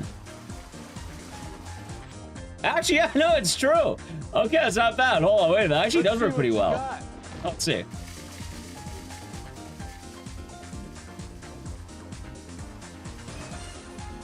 It actually does. That's so weird. Why does this work? Send me to hell. All right, well, you know what we got? Like, someone DM me this on speedrun.com. I wanted to test it out. But it worked. Okay, that actually works really well. Anyway, ready? Come on, give me a little tickle. You've been telling me? That's true.